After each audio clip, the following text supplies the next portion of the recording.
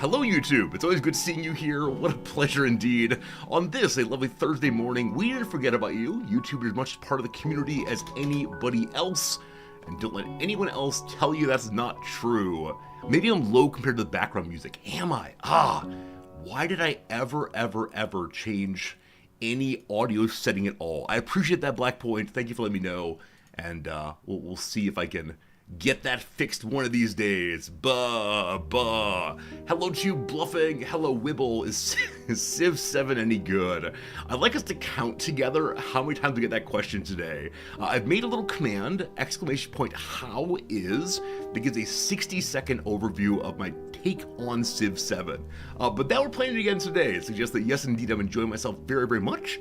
And yes, indeed, we'll be we'll be checking this one out for at least the rest of the week, maybe even next week too, maybe the week after that, maybe years and years of nothing but CivVII. You never know what might happen, but I'm having a really good time as we learn about the game. We've just now gotten into the second age of history in the game, and we're learning how that works. We're doing some exploration of the world, engaging in really antisocial behavior, but that is what one does in the age of exploration, goodness gracious, because exploration actually means, I don't know, something terrible involving other people's homes. Whoops.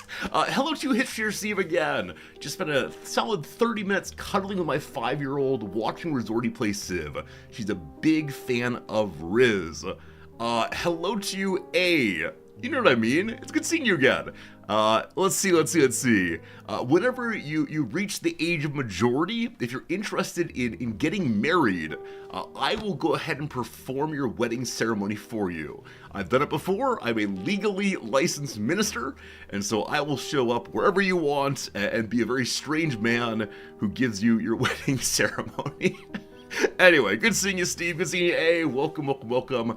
Stringer, good seeing you, my friend. Welcome back. I said Stringer again. It's Stinger. I don't know. The eyesight's going. It might be time for me to make the chat bar a little bigger. I don't know. Or maybe make it entirely black on white. Your different colors up here upset my old man eyes. Not sure. Friends, I got stories. I got things to tell you about. Things to show you. Things to remark on.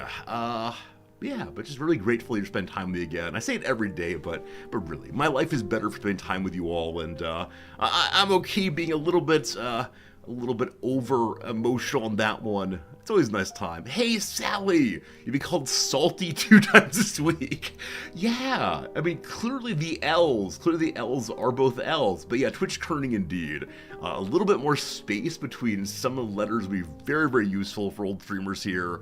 I don't know how Twitch moves from the, behind the scenes IRC to the what we're seeing on screen. But I think I'll probably end up making it a little larger. I think there are various kind of mods and plugins one can use to change the font used on Twitch to a preferable one. Many of us know that Comic Sans is often much reviled and joked about. The Comic Sans is actually really useful for people who don't read terribly well, people with dyslexia, for example. And is dyslexia still called dyslexia, or is there now a better term to use for that one? I'm not sure. People with reading troubles, and if I'm having reading troubles, maybe good for me also. But I think it's just make the words a little bigger indeed. Following up on yesterday's conversation, I'm now 95% sure that we have a supernumerary tooth developing in our mouth. This is not great. So after stream today, or this evening rather, I will indeed be spending some time looking into a dentist here in Tokyo, because this is not acceptable. This is not good. The place where a tooth is coming in is where my tongue belongs. And I can imagine it impacting my tongue and causing weird speech patterns, or possibly even wounds. So don't you worry. This is one of those cases where I will not say I'm never going to the doctor. Indeed, it will be a dentist day very soon. Yesterday I spent time reading about bonus teeth, and apparently it is, apparently it's the case that these happen occasionally. Like many other mutations, you can get mutations to get a bonus tooth, and that is what it is. Apparently, though, they're normally spotted on dental x-rays, and so I should have had it mentioned to me at some point in the past, and I just haven't actually. So I do wonder what that means, if it was just not noticed or not mentioned, or we'll see. Maybe I'm an X-Man. Unfortunately, my only power is to generate more teeth. Wait, I got it. I can put these bonus teeth underneath my pillow and make more money. This is the best possible mutation ever. I will take it absolutely. Hello, Doc Rose. You have a glorious, expensive idea. I hope it goes well for you. Welcome back. Gary, good seeing you. Hello, dogs. Hello to you, fighting. Welcome. Yes, let's thing number one. Speaking of doctoring things, today Noms is off to her yearly health checkup, the one that's required by Japanese health program here in order to do preventative medicine. Every Japanese full-time employee is required by law to go spend time with a medical facility that will poke at you in various ways and do like audiology and eye tests. And the most terrible one is they make you drink barium and then swallow a bunch of air to make your stomach fill up, and then they turn you upside down a few times to see what your stomach is up to. Apparently stomach cancer is fairly common here, and so they try to get ahead of it. Are you required to do anything with the results they find? No, you're not, Tarek. Nope. You're required to take the preventative. The expectation is that you will then go on to the doctor, go out there and take care of these things. On the whole, Japanese people, want to do things well, and so it's expected that people do attend to their issues, but no, you're not like forced to get surgery or anything. That said, I imagine that if you show up year after year and have not attended to things, you'll probably get a talking to, I would guess, but I'm not quite sure on that one. We'll see. All the pain for $1 per tooth. What is the going rate for tooth fairies these days? Does Tooth Fairy come around and give us $1, or has there been? I think I got a quarter. I'm fairly sure I got a quarter per tooth. Even the Tooth Fairy's got to keep up with inflation. I'm not sure what you buy for a quarter these days back in the U.S., but maybe my teeth are worth a lot. I should have saved all my baby teeth so that I could have, used them as like a store of value and gotten my Tooth Fairy money a little bit now. That's how this goes. That's how it goes. All right, so that's thing number one. Incidentally, those of you who have been paying attention to such things will know full well that I have perhaps not done my medical checkup yet. I said full-time employees must do so. I am not a full-time employee, so I don't legally have to, but I really should, but it makes me nervous. And so one of these days I will do it. I had an appointment scheduled, but maybe I called in sick, possibly. Maybe I said I wasn't gonna go. I'm not sure. Busy Freeman! Hey, Busy, good seeing ya. Thank you very much for the generous new subscription. I hope you're having a good day out there in Viewerland. And, yeah, I'll take that as my Tooth Fairy money for the bonus tooth. Thank you, Busy. You busied on in as our little winged friend. Does the Tooth Fairy have wings?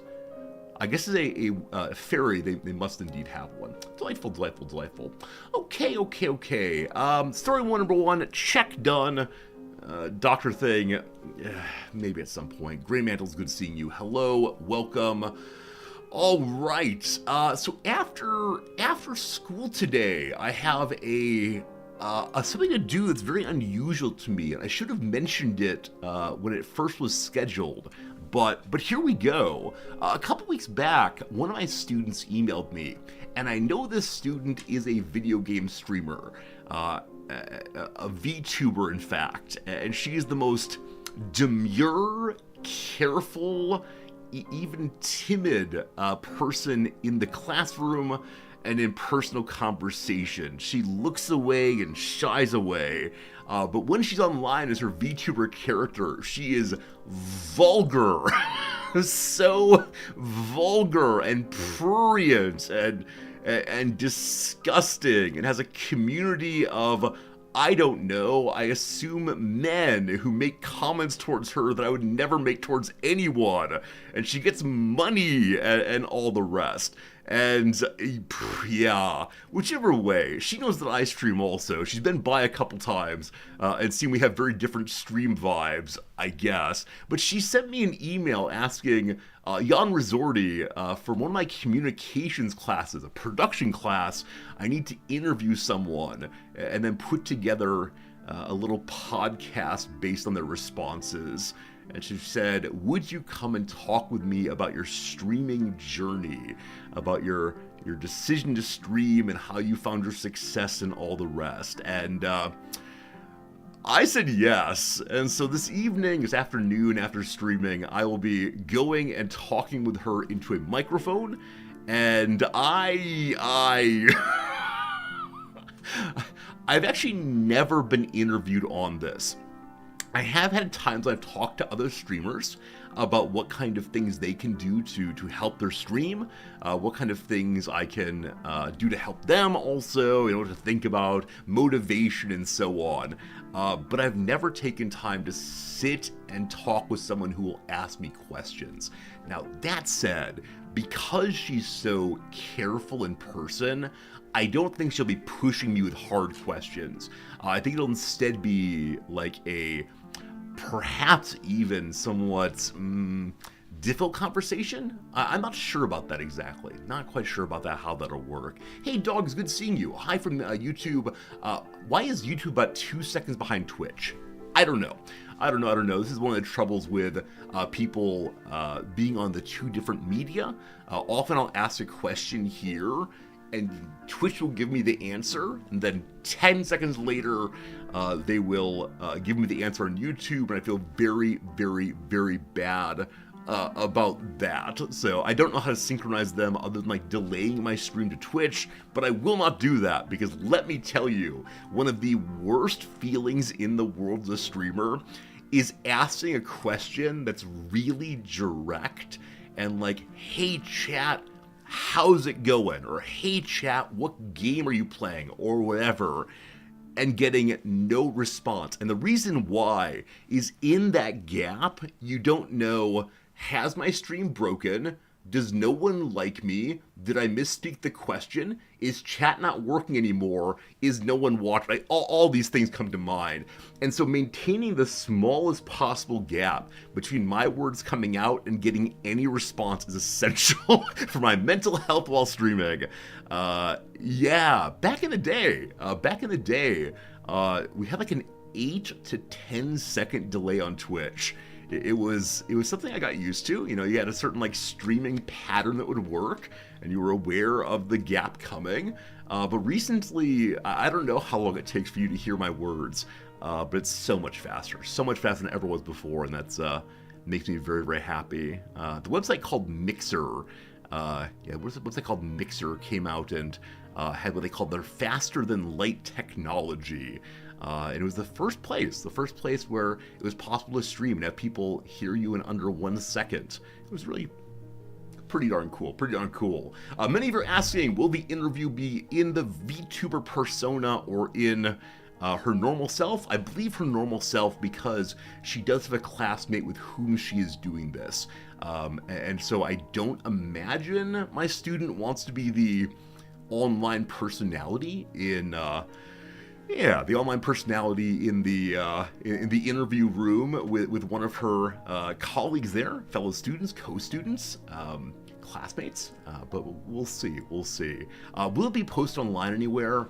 I don't know. I doubt it. I expect it's the case that it will be just for her professor's eyes, ears, I guess. But with that said, I'll go ahead and ask for a copy of the interview. I can go ahead and do that and say... to you all, like, if the interview is useful, we'll say, and not overly doxy, I'll go ahead and share it with you all. I think it's fair. Like, if I make something that is Resorty adjacent, and if you want to engage with it, you should have an opportunity to do so. We'll see. I suspect that I'll have an opportunity to think through some elements of streaming that I don't often think about, right? It's one of these moments of, let's sit down and be intentional about our beliefs and habits, as opposed to just, engaging in life as we usually do. So I will find a way to share it. I don't know. We'll figure it out eventually. But yeah, looking forward to that. A little nervous, of course, but the hardest question for me is, do I show up to the interview as Resorty or as Professor Guy? Or the third possibility, the not on stage person I am. And I'm not sure what's going to come out. Probably some hybrid of all three. But I think that she wants me to be not Resorty, so we'll see how it goes. All right, that topic done. Check. I'll report on that tomorrow for sure. Two questions, I suppose. Two questions. Number one, occasioned by a picture I saw on Reddit this morning, which I'll go to in a moment. I would like to know something about where you grew up. Something about the way in which you describe or name an affair, an event, a habit. Here we go. There's a game, or a prank more likely, in which someone, usually a young person, goes to someone else's front door at their home. This young person, then knocks on the door or rings the doorbell and runs away. They then go hee hee hee hee hee when the person comes to the door and no one is there to be received. What is that called where you are from, if you don't mind? Yes, the varieties here, very, very good. So I grew up with Ding Dong Ditch, and I believe that's common in the Midwest U.S. So Nams, who grew up in a Japanese family in the Midwest, does not have a name for it. She dug really, really deeply into her childhood. She said, I'm aware of this thing, but I never had a name for it. I think that might be due to the immigrant situation there. But some of you are mentioning Ding Dong Ditch, like me, Nicky 9 Doors, Chap Door Runaway. This is the one I love, Jom. Knock Up Ginger. What on earth does this mean? Knock Up Ginger.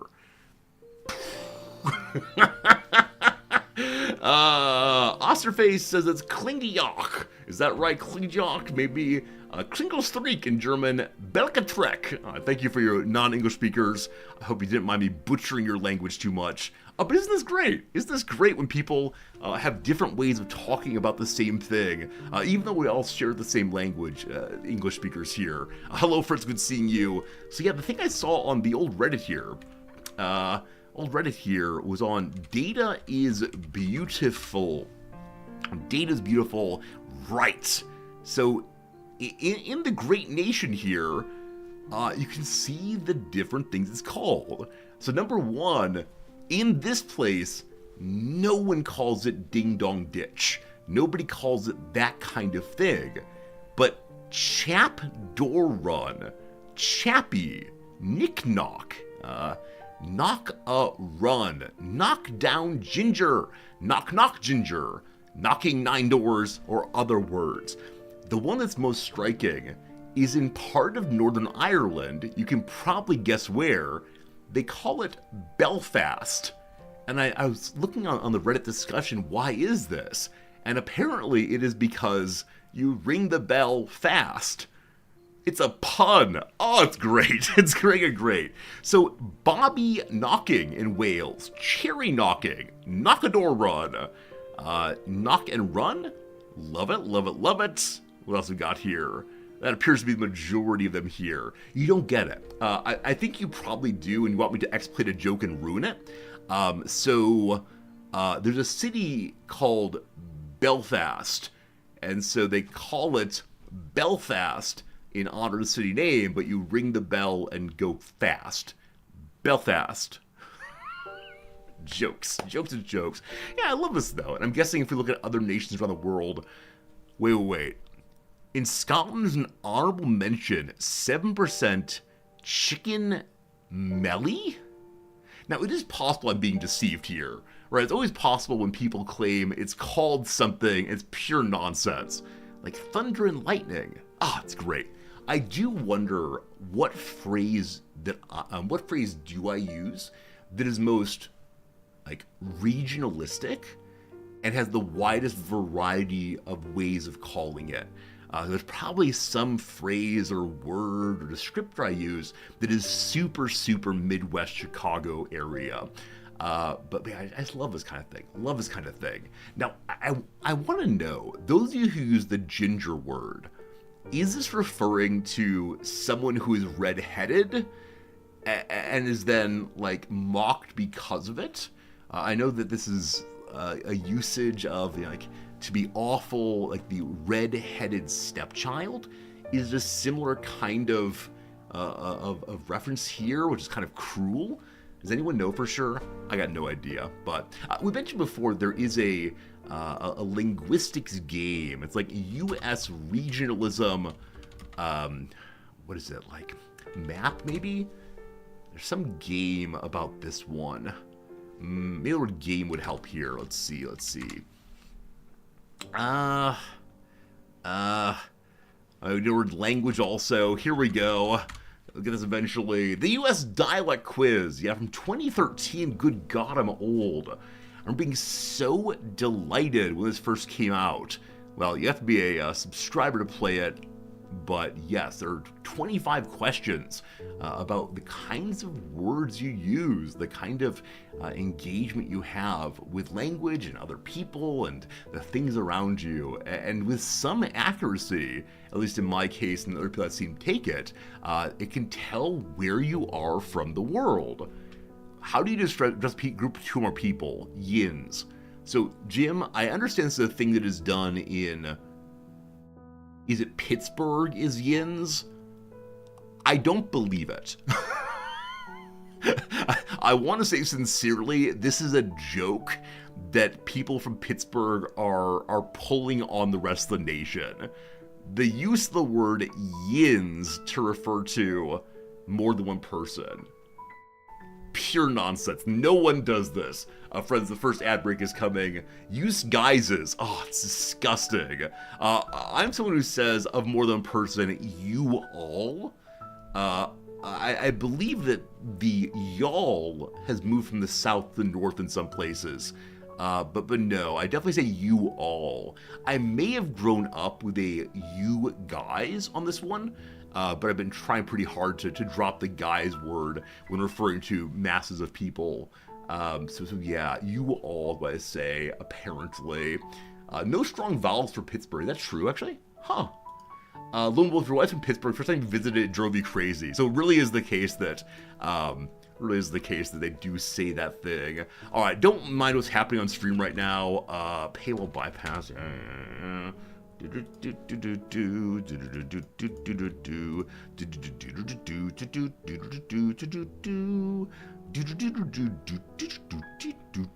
Oh, it's not gonna work. Oh no, have they defeated? Oh, here we go. Here we go, possibly. It's only one page at a time, though. Never mind. Dr. Cool Jedi! Thank you for the resubscription. Gotta skip those ads. I appreciate it. But thanks for being with us today. And yeah, it's a really cool dialect map. As always, I find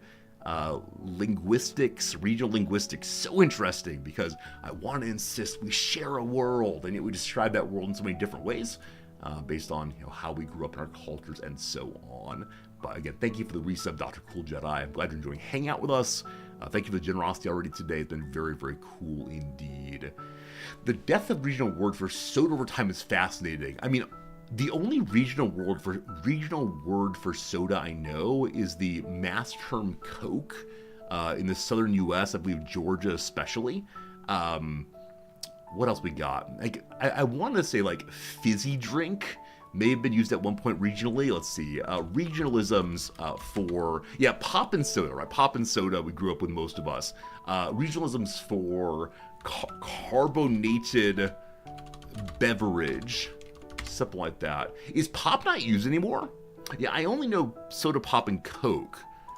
Yes, indeed. Hello to Reddit. Thank you for everything. All good. Yes, this is only soda pop, and Coke. I don't know of any other regionalisms though, but yeah, so it appears to be indeed the South, even West Texas, apparently uses Coke pretty strongly. Now this was in 2003. I do wonder how this shift throughout the past. Two decades. That feels terrible to say. I think I realized this morning that at some point there will be people in our channel who were born after I started streaming. Because I think in some measure, the split for me between like my extended youth and my adulthood is roughly when I started streaming. Of course, I was quite an adult there, but I was a grad student and all very confusing. But yeah, there will eventually people on channel here who are born after I started streaming, and that'll be very upsetting. We got some time still, but it's me with thing. Yeah, it looks like the Coke thing though, and I wonder what it is. Like obviously, Coca-Cola debuted in Atlanta, I'm almost certain, and so it grew out from there. But it seemed that there's much more prevalence in the far west here. Now, this is by percentages, right? So it's possible that there were only like 3 respondents from West Texas, and they all said that. But I'm not sure though. I also wonder if cities, like big cities, have more diversity, because Chicago here seems quite weak on pop. Other big city centers. Oh, striking is like a pile of Coke right here. Once again, I can imagine there being, only 2 or 3 people. I think Northern California is less populated than other areas. New York here, yeah, there's some. That's not New York. Sorry. There we go. New York here is more various, or is less various than I thought it would be. Really strongly soda. As I mentioned before, I grew up as in a pop family and distinguished myself hard by saying soda from a fairly young age, because it sounded fancier to me, and that was most distressing. Trying to break off my... That was my teenage rebellion, choosing to say pop instead of soda. Hey, fascinating stuff. What else is in the map porn subreddit today? Was not planning to be here. A South American map made out of football jerseys. All about it. What the European map would look like if sea levels dropped by 1,000 meters. Isn't that crazy? Isn't that crazy? United Kingdom would be so huge.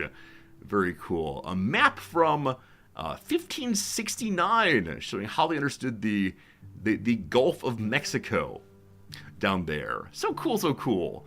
Population in the UK split in equal quarters, so you get all the population to spread out nicely. I love this site. Like, some of them are like old maps. And old maps are very, very cool, but others are ridiculous maps, or maps that show us something we didn't expect to see. Let's go to the top one of all time, and then on to a new topic. I just promise. The top map ever is...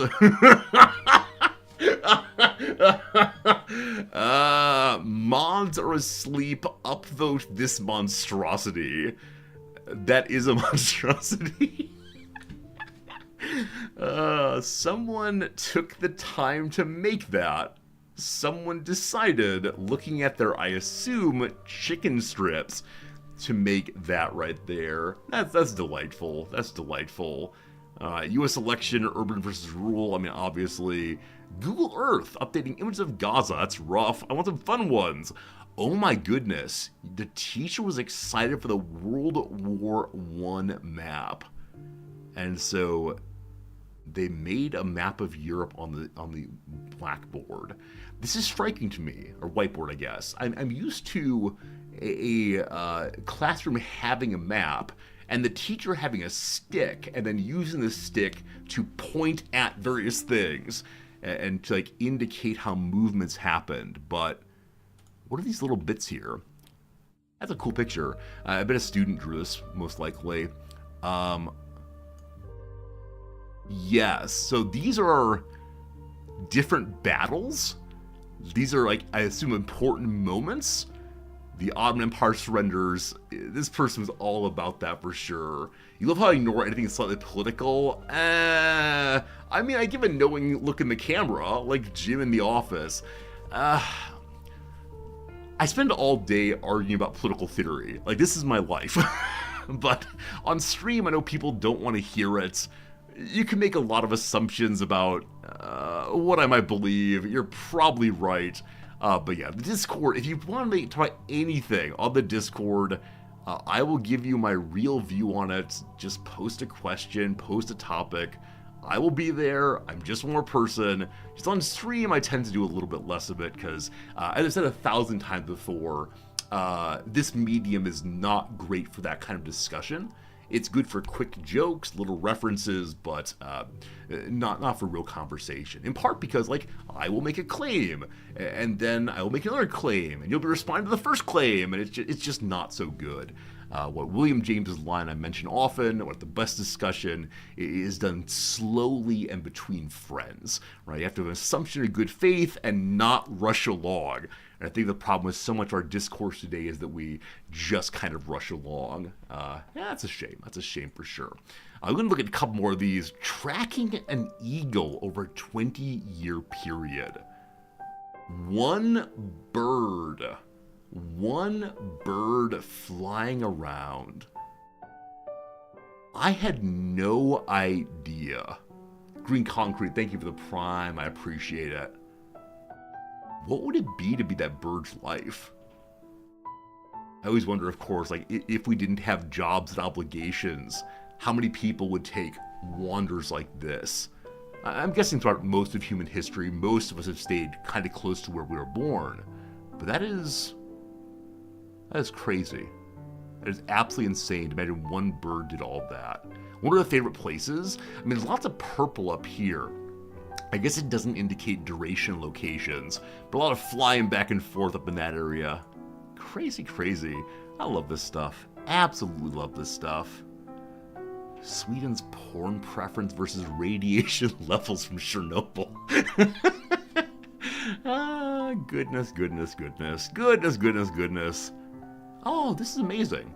A map presented with flags instead of strict borders. Wow. Was the majority of human existence nomadic? Native, I actually don't know. I don't know. I mean, obviously the contemporary world, at least as of 20 years ago, people tended to stay where they were born or within a small area of it. But yeah, you are right that for a long portion of time, we had to follow water, follow food, and so on. But I don't know how much nomadry we did.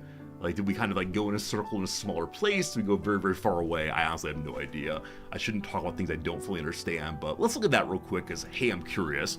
Oh boy. Boo. How do we even ask this question without having to go to ChatGPT to help us say it correctly? Alright, so it's human nomads. What distance? And I don't want contemporary ones. Boy. I don't want to say, like, prehistorical, I guess?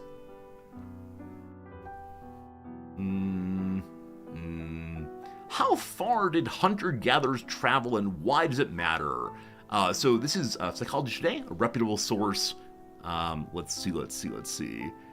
So, hunter-gatherer lifestyle used to be nomadic. Groups of around 40 individuals moved every few days in search of plant and animal food. They moved a few miles and stayed in ancestral hunting territories. Okay, so the claim here, at least at this point, is that they only moved a few miles and stayed in a rough territory. I guess in the way that many... in the way that many animals do even today. This is our territory. Our territory is good. I don't know, though.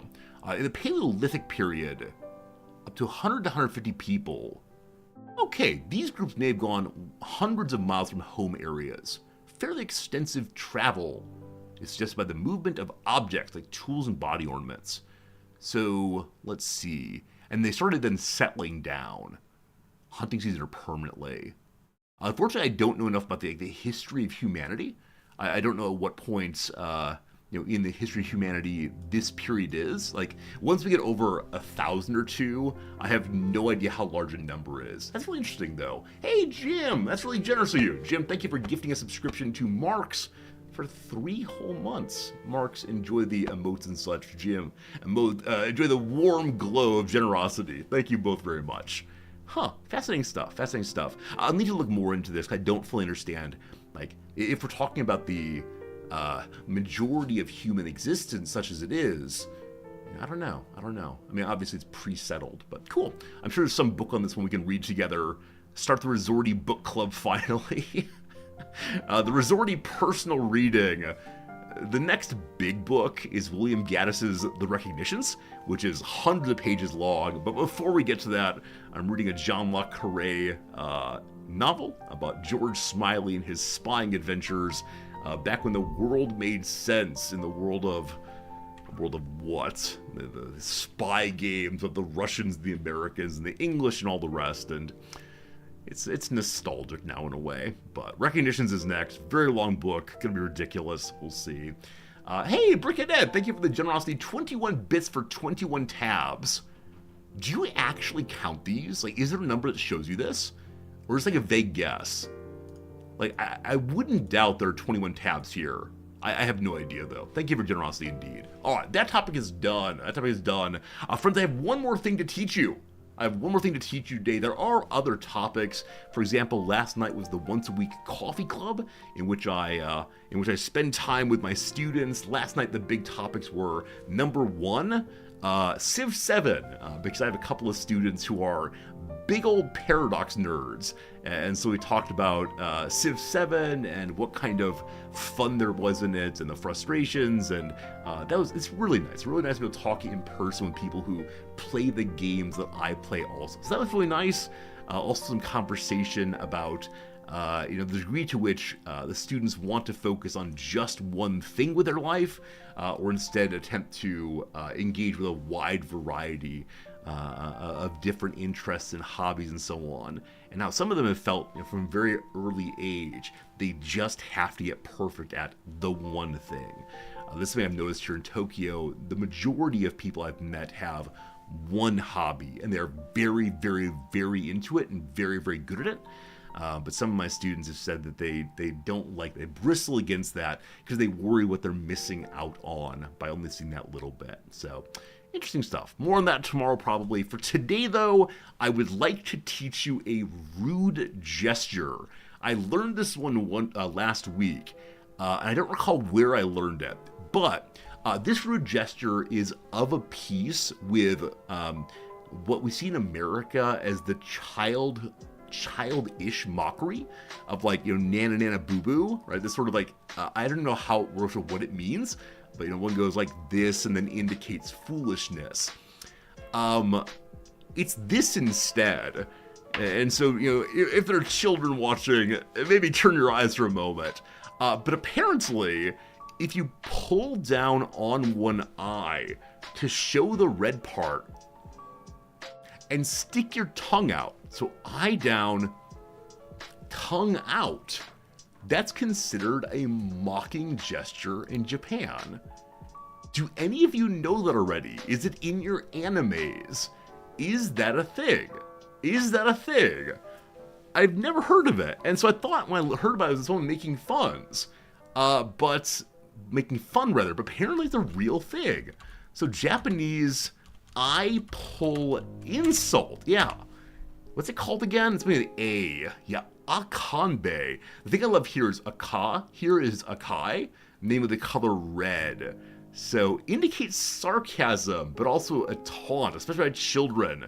Pulling down one's lower eyelid to expose the red underside while sticking the tongue out. Showing the red of the eye as an insult. Isn't it fascinating the different gestures that cultures come up with to indicate whatever, right? Until I saw this, I never thought quite seriously about the nana nana nana thing, like where that came from. A lot of you have said you have seen it in anime. Cool. Cool. I've yet to see anyone do this towards me here in Japan. Young people do rush up to me and ask to take pictures with me as a large white person, which is delightful. I imagine they're making like a photography book of all the large white people they've met, but I haven't seen this. So it is used in anime, comics, or manga. It involves making a character raise their index finger to eye and making a V-shaped mouth with their lips. I want to see a picture of this possibly. Please don't be any weird anime, thank you. Anime. Huh. Yeah. That is indeed a thing. Random anime characters at Kanbei. Huh. Well, we learn things. There's another one that I'm not trying to describe well enough, but Japanese touching nose gesture. Yeah. A way of indicating oneself. So in my American habits, or as Midwest habits, I want to mention myself. Normally I will touch myself this way. Like, I believe that if I want to be emphatic in some way. If I want to be even more emphatic about like emotion, I'll point to my heart. It's really important to me that. But here, you point to the nose instead. And for me, this seems like a silly gesture, right? The kind of thing that would be used in some way as like just being goofy touching the nose. Yeah, but here it means instead that I. So that's fascinating. There's 7 key gestures. Do I know the other ones? I'm sorry, this was not the plan of the day. This was not the topic of the day yet. Here we go. Are we loading? Gaijin Pot? Are we loading? Why are we not loading? Is this thing on? Hello? Huh. Gaijin Pot's a very common blog used for people who want to move to Japan. Gaijin here meaning the word for foreigner. Typical Japanese gestures. Here we go. Oh boy, the okie dokie. The peace sign everywhere. The constant peace signing. I don't understand why it's used. It seems like really cool though. Yeah, bowing, the V sign, yeah, peace. Point at the nose, say me, absolutely. Yeah, this is one thing I had to get used to. The word no is indicated really aggressively to my American sensibilities. If someone wants to say something is impossible or cannot be done, they will go like this, which seems like a referee making a sports gesture. And so it's no. We're out of that. This guy, my students will occasionally do it with fingers or hands in front of themselves in class, but in normal conversations, it's the big act. That's right. Embarrassed people rub the back of their head with their palm. True, I've taken this meme to just like a kind of awkward moment. When make their way through that, disturbing people will place his hands, finger raised and tight. Okay, I've never seen this described before. I call it the old man chop, because I've mostly seen older men do it. So if you're trying to cut your way through a large crowd, and you don't want to talk, like of course you can say sumimasen, excuse me, but instead you put your hand like this and begin cutting through. It's like the old man chop through crowds. And it works really effectively. So normally speaking, here people are pretty good at moving in and through crowds.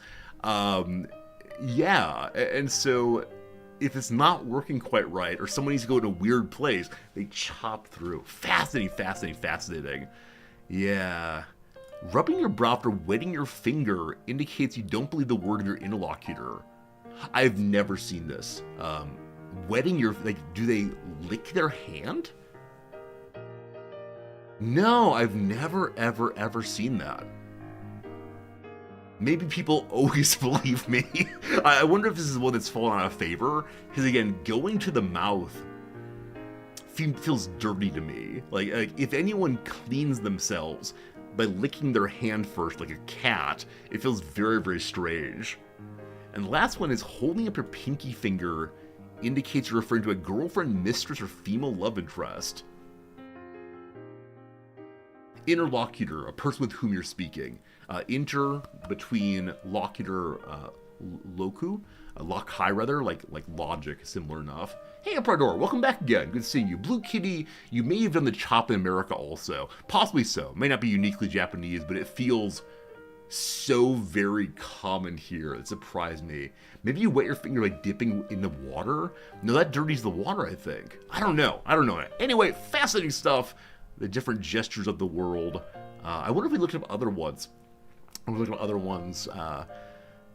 Like other cultures, what things would surprise us about these. I mean, obviously there's, the gesture that's shown as the okay sign here in some cultures is incredibly rude because it refers to a dirty part of the body, so-called. And you've heard the word interlocutor used when talking about Socrates. Yeah, it's a situation of we need a way to say the person to whom Socrates is speaking without saying every single time the other person or the person to whom Socrates is speaking. So we say Socrates is interlocutor. And so any case where you're referring to another person, not by name, not by direct pronoun, you can say interlocutor. I was talking to John and my interlocutor said blah, blah, blah. It's kind of a formal way of expressing it. Speaking of words, my friend, what is the word of the day today? Hey, it's hagiography. Do you know this word? Hagiography. Sorry, hag, not hag. Hagiography. Hagiography. There we go. The most one is a word's aware. It means something delightful. I don't know where I picked it up. It's very, very common in Catholic circles. But yeah, that's it. A lot of N's. Today is the biggest N day ever, I believe. That's fine. If you don't know it, we're going to learn together. But it's one of these weird words. It's a biography that idealizes or idolizes a person and their life. This is a metaphorical usage of it. Traditionally, it meant the lives of the saints. An account of the lives of the saint. And like it says, idealizes or idolizes. So often cases in the stories of the Catholic saints who are not known more immediately to us, there'll be some amazing claims. Like, this saint touched a dead person and they came back to life. This person walked through fire and had the fire touch their body but not consume them. Right? These really, really grand claims. And so it's now applied metaphorically to any story about people who are, being told a little bit too much. So if you go to a business's website and bring up the biography of the CEO, and it talks about how they've moved mountains and despite starting from rough roots, have become the greatest person on earth, like the kind of thing they probably wrote for themselves. This kind of thing is a hagiography. Hagiography. Yeah, it's Hagi. I learned it as Hagi.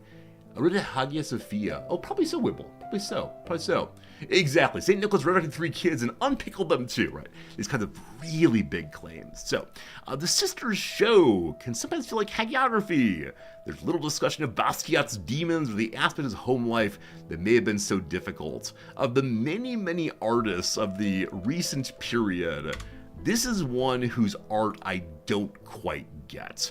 I'm not saying it's not good art. I'm not meaning to say it is not amazing to be created. I just don't know what I'm supposed to get out of it other than pretty colors. I know there's political movement behind it. I know there's important meanings here. I know it's incredibly valuable.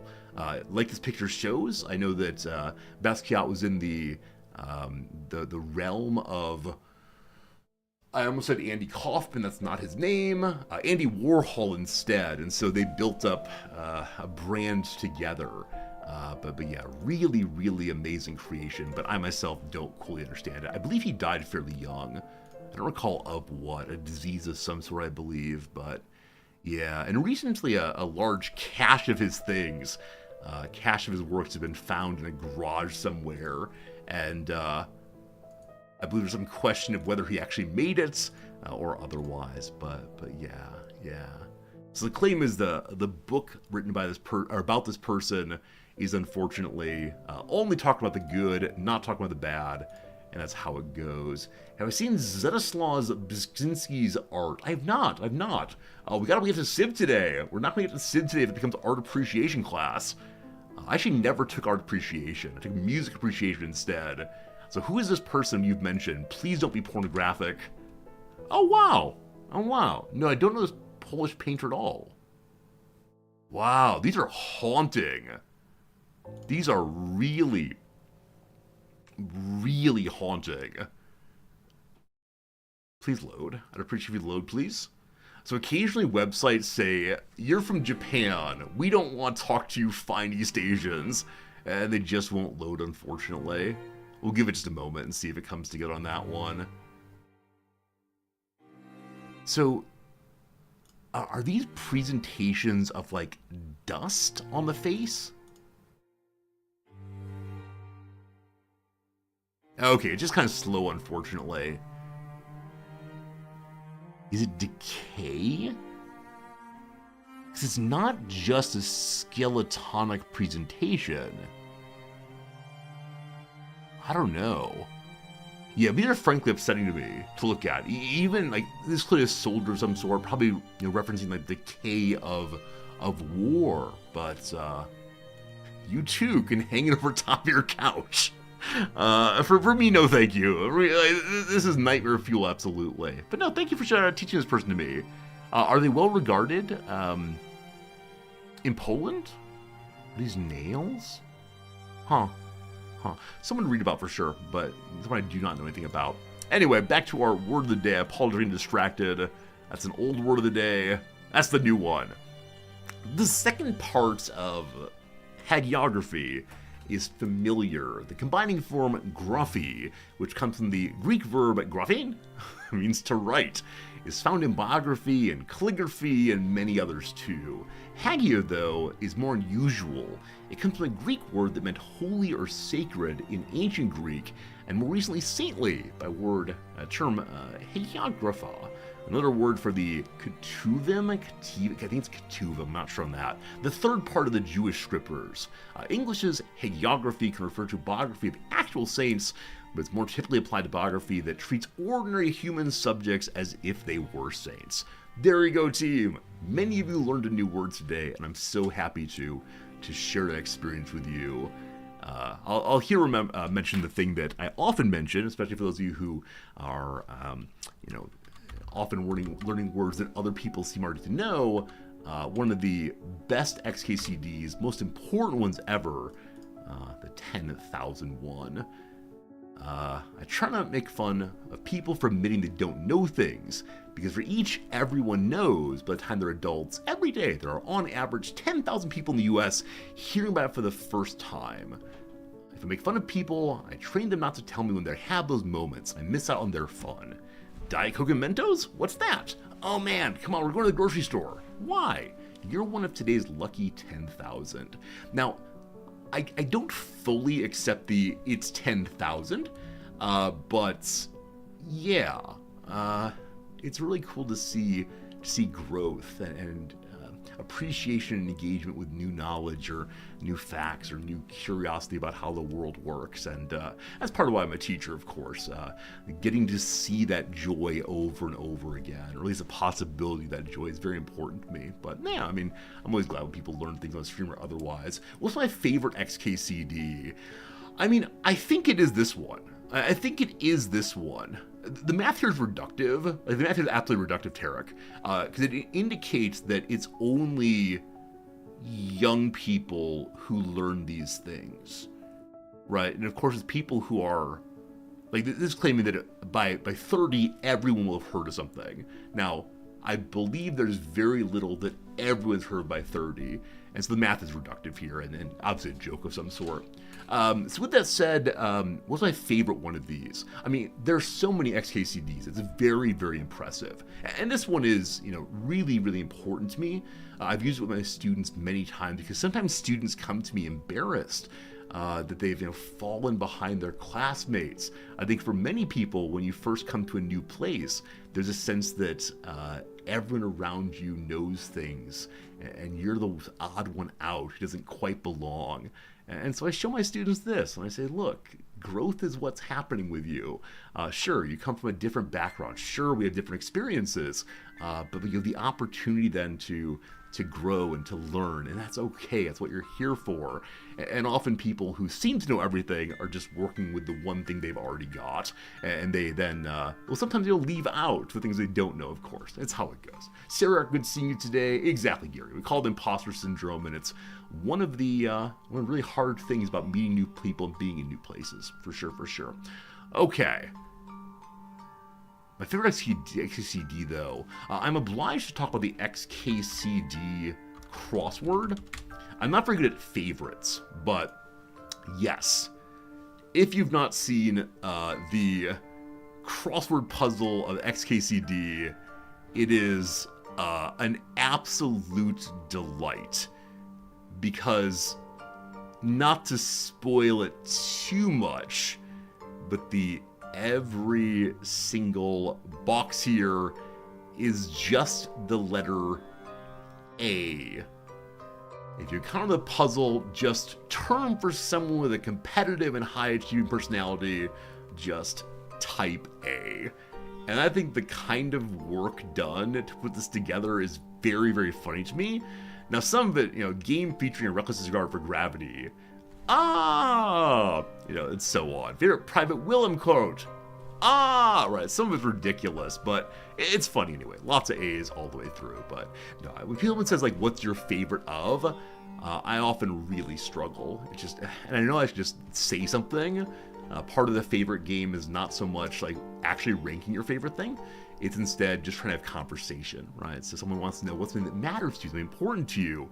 And so I drop back into the overthinking perspective of, of the Paradox games I play, which is my favorite. Well, I like this from EU4, and man, the roleplay, that's not what they want. It's not what I'm expected to do there otherwise. Last bit of this for today. Rearrange the letters to form an adjective that means, quote, seeking or used to seek approval by favor or favored by means of flattery. Seeking or used to seek approval. What do we got here? Wing fan. I don't like it when they present, what are these called? Anagrams as words. It really throws me off. I need random nonsense, but I'm not gonna get it. Oh, fawning. It's fawning. Fawning. Hey, good job. Fawning indeed is the secondary word of the day.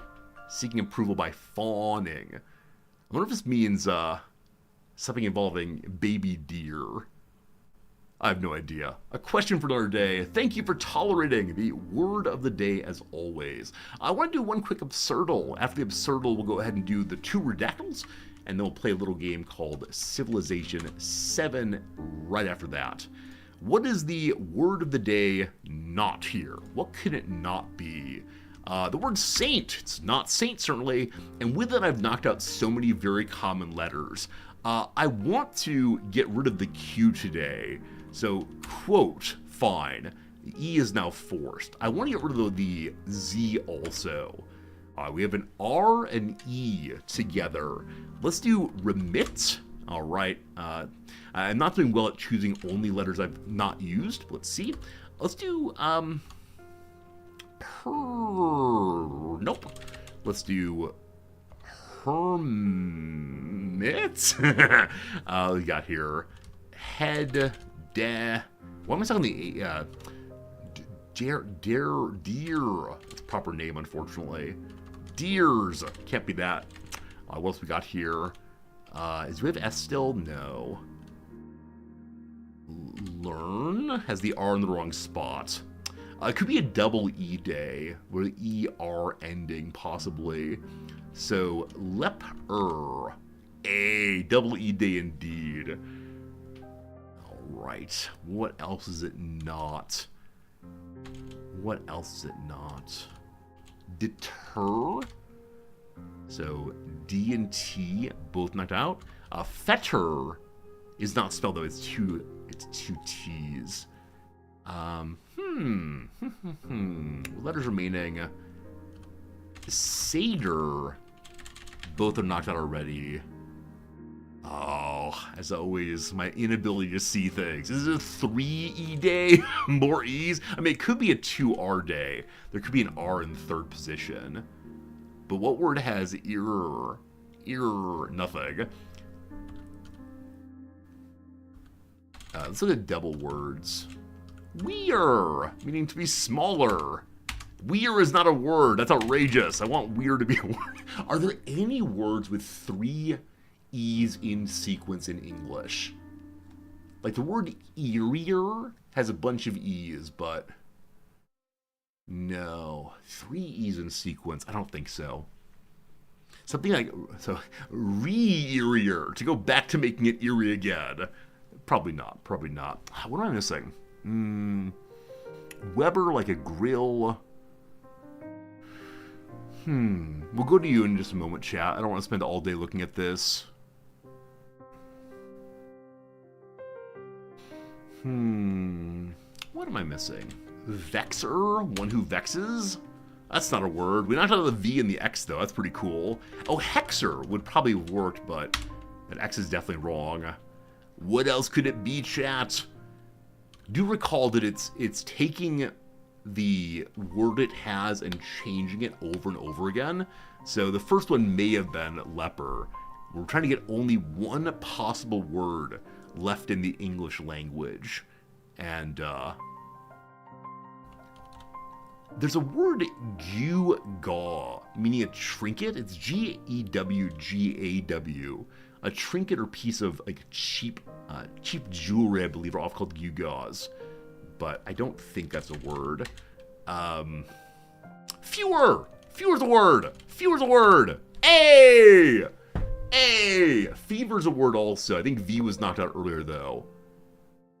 Wait, was V? Oh, V's here. Very good, very good. All right. What makes it absurd? So it goes backwards, right? Usually in Wordle, there is one word chosen, right? The answer is quote, and you get to quote however you do. This game is backwards, though, in which there is no word pre-chosen. The answer is the entire English language 5 letters. And so when you put saint in, it makes it so none of these letters are allowed. And then you put more words in. None of these are allowed until eventually there's only one word left in all of English here. And that's pretty cool. A good job on the fewer there, Dr. Possible. Well done, well done. Science Train got fewer very early. Love it, love it, love it. But yeah, a great game. I encourage you to play it. It's a lot of fun every single day. Friends, let's do the Redactyl. You've made it through the first hour 10. We got about 20 minutes till the next ad break. And it's having a good time. So let me go and get us to today's Redactyl. As always, we're trying to discover the meaning of this puzzle right here. Actually, before we start, no guesses yet. I got an oboe yesterday here and 11 guesses. I'm so proud of myself. We haven't gotten the 4 guesses again, but I was so stuck on what part of music was this one referring to. And once I got tuning, I said, all right, what tunes in the orchestra? It's the oboe. Felt so good. One of these moments of going from complete ignorance to something like knowledge. Good stuff, good stuff. Friends, what should we guess? Those are pig's eyes. Didn't mean to click there. Hello, pig eyes. What should we guess on today's Redactyl? Put your words in there. I like it. I like it. I like it. Thank you, Ellie, for noticing those. That's useful. All right. The words you want are Mongolia. Love it. There's 2 Mongolias. Can you believe it? First, there's 16 firsts. He, 70 he's. Looks like it is not about a particular person, but still. England, 3 Englands. Civil, 0 of those. Maasai, no Maasai today. Picts, going all the fun peoples of the world. Country, no countries. France, none of those. People, there are 45 peoples. Well done. Rutabaga, that's misspelled, sorry. Rutabaga, 0 of those, unfortunately. Ancient, 14. Asia, 10 of those. With Mongols, that makes sense. I like it. Hun.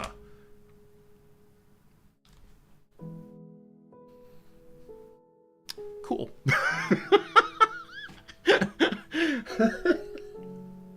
Let's do another one. Let's do another one, team. Well done to you, Putzaru. That makes sense, right? We got Asia, we got Mongolia. Something like that seems right. I'm going to go ahead and have us do another one together. It's too fast. The Huns were nomadic people who lived in Central Asia, the Caucasus, and Eastern Europe between the 4th and 6th century AD. According to European tradition, they were first reported living east of the Volga River. In an area that was part of Scythia at the time, the Huns' arrival to Europe is associated with the migration westward of the Iranian people. I assume it's Alan, but I like to imagine they were all named Alan. A whole bunch of guys called Alan showed up together. By 370 AD, the Huns had arrived on the Volga, and by 430, they'd established a vast, if short-lived, dominion in Europe, conquering the Goths and many other Germanic people living outside of Roman borders, and causing many others to flee into Roman territory. Got it. Let's do a new one. What have we not completed recently? So, we always miss the Sundays. So when we go back 5, I believe. What is today's number? We'll go back this way. Oh, it's going to pop up each time. It's annoying. I think 1039 we've not done. But good job on the Huns indeed. Really fine guessing. That's the wrong number. Oh, the numlock is off. Once again, in the game I'm not playing, numlock is the auto run, so I keep turning it off. Here we go, team. Let's try again. What is the redactyl of the day? Anyone after Jim's message about Bruce counts as being in. Here we go. Civil. No civils. First. 41st. Key. 6 of those. Scientia. None of those. Manor. 0 of those. Rutabaga once more. If only. I typed it right this time. Yay. Is it Mongolia twice in a row? It's not Mongolia today. Europe. 2 Europeans. Year. 17 years. Means also should be included. Third. 4 of those. Process. Change it to tilde. Odd Blue. I think I had it on tilde back when I played years ago. To see more about how my other game experience is going, it is... Oh, I'm so sorry.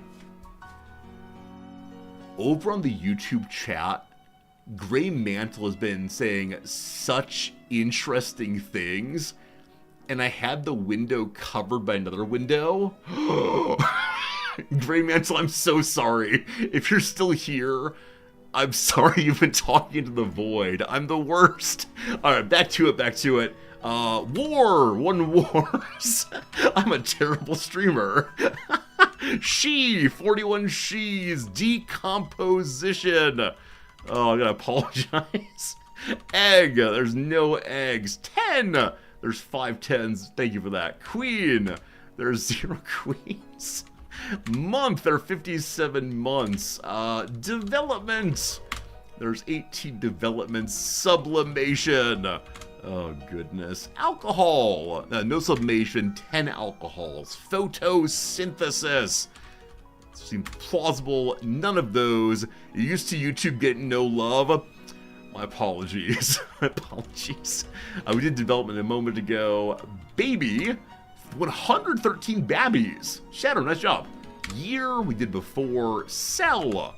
10 cells. Nature, 2 of those. We did photosynthesis. Mummification. See, now that we're on baby, this feels terrible, but no, it's not mummification.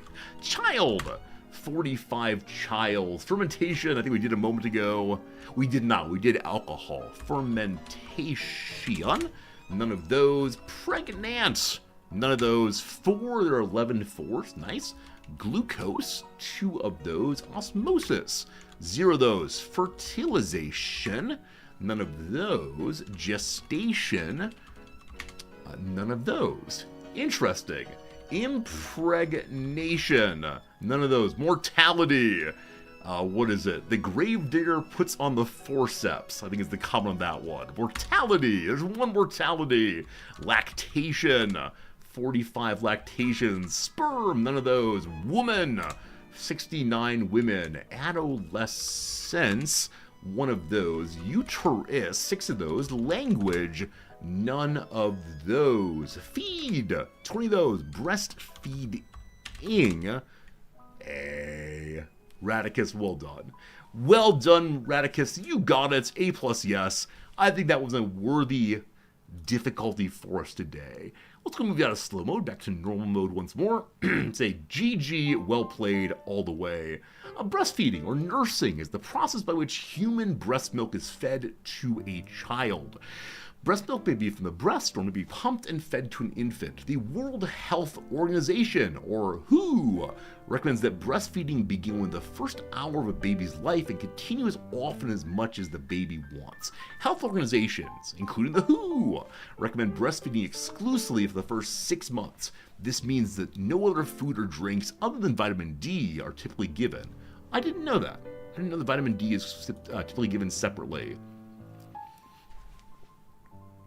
This is a moment of ignorance for me, because so often cow's milk is advertised as being high in vitamin D, I think, and so I'm surprised that human milk isn't also. I'll look into that in a moment. The WHO recommends of the 135 million babies born each year, only 42% are breastfed in the first hour of life. Only 38% of mothers practice exclusive breastfeeding during the first 6 months, and 58% of mothers continue breastfeeding up to the age of 2 years and beyond. There you go, there you go.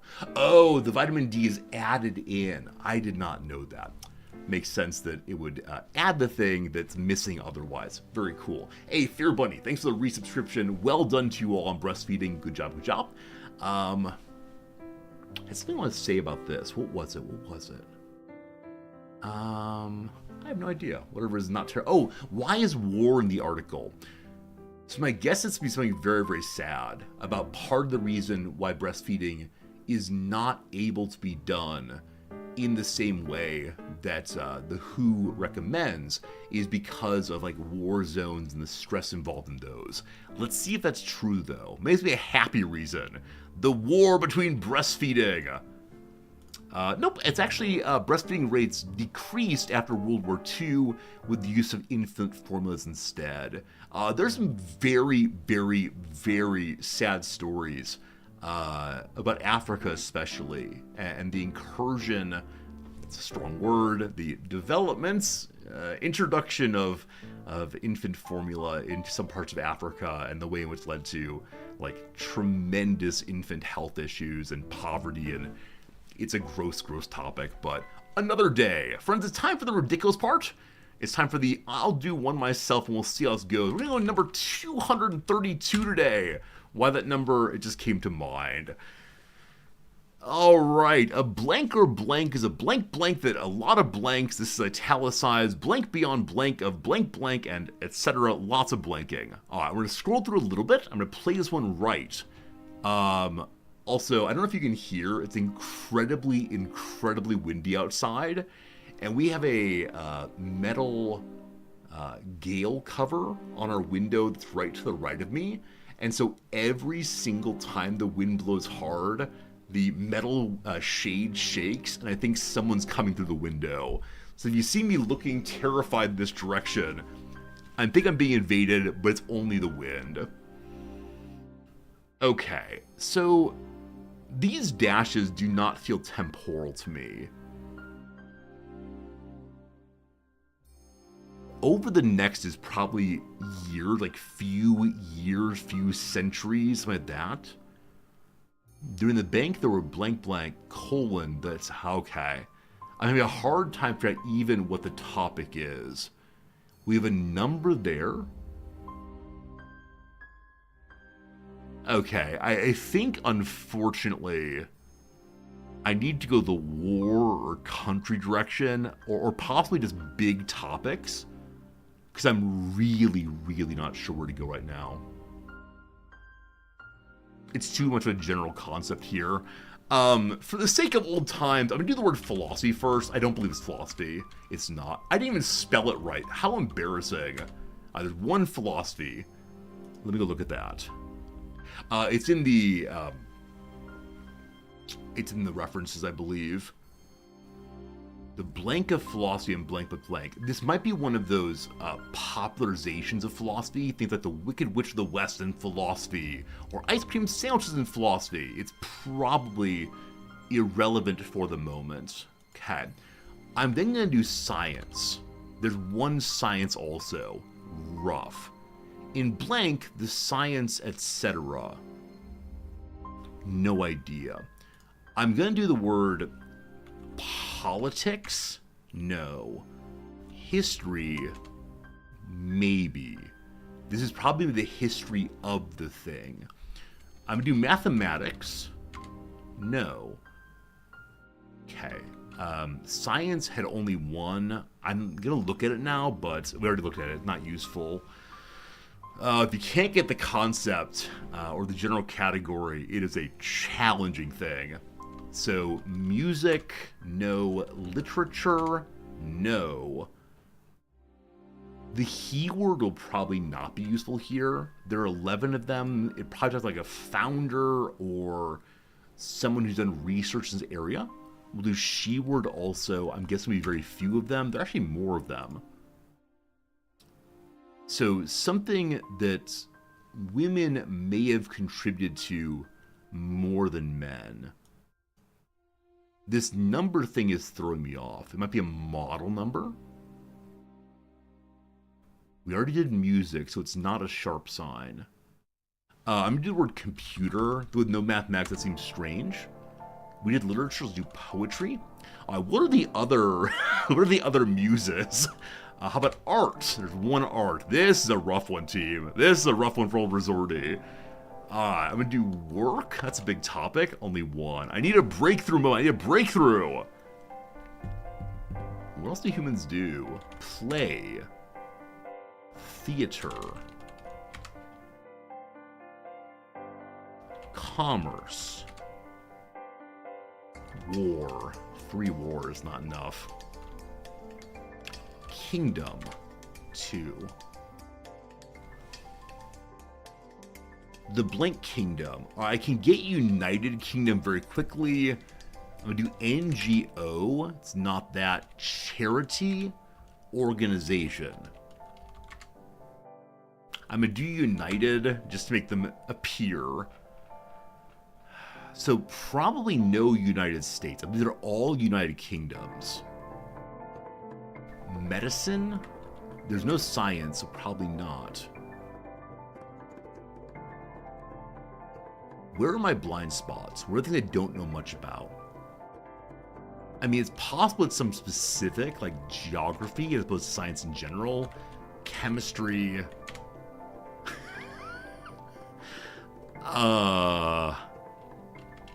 Play? I already did. I get 5 more guesses. If I'm not broken it open, it goes to you all. Today is one of these, just can't get a start. Explore. No. Food. No. Century. There's no century. 2 more, 2 more, 2 more. Mechanics, maybe? Boat. Well, I have no idea. Team, what you got? Team, what you got? Give me literally anything to help me go. Potato? No. Model? No. Monarchy? No. Era? Yes, but... yeah, just referencing a period, most likely. I don't mind too much. Sewing? No. Story? Maybe. Movie? 1. System? Always a good word. No. Animal? 2 animals. I'll take a quick look here.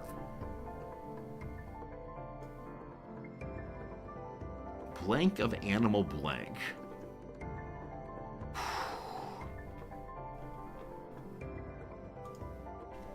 Okay, horse seems unlikely. We'll try though. It's not a horse, of course. Study? No. State? No. News? No. Device? Sorry. Device? No. Novel? 1. Probably meaning new. From blanks, novels in the blank. So it might be like a general theory, like romanticism. That seems very unlikely though. Like realism? No. Elements. 1. France. 0. Kingdom, I think I did. So no. Size? No. Husbandry? Is it animals? No. Fence? I like it. No. Vegetal? No. Vegetable? No. Farm? No.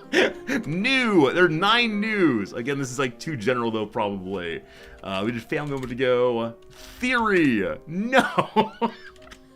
Style? 2 styles. I might go look these in a moment, but field? No. Genre? 5 genres. So, blank blank is the genre of blank. But it's not art, it's not music, it's not literature. Is it poetry? No. Is it painting? No. What else has styles or genres? We did music. How about rock? No. How about jazz? No. How about... Did you do painting? I just did painting a moment ago. How about like pottery? How about like interior design? How about wild? One of those. Adapt. 6 of those. All right, let's go with adapt. Adapt is a strange word. Blank blank was adapted into a blank blank. It's like book possibly. 23 books. 23 books. 23 books. All right. Books. Good. Good. Next one. That could be great books possibly. It is not great books, you fool. So I needed author early. Did I not? Maybe I didn't do author early. No authors. So books, but no authors. I love it. Going back in here. Dance. Dance. No. Fashion. No. Film. I like it. So something about films. I want to do like Hitchcock-esque, but it's not going to work. Not going to work. All right. Rave. 0 of those. Fantasy. 0. Fiction. 8 fictions. Some kind of fiction. We did fantasy. I'll put science in. It's not science fiction. Other kinds of fictions. Like, whoops.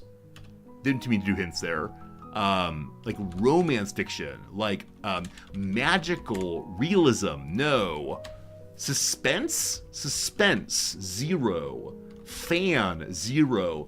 Friends, an ad break is coming. We've been doing 20 minutes of Redacted Day. Brutal. Historical fiction, no. History, no. Superhero, superhero. Hey! Klaus, you are the superhero. Oh my goodness. I asked earlier, where's my blind spot? And I will say that comics and such are a real blind spot.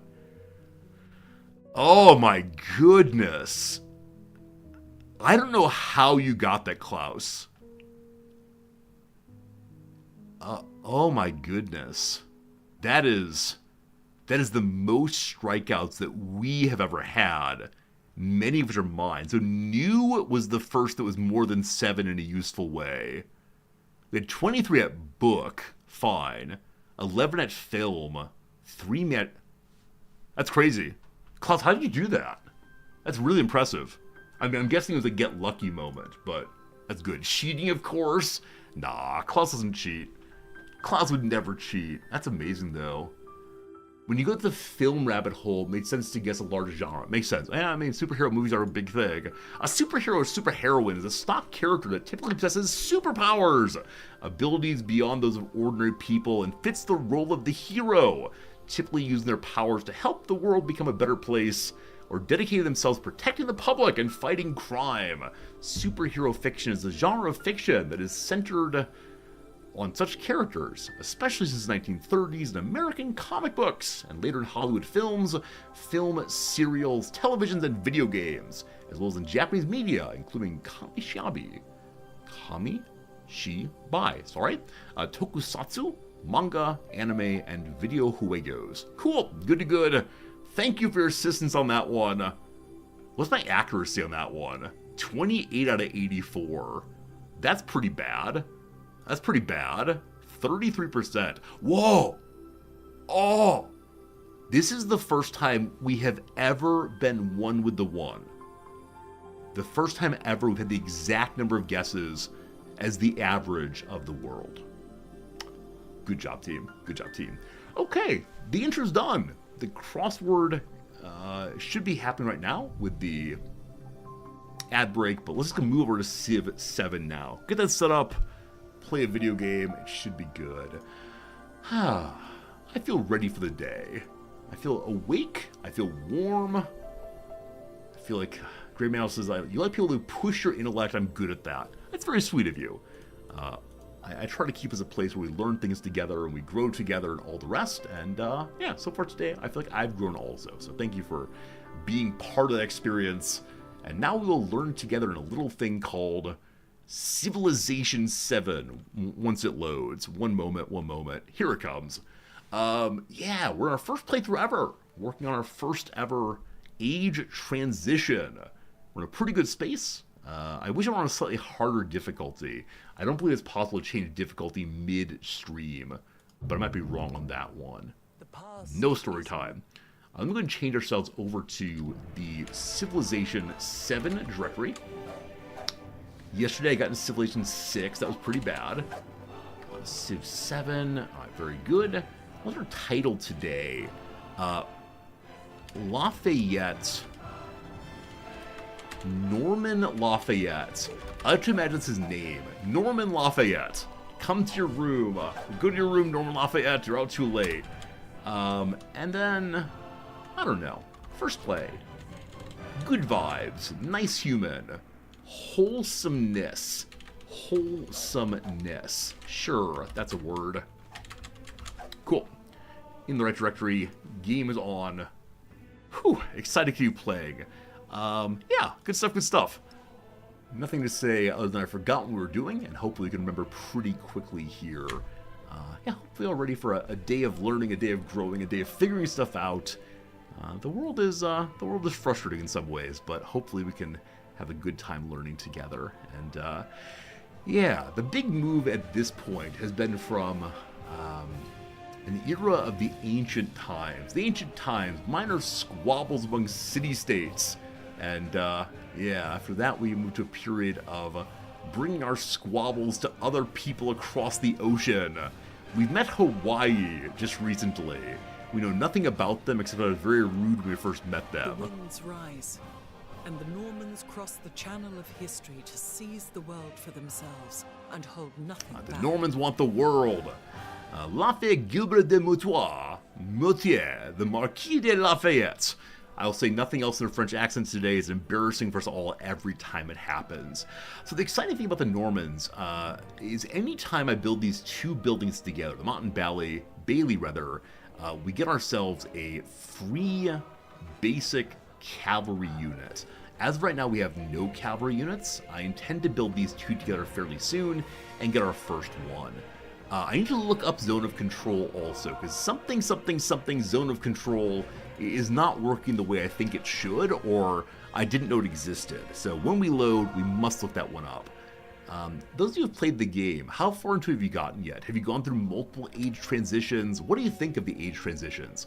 Because they are distinctive in this Civ among all of the Civs. I guess if you watch other people also, and what other streamers thought about the Civ age transitions? So far I'm enjoying them. We've only barely started in the new age, but it's a way of avoiding some of the staleness that can come in a Civ playthrough, where you just keep on building more and more in the same place. And like I said, even though it gets one more turn, it does get a little stale sometimes. Lafayette is a very long actual name. That's amazing, Cajun Killa. In the exact same way, Santa Anna, the Mexican president, like 16 times, has a very long name also. I don't know if it's the case that the people who originate from like Germanic or English places tend to use shorter names, or just America. It might be Catholicism, I guess. Yeah, so definitely, like, I think Catholic countries have longer names with, like, baptismal names, maybe? Not sure. You need 300 or 400 more hours to get your first impression. That is what happens with Civ. It's a game that if you're going to play it for an hour, you may as well play it for 500 hours. Let's go ahead and do it, and then I need to look up Zone of Control immediately, because I did not know this was a thing in this game. Zone of Control. No such thing, according to the search there. What else could it be? Like, movement, possibly? Movement is not a word. How do I get there? How do we get there, team? Like, combat? This feels like a big concept. Oh, Lord, okay. I'm scrolling through for anything that mentions zone of control. Movement here. Typically 1 MP per tile required to move over planes of waters. It costs more to move through enemy zones of control. Now, I'm used to zone of control also having a, if you move through here, you're attacked.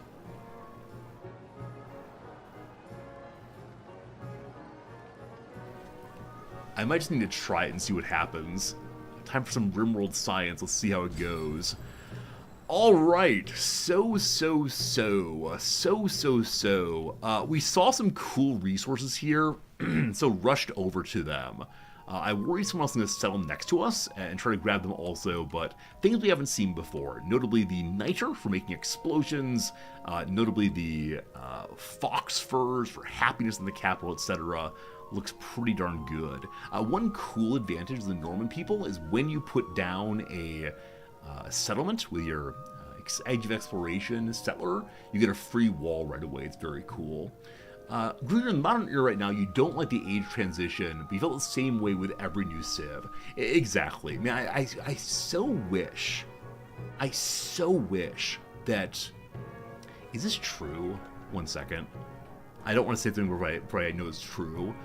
Steam CivVII. Yeah. Thanks, I hate it.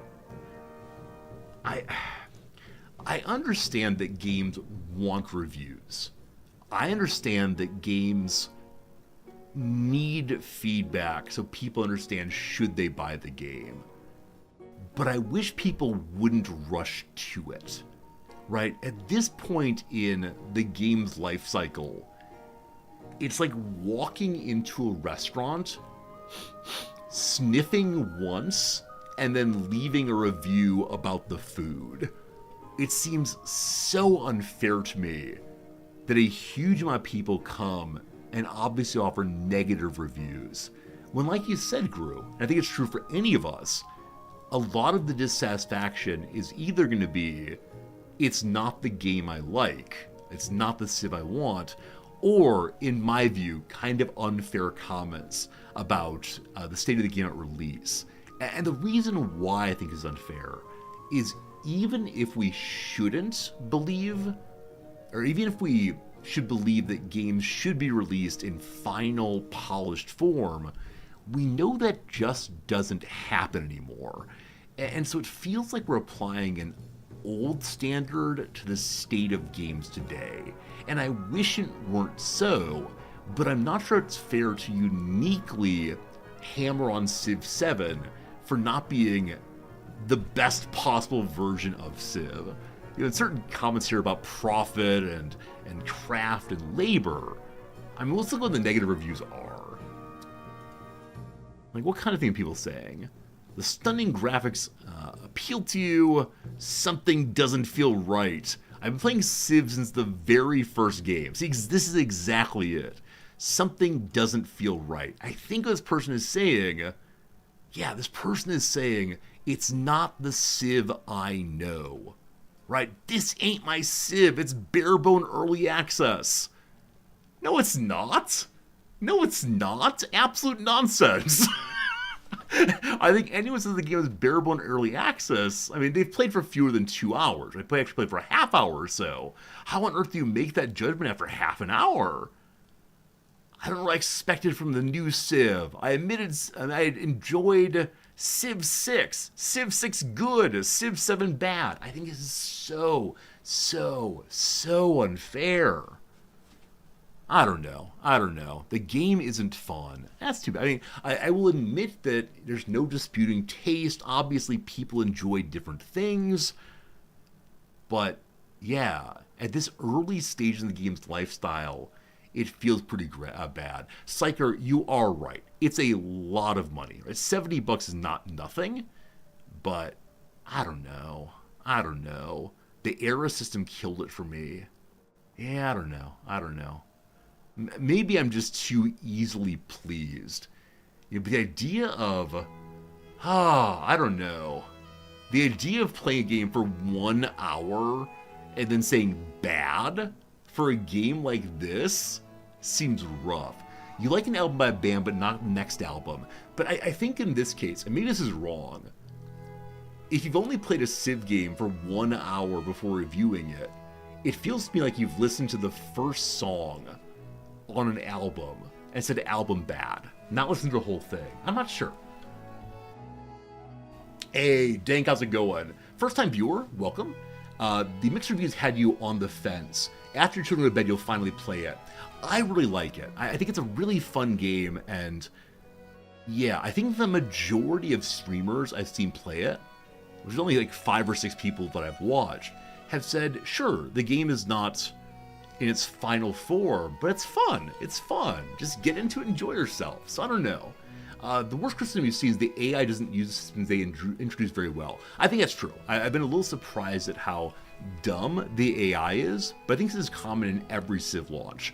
The AI is just kind of plodding around and gradually it's fixed. But, maybe it's the case that, it's not fair of me to be an apologist for a games company, but I don't know. I think a company like Firaxis, for me at least, gets a tremendous amount of rope, I suppose, before I get unhappy, because we know full well that Firaxis is going to fix things, and not only with DLC, right? They're making patches as we speak, and that's pretty cool. Pretty cool. Jimmy said that both I and Shen like it. It seems good to like different things. Aptly true. Yeah, Shen and I are, common gamers. What we play, we like radically different things. So I don't know. It's a lame excuse that people are giving to Firaxis. Maybe so. But I'm easily pleased, and so I don't know. I want to take on like a developmental growth perspective on the games I love from the companies I love. Because I really want to believe, and this might be false, I really want to believe that the people who made the game worked very hard and believe they've made a good game. When they sit down and play it, they probably say, hey, this is fun. And if they're having fun, maybe I can find the fun too. But is this a way of actually approaching games objectively? I don't know how to do that, so that's how it goes. Best thing to do if I have a fully complete Civ game is to buy CivVII when it's on sale. I guess. I don't know what the word complete means, right? When CivVII came out, people were saying the exact same stuff. I think it's just... It'd be like if one of my students gave me their first paper. I said, student, you're going to fail the class with this first paper. It just seems an unfair standard. But I don't know. I mean, how many hours should a professional reviewer play a game before they offer their feedback, right? If an article in... Does Game Informer exist? If an article in Game Informer said, I have played this game for 30 minutes, here's my review, I think we'd say it's absurd. It's absurd. I've looked at the game's cover art. I reject it. It seems not great. But I don't know. Direct Good seeing you, welcome. 1 hour per dollar price of the game. So you have to play it for 70 hours before you can review it. I mean, I don't exactly mind that, but I don't know. I agree, Salman. Like, definitely the Firaxis devs have been saying, yeah, there are things that you're pointing out. Things you're pointing out that do need help, do need some improvement, and we want to make sure it happens. So, I don't know. Like if they published the game and then never made an update, if they published a game and then said, like it or leave it, we got your money, now we don't care. Like, that's a different story. But in this case, not so much. And here comes my standard, like, ironic perspective. I just want peace, gosh darn it. Okay, so let's talk through what I'm trying to think through here. What I'm trying to figure out here. We've just gone through the phase of exploration. And we have a ton of money. I've been hoarding money because I'm not quite sure what to do. Yesterday we decided that we would make a second city for the first time in the playthrough. I didn't play the first age terribly well because I didn't know what would happen going into the second age. Here's one thing. Any city you have that is not your capital city becomes a town again. For roleplay reasons, you can imagine like the capital stole all the resources to keep itself strong, and the poor provinces are just barely hanging on. It's something like that. And so I'm glad I didn't upgrade a city at that point, but we gotta make something into a city, and I don't quite know where we're gonna go. I was thinking this one, because it's so darn big already, and it does have some, beautiful, beautiful buildings here, the library and so on. So it's 300 money to do this. Let's go ahead and do so. So my first ever second city with 15 production. Let me see who has the best production. Is there a way to see that? Production 147. We see 19. We see 53 at Rome. Yeah, that 19 appears to be highest. And that's at Pompeii, actually. The place I was thinking about going, Yasudapura, is a 15 also. So what does Yasudapura do well? It's a big place. Fairly high on whatever this is, on food. So it'll grow quickly. I don't mind that at all. Possibly Yasudapura and Pompeii should become cities. Lots of space here, lots of flat space here. One big mountain also, but yeah, for right now, we'll go ahead and turn you into a city proper. Hooray. We also have a merchant there to deal with in a moment. You become a city. Permanently upgrade your town to a city. Does it say that in the first phase also? If it says that in the first era, that's a lie. But here we go. We now have a city. We now actually build things. Don Juan. I'm sorry, what? The combination Mott and Bailey is called a Don John or Don Juan? I've never heard this phrase before, but I might be all about it. Okay. So what upgrades would help you most right now? What are you actually producing in this place? I kind of want to go and leave a negative review of CivVII for not letting me rename cities. The idea of the Romans roaming their way through someone else's territory and then not renaming some of the cities seems absurd to me. So that's my one real complaint at this point. It's a minor thing, but for my roleplay related reasons, I just want to be able to rename cities in the name of the Emperor. Alright, the name of the Emperor Lafayette of all things. So what do you do here? A bunch of fishing boats. So first thing we'd like to have is the fishing boat helper, the wharf. So 6 food here. Great thing is there's already a fishing key there, so double the bonuses, double the fun. We can get more if we destroy the fishing boat or throw it here, but I want to have the quarter completed. The Great Roman double building seems so good. I have to name the cities after chat, but I have to say things like, Dr. Possible, you're bad, stop revolting, Dr. Possible. And that's what you all want, possibly. We have a new merchant here. I believe... I wish I hadn't stopped the game where I did yesterday, because I believe I want you to move over to Bedit here. Because they have 2 possible trade routes and it's very, very close by. They said they add city renaming in a future patch. In that case, I'll move my negative review to a positive review when they finally make that update. Alright, choose a celebration. So we've chosen to be a plutocracy in this second era. So either we can have faster building on overbuilding, this is replacing the old buildings with the new, or we get bonus gold for a while.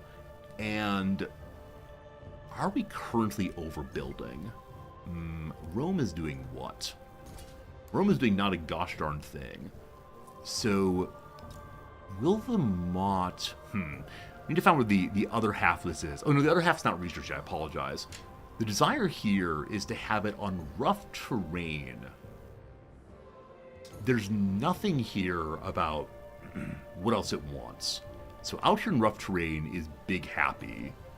And I'd like to keep it kind of away from my city center. This one here destroys nothing of note, so we'll go there and have the first defensive structure Be right next door to our science building. We love it so much. Very good. Yeah, they both have to be here together. The second one, though, is not yet researched. In 3 turns, it will go there also. That's not overbuilding, though. So I'm probably not overbuilding next while. Let's just take the bonus gold for the moment. And then a new policy. We want to continue piling in these traditional policies because they give bonus combat points to Lafayette's troops. So training infantry units gives a bonus to cheaper production, or bonus food, etc. to towns of specialization. No one has a specialization yet, so we'll go with Cursus Honorum. More training, more culture, more good. A new resource. Some silk for a culture bonus. Now this can only go to a city. Happily we have a second city now. Can I reorder these? I don't know why they're ordered this way. As I said before, it's not alphabetical. It's not based on... Maybe it's based on who makes the most gold, and Pompeii is rolling out the gold right now. That's kind of cool. Anyway, the cultural bonus can either be here from the 24, or Yashadapura, hey, is losing money. We should probably fix that. 13 culture versus 24 culture, Romance slots, everything goes to the capital. How cool is that? So why is Yashadapura losing money? That seems pretty bad. Hello. What costs money here? What are you doing with it? Yeah, this maintenance on our various buildings adds up. And I believe we may have no moneymakers here. Looking plausible. So I think a bazaar is sensible here. Now, they don't yet have a market, I'm pretty sure. So big money, if we go here, overbuilding nothing. Absolutely. Very cool. Money coming in, very good. Can you click on a resource sort by city by that resource? I don't think so, but let's check and see. So I want to go to... This is the UI moment, remembering which place is which. So resource page, click on resource, no. It moves you from city to city, unfortunately. Now if we go into this one, unfortunately no. I am a bit surprised you can't reorder on these. Not even in the settlement income level. You know, it's one of those comments. One of those moments where you say, if you want the perfect UI, that would be added. It seems like a kind of basic thing. Like, if Excel can do it, you can do it too. Units wish to move. Yeah. So we've begun going west. We don't know if this is just a few small islands or if it's instead the beginning of a true continent. So... fascinating stuff. What's this one? You've discovered a new continent. The explorer is naming it Nuna or Nunna. To all of the other empires of the world, what happens on this continent is none of ya business. Very good. Oh, very strange. Those of you who are Civ fiends know the game inside and out. How does this work? Like, do I build... Assuming these are just islands, there are so many resources here. Is it worth building a city in this kind of area? 1, 2, 3. 1, 2, 3. 1, 2. 1, 2, 3, actually. So I can't get there. But is it worth building an island which will have like so little land, but a whole bundle of... Yeah, a whole bundle of resources. I honestly don't know how to think about that. Backseating is greatly appreciated at this moment, for sure, for sure. Okay. So, we want to get all of our troops over the water. Wrong button. But I believe if they stop in stay in an open ocean, they might die. I really can't remember how that works. I know that the other boats take damage on the way across. If you take damage, that's fine. If you die, that's less fine. Let's read how this works again. So they call it open ocean. They call it deep sea. Naval travel. Movement, maybe. Nope. They just take damage, are very, very cool. Can you click on a resource to see the CivVII resource? Maybe so. I'll look at that in a moment. Lots of resources might be worth doing. There's a great resource and a fishing town also. I'll go and do that. I need them to produce another new settler. How much do they cost these days? Settler. It needs 5 populations since it went out. Right. Well, let's find out what happens. Please don't die. I believe in you. This is coastal. They won't die. We're sending the majority of our troops into the New World. This could be an error because 2 people really hate me, once again. Now, both of them are significantly weaker than I am. Tecumseh's really struggling, of course. We beat him terribly last time. And he does have an alliance. Do we currently have our alliance? We don't. I need to rebuild my alliance with Friedrich. It's the one thing that's keeping us nice and safe on our main continent. But I can't do much else with him except for opening borders. Which only +5 relationship. So, I don't know, team. I'm gonna make him happy. He doesn't like the borders touching, but we'll work on it. One of these days will be good. I live in its next turn. Rome, you have lots of population. Can you spit out a settler? You cannot. They cost 860. How many turns to build instead if we did that? Where are they? Oh, there they are. With view hidden, it covers them. It's 3 turns instead. All right, that'll come up the next then, I suppose. The turn has ended. What is going to happen next? Islam been founded. Hey! Our first religion's out there. So, we have not founded a religion. And in fact, I'm not quite sure how to do so. Holy city of Corinth, founded by the Hawaiian queen. I'm not sure if I found a religion right now. We do have a temple somewhere. I don't believe we'll be joining Islam, but time for a time of holy wars. Okay, so yes, indeed, the commander did take some damage coming across. He'll take damage again next turn also. I need some new and better boats, clearly, but for right now, slow moving is what we do. Merchant friend, on you go very, very slowly. Next up then, more scouting, more good. Want to go coastal again. Come on, maybe I love dreaming the continent, right? I love dreaming that this is a huge unexplored land full of gold. It might just be a bunch of islands. That's okay though, we'll see. We're allowed to have 2 more settlements right now. I believe there was some technology early in the treaty to give us more. We have some old kind of trashy settlements. Never promise anything except what you're willing to give. Using our good manners, we now know that building walls is the best manner possible. So, bonus combat strength to every horse person for every tradition.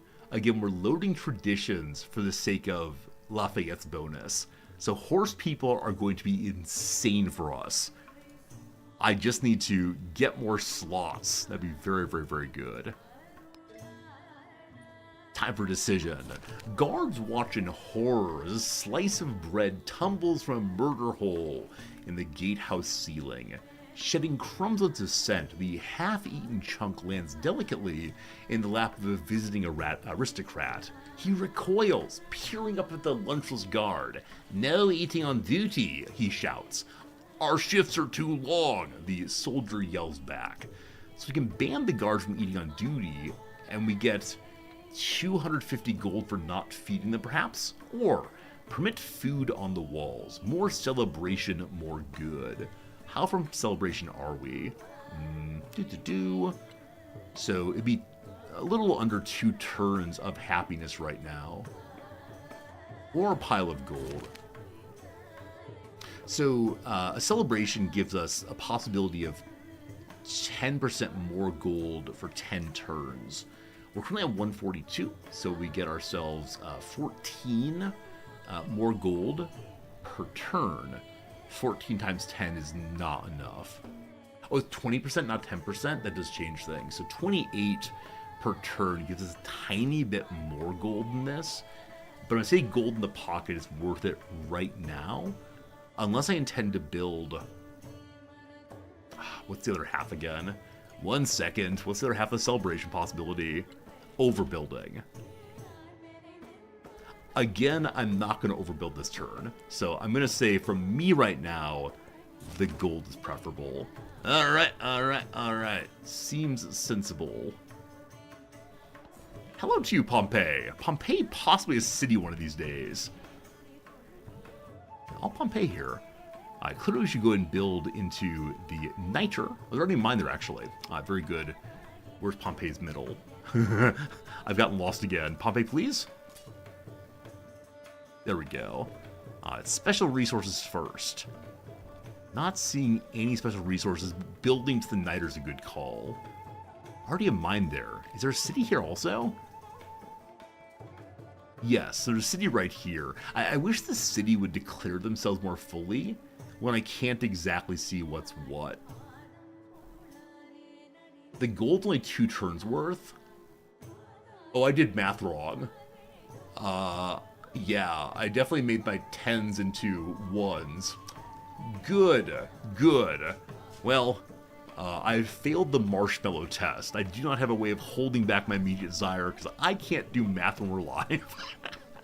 I need a calculator. I need to show all of my work on screen so that those of you who know how to do mathematics will say, yes, Resorty, your math is bad once again. As we're heading to be a proper city, I want maximum production right now. So there's 2 production here. I'll take it. Cool. Also the far north, Neckin. This is a weird city, and thanks, I hate it. It's so far away from everything else. I wish there were a way to peacefully transition territory between allies. Because this is just a weird location among my hopefully allies' place, and I can get rid of the border penalty if I gave it away, but I can't do that right now at least. Okay, so grow that town. Give me nothing immediately. We can get wine for more happiness, horses for better cavalry.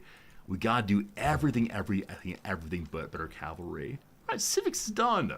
The other half of the nice build is with us. So we could continue on the Norman tree, going to common law. Another social policy slot would be great, because then we can slot in our last tradition and maximize the strength of our horsemen. At this point, I'll say I have no horsemen. I swear I'll have some soon. That'd be really nice. In exploration, though, what can we get that might help us? Mercantilism goes to what? More gold and happiness for all imported resources. Still not quite sure what import means. It might be moving between continents, if so we're not there yet. If it's just like normal merchantry, we have only 2 trade routes. We need to make a lot more. So this will be useful after a while. Inspiration! The Renaissance comes with us, if we want to. Faster construction on wonders, and the Hala Okiawe. I don't know what that is. Bunch of relic slots must be in the coast, but not the tundra. Bonus culture and great works. We do have... No, sorry, I misread there. Constructing a building on the coast grants more culture. I don't have that much coast here. We'll eventually have it across the sea, I assume, but seems not super useful at the moment. We have authority already, yes? No, we don't. We need piety first. So I missed the... I was looking at things in the future. Piety is just... you can get a temple. Temple allows the creation of missionaries. Absolutely. Time to spread the good news of Lafayette. Town specialization available in Pompeii. Actually make it into a city, as we said. So city number 3 online. Only 21 production. But what kind of production is going on here right now? Some woodcutters and 1 mine. So the brickyarder gives production on mines and quarries. The stonecutter, much the same. They must already have the wood builder building, but to help with production, we'll just go ahead and throw out the inexpensive brickyard, which apparently is ageless. Brickyard 500. Always ready to go. I've made that joke so many times, it's not a funny joke, and yet I make it anyway. I don't know why I do this. Alright, Pompeii! Pompeii has constructed... Oh, I just spent money. Whoops, sorry. Now with the city, I can actually build things. Slight error there, but that's okay. We have lots of gold. We're doing just fine. So, to get the free unit, I'm going to build these together again. And it wants to be on rough terrain. So these are all... It does not say rough terrain. Do we have rough terrain nearby? Grassland flats. This is someone else's territory. Possibly a slight error. If we can grab this right here at next growth, then we can get some rough terrain. But can I get this next growth? How long till next growth on Pompeii? 27 turns. Oh, man.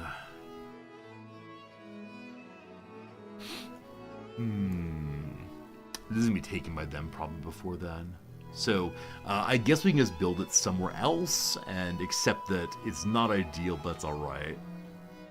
So, less happiness, but get a nice quarter anyway. So, you are flat, step, flat, lame. Hello, Fernanthus. Why are we not playing CivVII? Good point, my friend. CivVII was the high point of gaming history, and why would anyone play any game except for that one? Good seeing you, my friend. More resources. Is this just saying that now that Pompeii's a city, it can take city items? That's true. We need more production. Yeah, we really need the gypsum, which gives big production to places that are far away across the ocean on a different continent. Need more gypsum and such. Specialization in the north. I feel very awkward engaging with our friend's territory here, but I'd be happy to keep growing. The wine, anything for happiness, all very, very good.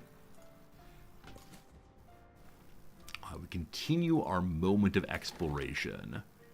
Are you an island? Maybe. Who dat? Charlemagne! We met Charlemagne! Ich bin Carolus, Charlemagne geheißen. Managü andere walden mit Sverdo. Ich aber walder durch Gottes Gnaden Sabbatswerter.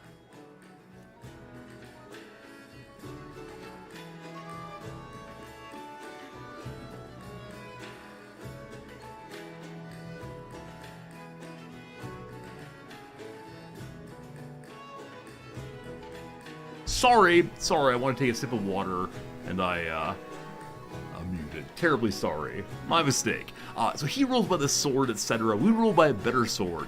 If we say hello to him in a friendly way, then we learn where his capital is, but he does not learn where our capital is. Currently, Charlemagne, the leader of Spain. Oh, some nodding, some hugging, all very good. Where is your capital, then? It's here.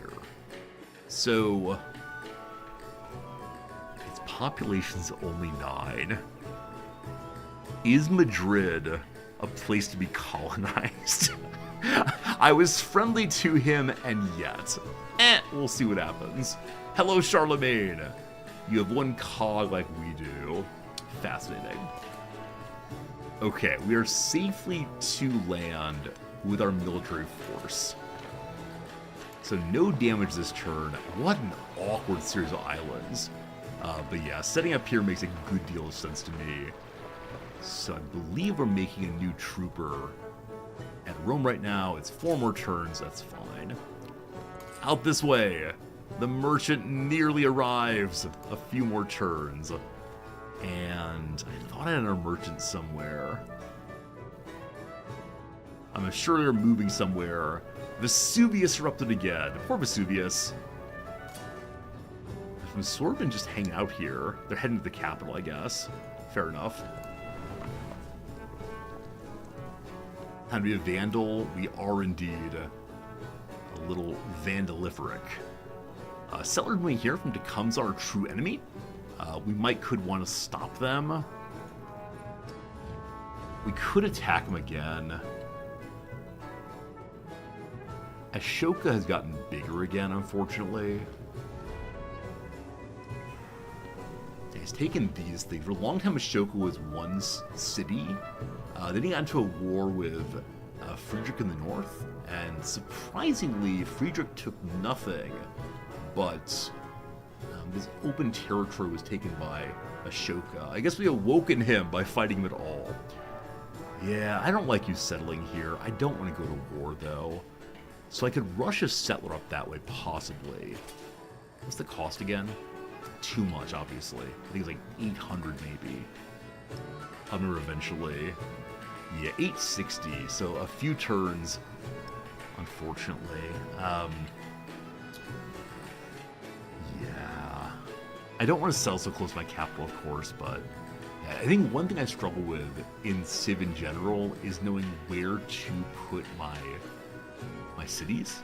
Like, obviously, build around resource, very, very good, but still.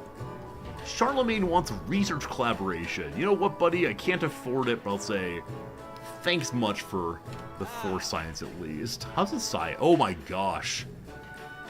He has 6 cities, but he is not doing super well. Huh. Curious.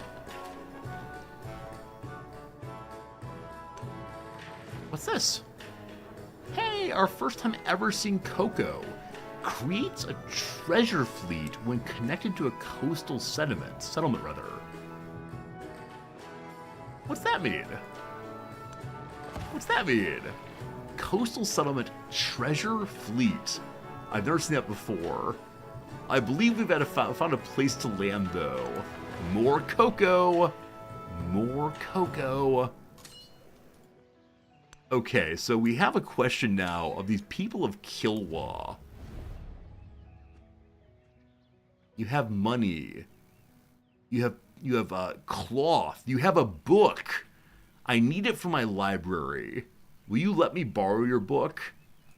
It's very colonial indeed. This is the colonial period, and we might be the bad guys. I'm not sure, but it might be the case. So with our 2 settlements, like, I guess I'm kind of thinking 1, 2, or 2 maybe. Yeah, 2 maybe right here. And then just kind of confusion on where else. Gotta get settlements up eventually. Fair enough. Hello! This is the Scout of Roskilde Village. Okay, over here, just learning. You are an island, correct?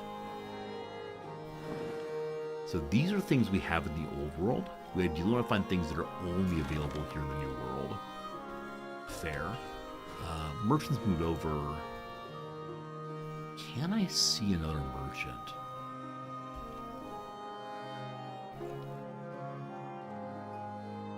I don't know any way to see all of one's units. There's a merchant here that I'm aware of. Now cast my eyes wildly across the screen. No unit slider list. Not that I know of. If someone knows where a unit slider list is, I'd love to know. But I myself have not seen one yet anywhere. Fair enough. Oh, wait, I see him. He's right here. I see him. There you go. You ask for some help, he shows up.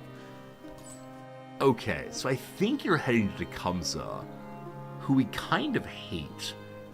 We have a lot of interesting things that I wouldn't mind having.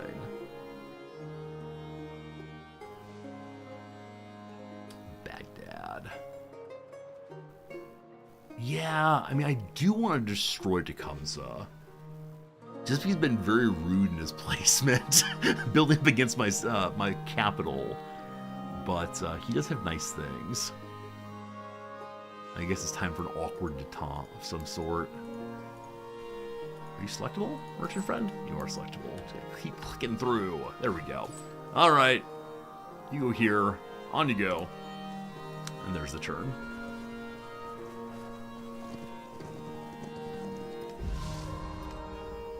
Alright, so Ashoka is no longer hostile, he's merely unfriendly. That's good. And then another volcano went off. Mount Scenery! I'm so grateful we didn't build in any of the mountain areas, or the volcano areas. Other people did, very, very rough. Hey, our new city! Alright, so new city. Camels we don't need yet. I think we just build the horsies. Must get horse spam. Charlemagne wants military aid. For right now, I'm going to say... Give me money, thank you. I think we're strong enough on military, as we are right now, if we can get the horses going. So, I don't know if we can take this with just one swordsman.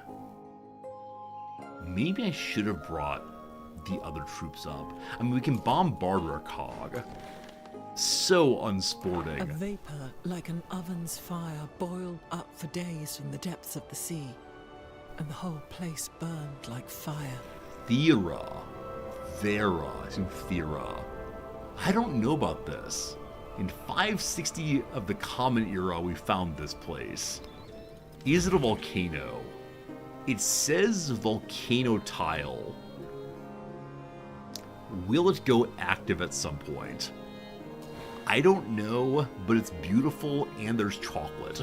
So I think we found a place to live even if they bombard. Oh no!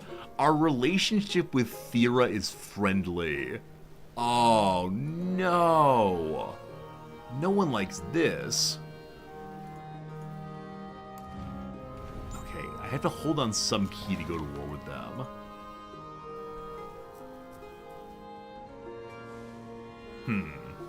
Maybe next turn I can attack them. You, my friend, get dumped here. Am I turning to the bad guy? Good guy Resorti is a thing of the past. Hey, they have more troops. Okay. Okay, so this is Charlemagne looking around, I believe. Oh, no, they actually scout their own people. They have two swordsmen, so I can't do this right now. It's Australia's civilization. Pope Reader, there is an Australian Prime Minister you can play as. I've forgotten who they are exactly. No more time for scouting. Only time for rolling north very, very, very slowly. Unfortunately. No. Rough. Oh, their naval commanders are going to help you move more quickly. We just haven't researched them yet. Alright, let's begin a trade route with Bedets. One moment. Merchant, please.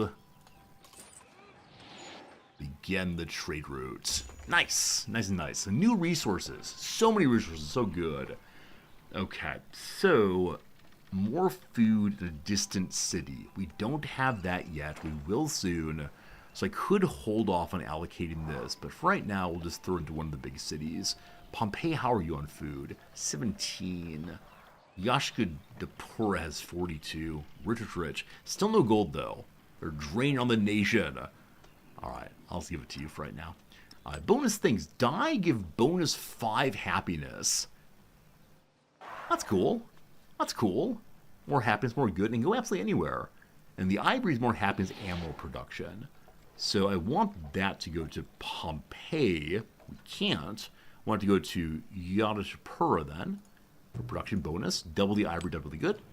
We'll give you one of these also, and then who else wants happiness? Kaim, sure, why not? I don't know how to think about happiness until people are very unhappy. Makes sense, perhaps.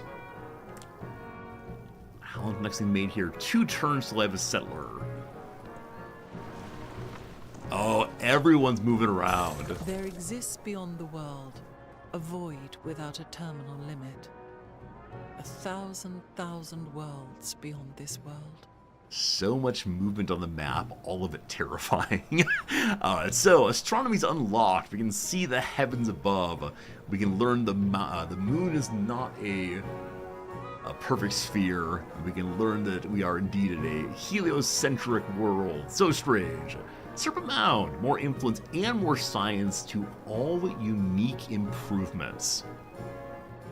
I like science. Serpent Mound is not an ageless building, though. Keep it in mind. Observatory. More science for adjacent resources generally, and wonder exploration science buildings. We have only one of those right now in a town. So we may not get big bonuses on these. I believe wonder exploration is natural wonder, not the city-built wonders. Fine. And now the fleet commander. Distant lands are any land inaccessible in antiquity, typically by deep ocean. It can be dangerous to traverse the oceans, but there are new resources, space to settle, and peoples beyond the horizon. Next objective, establish a settlement in the distant land. Absolutely. Be there real soon. Technology time. I know for many people, they look at the ultimate goal of where they want to go. I kind of like looking just step by step by step. So we could do machines. Machines are more food. Build them in any age, must be on a river. The sawmill gives more production on woodcutters, that'd be cool. Or we can head to what? Head to feudalism if we want to. The inn gets bonus for coastal terrain or rivers. Lots of foods and a settlement bonus. I believe we take that right away. Or just more food, not right now. I mean, the food will be very useful as we're trying to grow the new cities quickly. Yeah, feudalism makes sense. Anything to raise our settlement cap, because I intend to build kind of quickly here.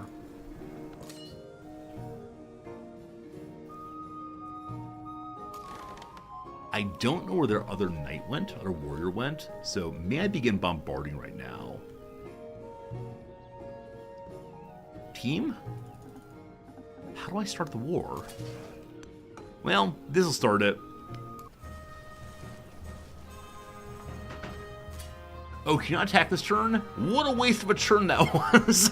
That was not great. Not great, not great. We begin the bombarding.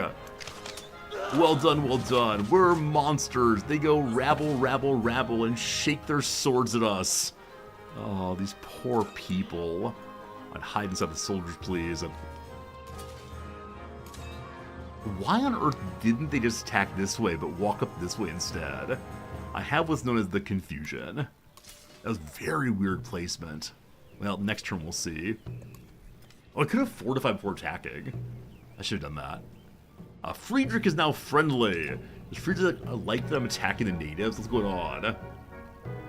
New trade route. He likes that. More trade routes, more good. So at friendly, we can't get the alliance. It's helpful we can do so. Got to keep working on that. More trade, more good. Moving the backup troops up just in case. Okay, next turn, another settler who rushes to here. Here, actually. And then more merchantry would be good. 800 money enough to buy another settler. So setting up here and here seems pretty great right now. Though no new resources here other than the whales. Whale, whale, whale. Yeah, the lack of buildable space here is kind of unfortunate. The gypsum would be very cool, but again, lack of buildable space, so not sure if good city, but desirable anyway. So I can't build a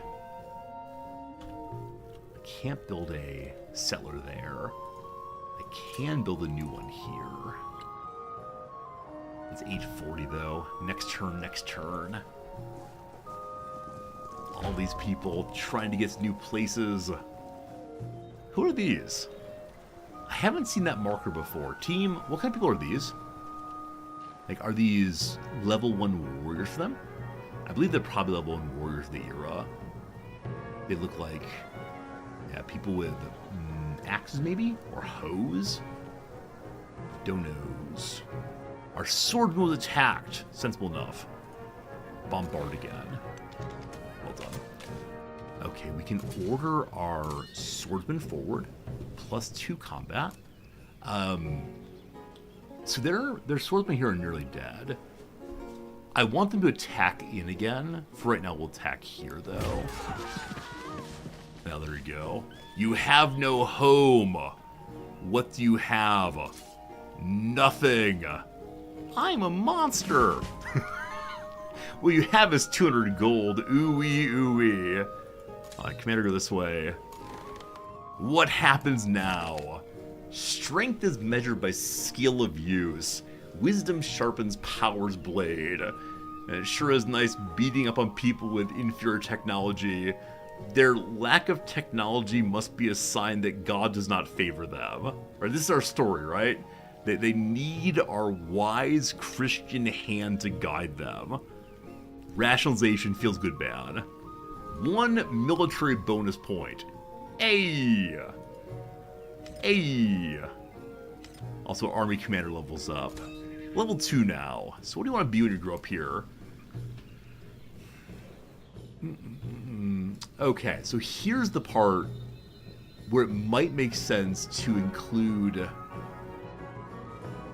Yeah, to include production as opposed to only military strength.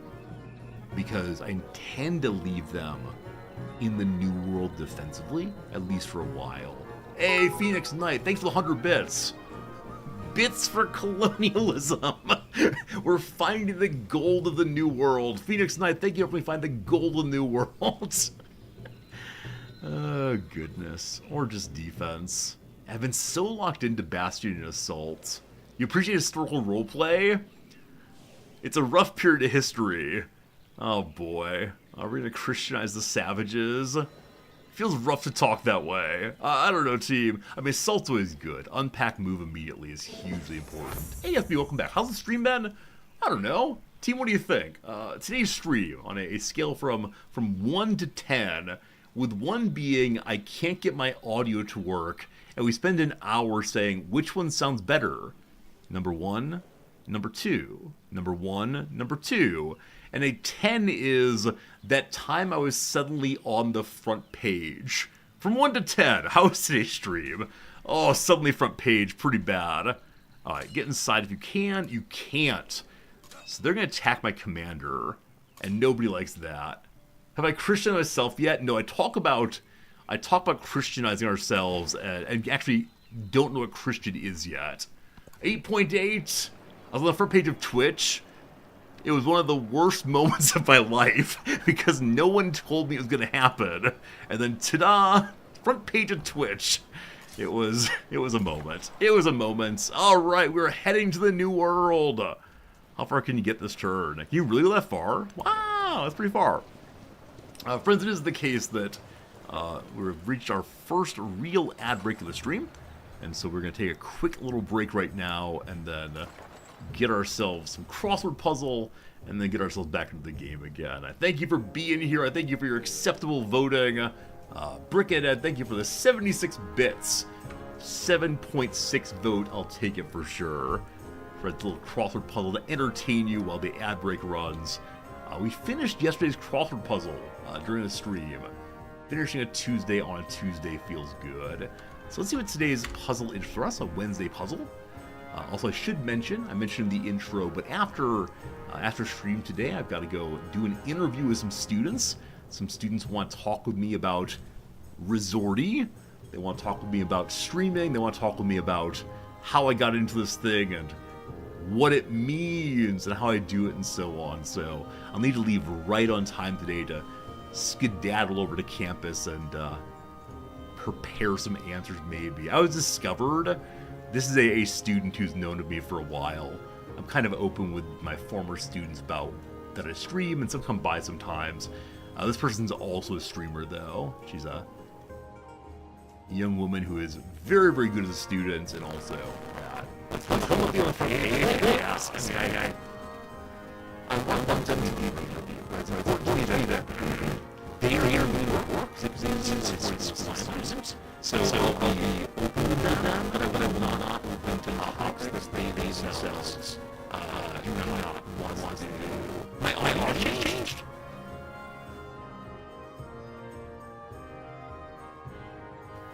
Is it my talking audio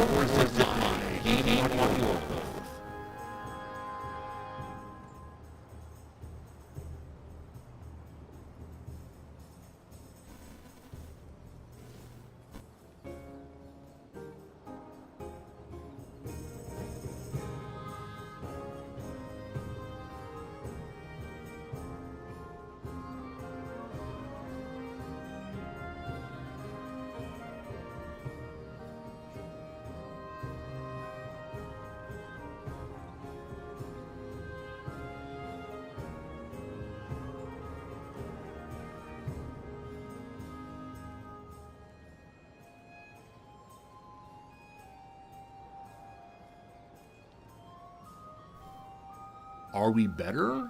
Is the same. Good, bad, in between. Better, good now. All right, very good. That was strange. So I unplugged my microphone, and I unplugged my little like thing that's between the computer and the microphone, and now we're good. Now we're good. Thanks for the help, folks. That's the kind of thing I would never notice myself. I'm glad it's repaired though. Yeah, but weird indeed. It's never happened before. Never before at all. Yeah, the first people that said like your audio is weird are like, what? You're making something up. Probably a short somewhere. A short means like electricity is going where it ought not to go. Is that correct? Should I be worried? Do I need a fuse breaker possibly? Anyway, glad to be back to it. Glad it happened during an ad break. Glad it didn't happen when, didn't happen when people were actually watching. You all who are not watching right now. Short somewhere. Oh gosh. Static could have done the catwalk by. No, nothing changed. Like I think in that moment, maybe a loose connection. Maybe I don't know. But yeah, nothing changed to my knowledge. We were here and talking. Maybe a plug got knocked out. The only plugs I changed though are like a USB thing. A USB thing. Do I have a Scarlet audio interface? Drek, I do. You genius. Drek is claiming my Scarlet audio interface might be the problem, possibly. They have a software hiccup, especially since you assume I haven't updated my firmware. How dare you? I stay on top of all updates for all relevant elements of the stream. This is a lie. This is absolutely a lie. Alright, what is today's crossword? Let's go and do like 2 or 3 of these. A person treating battlefield wounds. The medic. Put in order. Fix, tier, rank possibly. Organization with an exoplanet exploration program. Probably NASA. Actor who plays Kylo Ren in the Star Wars films.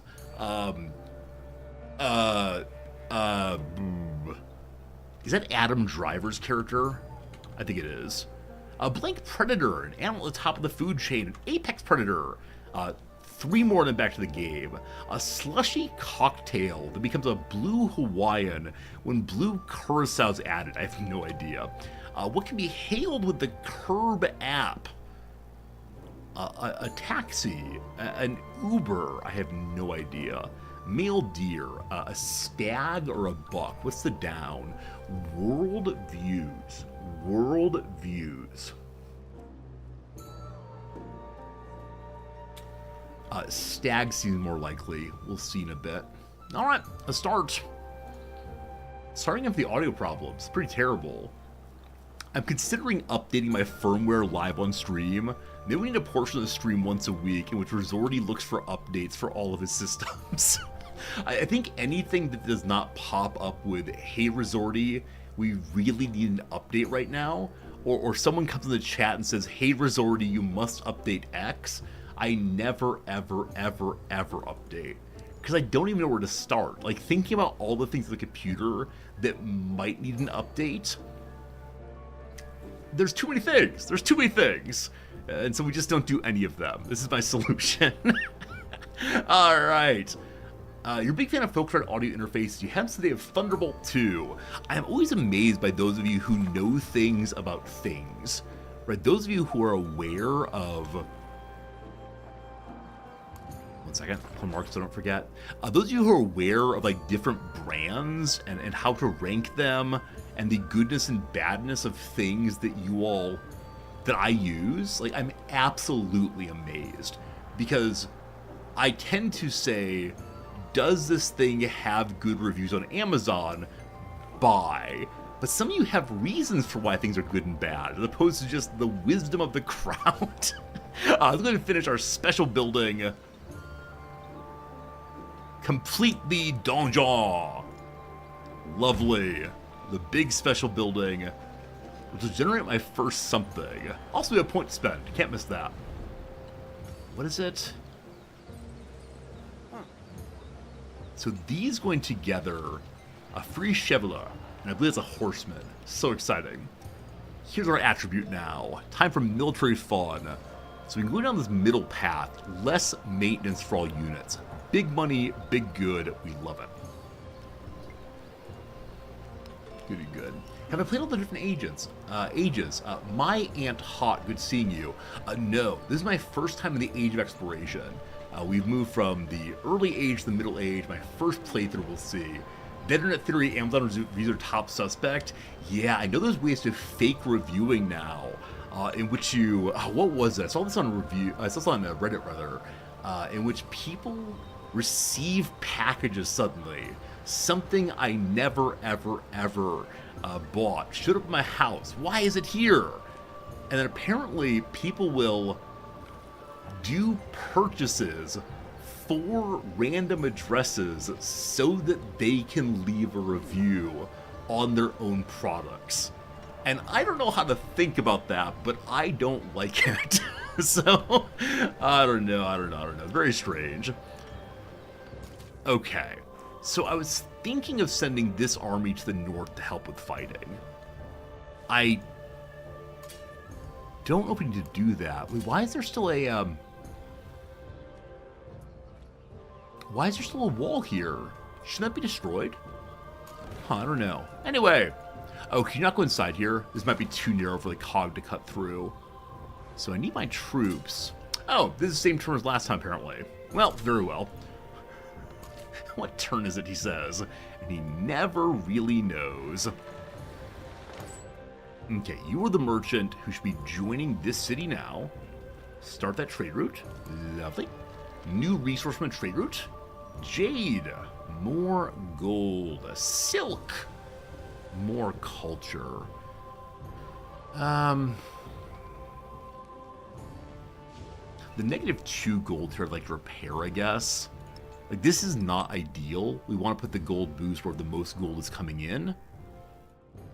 It has to be the city, though.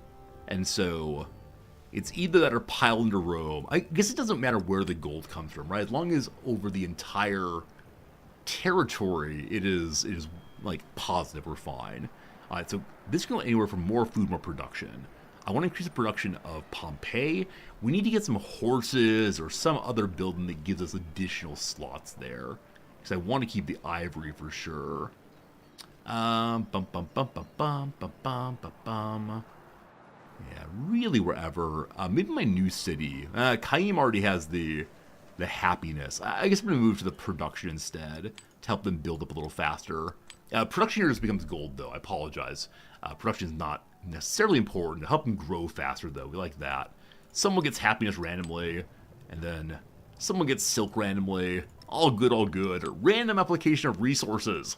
The true strategy you come here for.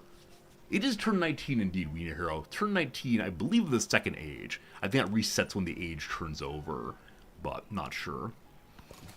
Yeah, thinking of the dead internet theory is one of these thoughts that is so sad. You know, initially the internet back in the 90s was a space of freedom and possibility and creation, where you could talk to people around the world and make genuine connections outside your local community.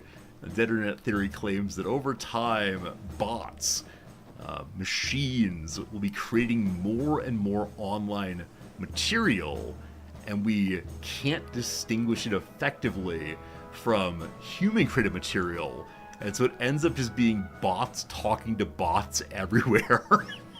In conclusion, to be part of the Resorty community, I'm going to need you to go over to the Discord and hold up a picture of your human ID next to your face. I'll also need your mother's maiden name. Did I have an ICQ account? I did indeed have an ICQ account. And I was also on the AOL forums. You must prove... Wait, maybe we should do a CAPTCHA code. I know that some streams require you to be a follower or have a verified phone number to talk on their channel. And, yeah, definitely, we don't have it on. Maybe have to solve a CAPTCHA to get in here. I know some of you will insist you're not humans, but I'm not sure on that one. I think you might be. Okay, we want the swordsmen to come help defend Rome, because we're at the movement here. I'll have this post up right here. Maybe even fortify makes sense. Oh, you know what? I think there's some bonus to fortifying next to the dungeon. Go here next turn instead. Yahoo Chat, MSN Chat, AOL I take Instant refuge Messenger. in the Buddha. I take refuge in the Dharma. I take refuge in the Sangha. Okay, so the commune building gives bonus production towards overbuilding. I'm just not sure what the overbuilding mechanic. I understand it's used to upgrade old buildings to new buildings. I haven't done much of it yet, though, because there haven't been that many possible updates. That said, there are lots of buildings in this era we've not yet unlocked that we need to unlock in order to do the overbuilding. This will be useful in our big cities, at least. And the temple. So more happiness in your mountains and natural wonders. We have a place I'd love to build it, which is over by Uluru, surely. Relic slots allows mystery unit creation in that settlement only. That's unfortunate. It's kind of far away. Policy changes. Nope, same as before. Looking good. Oh, sorry. Commune is a policy. I did not realize that. I will turn this on once we need overbuilding, but not yet. You aren't a bot. You can use contractions. There was a period back in the late 80s, early 90s in which I so badly wanted to be the android Data because he had no feelings and seemed very, very smart. And so probably for a month or so, I tried so hard not to use contractions. Because I thought not using contractions will make me more like Data, and that's cool. In conclusion, I got beat up in school regularly. My first bully was a girl I had a crush on, and one day she camped behind me at the water fountain while I was drinking and slammed my head into the metal water spigot.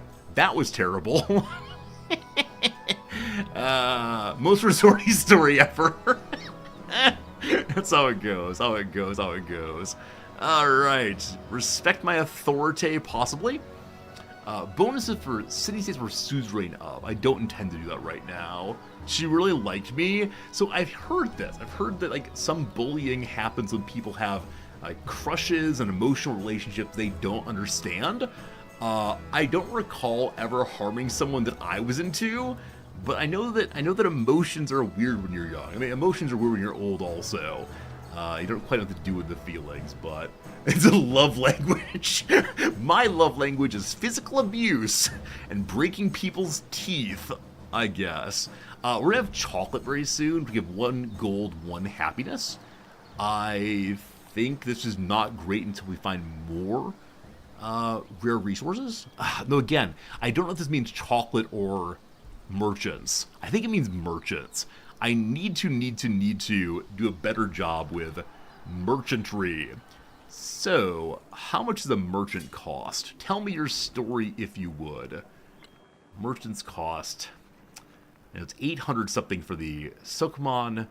It's only 260. Alright, kick out some merchants there. So where do you go next? Another Friedrich route could be good for more friendship, more good. So there's 3 resources in Charlemagne's territory. That's very far away. Pompadour has 3 also, including one that gives a bonus to production in distant lands especially. To use that, though, we need to be in a city in the New World. Very good. I'd prefer to be friends with Friedrich here, so I'll take your resources in Digit. Way up there. Alright, merchant. Let's get marching. Many turns, but very, very good. Okay. So Pompey has finished making something. What it was, I do not know. It's the moss. The Bailey comes on top of it. Is that here? Yes, good. Night spam coming soon. Alright. Awkward placement. And so the move through a forest there took up a whole turn. Next turn we finish off everything to do with the people of Kilwa Village. Because I'm a monster. You go and pass your turn there. She's in the cog down for more looking, obviously. We'll see. Hey, about content or content? A bit about content. Thank you for the resub. Got the New Year's card in the mail today. I want to say thank you. I made your day and your week all the way in Brazil. Hola, my friend. I'm glad you got your New Year's card. I do wonder when the last one will show up. It's now just for Valentine's Day. Almost happy Valentine's Day, everybody, but okay. New Year's cards are still arriving, so if you haven't gotten your New Year's card yet, gosh, it'll come soon. About Content, thank you for being here. It was so exciting to send cards to various nations of the world. And if you don't know what I'm talking about, every year for New Year's, I send handwritten New Year's cards around the world. If you're here in November, December, you can sign up for one. Oh, good lord! Sign up for one too, and I will then send you a card for free, no matter where you live in the world. Probably not on the moon, but that was pretty cool. Please don't sign up now. I should have deleted that link. More exploration, more good. Here. Swordsman, finish him off. Yeah, though we're all swordsmen, ours much stronger. Next turn, very good. The boat with the troops we don't need anymore. So boat with troops, let's go here. Time to move it to Antarctica. I mean, I'd love to send a card to Antarctica. The Lol volcano is launching, not my problem. The Once and Future King. In a castle courtyard, a woman entertains children with stories of a legendary ruler with a magic sword. The young ones listen rapt. 'Tis a king and his knights battle giants, romance women, and venture to the other world, the place where the colonies are. Scribes increasingly recommend adding these tales to a growing body of Norman literature. So do want to write about Percival of the Grail and get culture, or Lancelot, the Knight of the Cart. Is he actually called Lancelot the Knight of the Cart? I don't know this story at all. Like, I know Lancelot doing the romantic thing, seducing the ladies and fighting for their honor. What's Knight of the Cart? We can look it up if y'all don't know. So happiness I'd like right now, I believe. With that, we are 2 turns until celebration ends? I forgot we're in a celebration. Well, that was a weird choice. Oh well, oh well. Back in Rome once more. So the first dungeon is made. And I thought when we made a dungeon we had a free character. Chevalier. Where's my free character? Haha! There are the horsemen with 40 strength. That is so cool. Who am I at war with? Gosh, I hope no one. These are both big cranky. They don't like that we touch them and all the rest, but yeah, I believe it's the case that one of them will attack me eventually, but for right now, we're good to go. Lancelot the Knight of the Cart was a 12th century poem. Cool. I've not heard that before. Knight of the Cart. So cool. Free horsemen. I think for the moment, I'm going to keep my horsemen around, because I have some concerns about what our friends, the natives, are up to down here. And they're very, very strong troops right now. Compared to these folks, can I not see their combat strength? Unless we're fighting them? I think that's true, unfortunately. So you don't know exactly how the battle will go. An observatory. Could be an upgrade on our academy, I assume. So what's the biggest growth? Building over an altar. The time for religion is done. It's time for science. We could build it next to our brickwork. So that's actually a pretty big science bonus due to adjacency on other science buildings. Yeah, I wouldn't mind that at all, I suppose. Let me check and see what other builds I can make right now, though. The temple! The temple is primarily what? A happiness building. Yeah, bonuses for natural wonders and adjacent wonders. So here, replacing our barracks. We'd want to rebuild that then as a huge bonus due to the Colosseum and so on. It doesn't really matter where my barracks live. I'm left with a 14 for science. Wait, really? Oh, it's the same thing. It's building over the barracks. Cosmos, thank you for noticing that. Goodbye, barracks. I've always loved you. Okay, okay. Alright, this area has been cleared and claimed. This cairn exists still. It's not ageless, but I wonder if I can take it over for a time and turn it into a tourist spot. Anybody want to see the remains of a vibrant culture? I shouldn't laugh, and yet I do. Please load back into the commander again. I suspect this is just an island, but let's discover together. Yep, just an island. It will be mine. Oh, yes, it will be mine. This is the other army commander. I'm going to send him down to the south again to scout that way, and then the cog will send across this way. Charlemagne's domain is here, so we know there's something continental in that area, probably. New horse people. I don't trust you, so move the horse people to the south right now. I don't recall what kind of bonuses they get, if anything. They're unique units, so we can look here, I believe. So bonus combat strength against slower units, which I think is basically everything right now. Ignore zone of control, nothing past that. Attack, defense, all the same. Fine. Swordsman are the basic unit. Hey, Stunt, how's it going? New to Civ. Heard great things about 6, but wanted to get 7. Heard it was wonky. So Stunted, welcome to channel number 1, or Scorpion, either way. SS if you want. So in my view, the majority of people who are claiming that Civ 7 is wonky are people who have played prior Civs and are used to how to do things in the prior Civs. If you come in as a brand new player to Civ, I think you'll have a fun time with 7.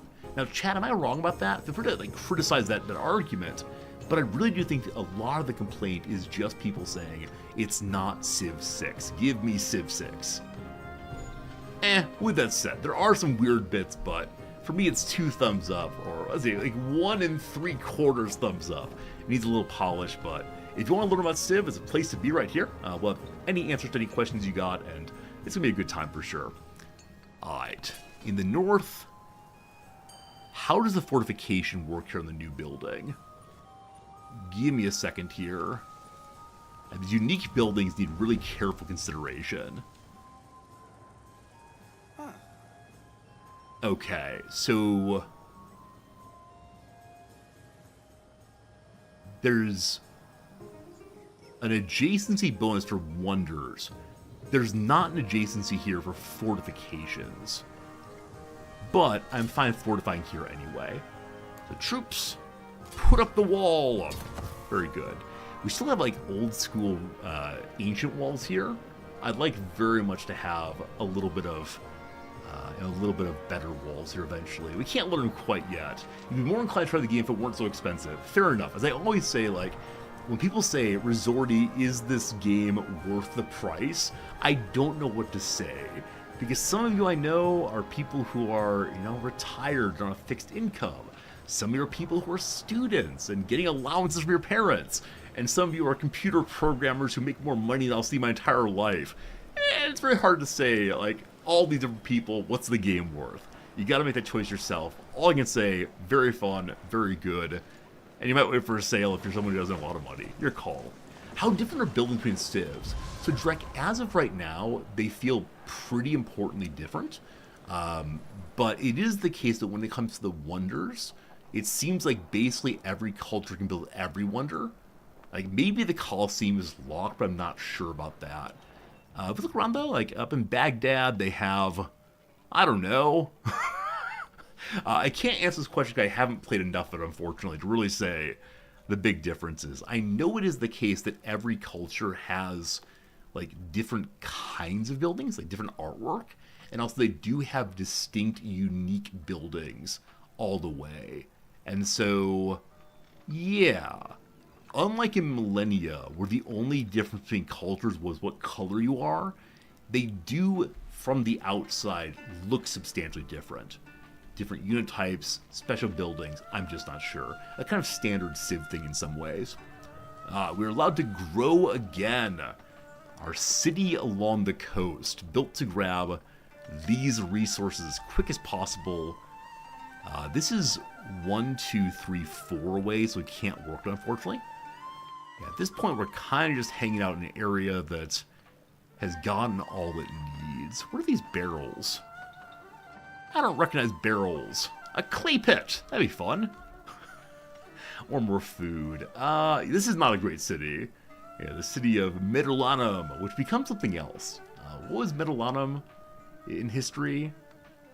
Turned into something Italian, I believe. I forgot now which one it is. For right now, I guess like any production or gold would be cool.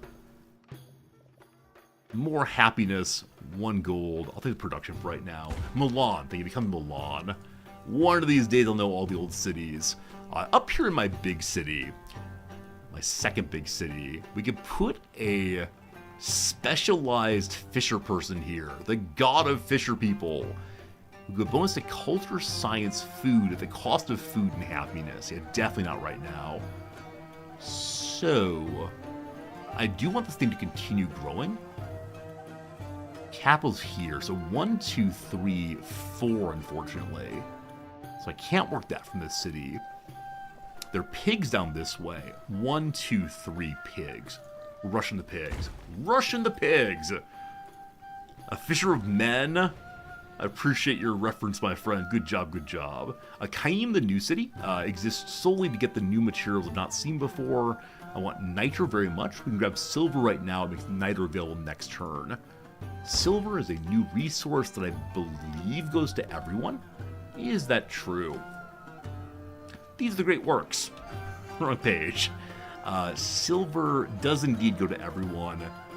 So units are 10, 20% cheaper now. Cool. Specialization out in the east. We will be choosing for too long. Because there's not much more growing to do. But I'll leave it as it is for right now. Cool. Over in the New World. We can try to explore north on the island. It's going to do just that. Hey! Oh, it's very sad. This is a scout of the people that we may have ended. The people whose lives were once great and now do not exist. This is a pile of boat. We'll have to sit in the ocean and take some damage we head out. I'm gonna head down south and explore this direction before we head more towards Madrid there. Charlemagne's Madrid. That's weird. Is there a goodie hut? Oh! Oh!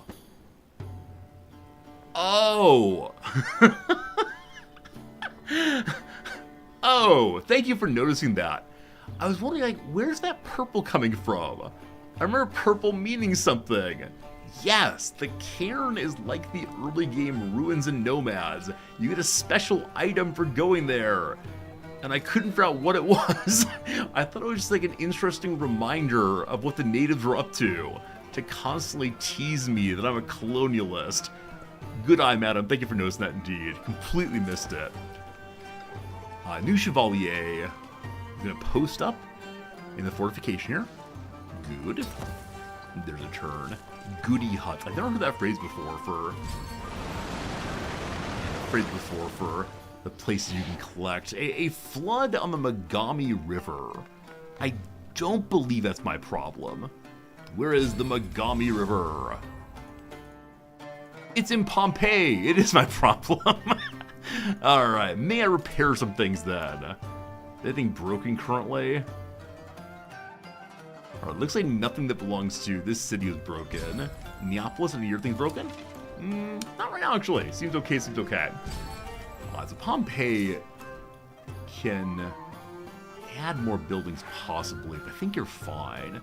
The Serpent Mound is the one that gets bonuses for any science and any production to unique improvements.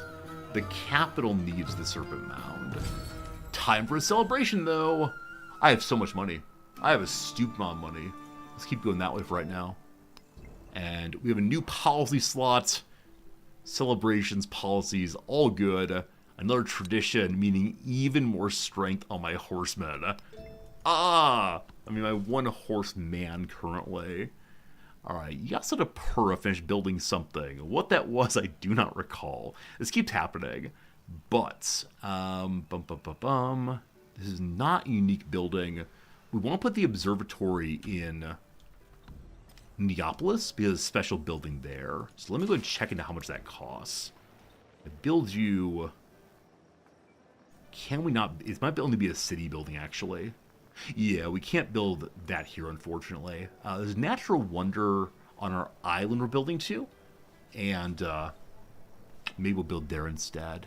Okay, what fine stuff does Neapolis have right now? It has a bunch of woodcutters, 3 mines, so mines more. In which case there's time for us to build a bonus to production in mines and quarries. This area here is open right now. Let's do it here. Very good. What victory condition am I aiming for? I'm aiming for let's not lose. Maybe please not lose. I'd like not to lose. Let's continue rushing the special buildings for our age. So, bring me one of you. This is open. No big bonus. Yeah, these two must be built together. They prefer to be on rocky terrain, I think. But I don't see any rocky terrain that is not either a river or a special resource. So kind of awkward building this time, but that'd be okay. New resources. No, because we got new resource, the silver, we could reorder resources. For right now, no, though. Okay. Our beloved cog finds more islands. Yeah, we're going to have to cut across and take some damage, unfortunately. You the same? We haven't made a naval commander yet. We should do it soon. Also, when we finish mercantilism, I believe. No, we finish feudalism, rather. We'll get one more settlement cap. Up to 11 then. And that'll be cool. You're fine there. Archers here? These archers aren't at full health. I don't think anyone attacked them. We get an at-war symbol for that.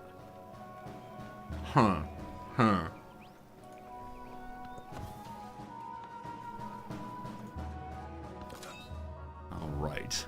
My friends, what's that do? A monk has developed a method for affixing lenses to the face, granting clarity to those with frail vision. Glass twists the sun's light, bringing nature's structure into sharp focus. Because I have certain assumptions about me and about all of you, I suspect that a large number of us wear glasses or contacts. And occasionally I've had this thought, which is, my vision problems are congenital. What would it be to be a person with vision problems in a world before there were lenses to fix this problem? You would either be, I assume, profoundly dependent on other people, or you'd assume the world is just blurry, or you would be dead. And what a great technology, right? There's lots of technologies that help us in the world, make the world a better place. But I think for me personally, glasses might be the #1 most important technology for my basic enjoyment of life. So we can do science with the lenses. Or instead we can make the lenses for our court officials, get a big old pile of influence. We already have quite a bit, so I should probably do more influence for right now, because I need to make Friedrich like me more. Friedrich the Abbess says up to 41 friendly. I want to continue moving that up as I can. So, we can give him a reform. This is a Lafayette's special idea. You receive a social policy slot. We love it. He gets 4 gold per turn. So, this is incredibly important for the way Lafayette plays, because more social policies, more traditions, more good. He's on board. Very good. Very expensive, though. Scattered evidence exists for visual aid use in Greek and Roman times. Oh, really? I didn't know that.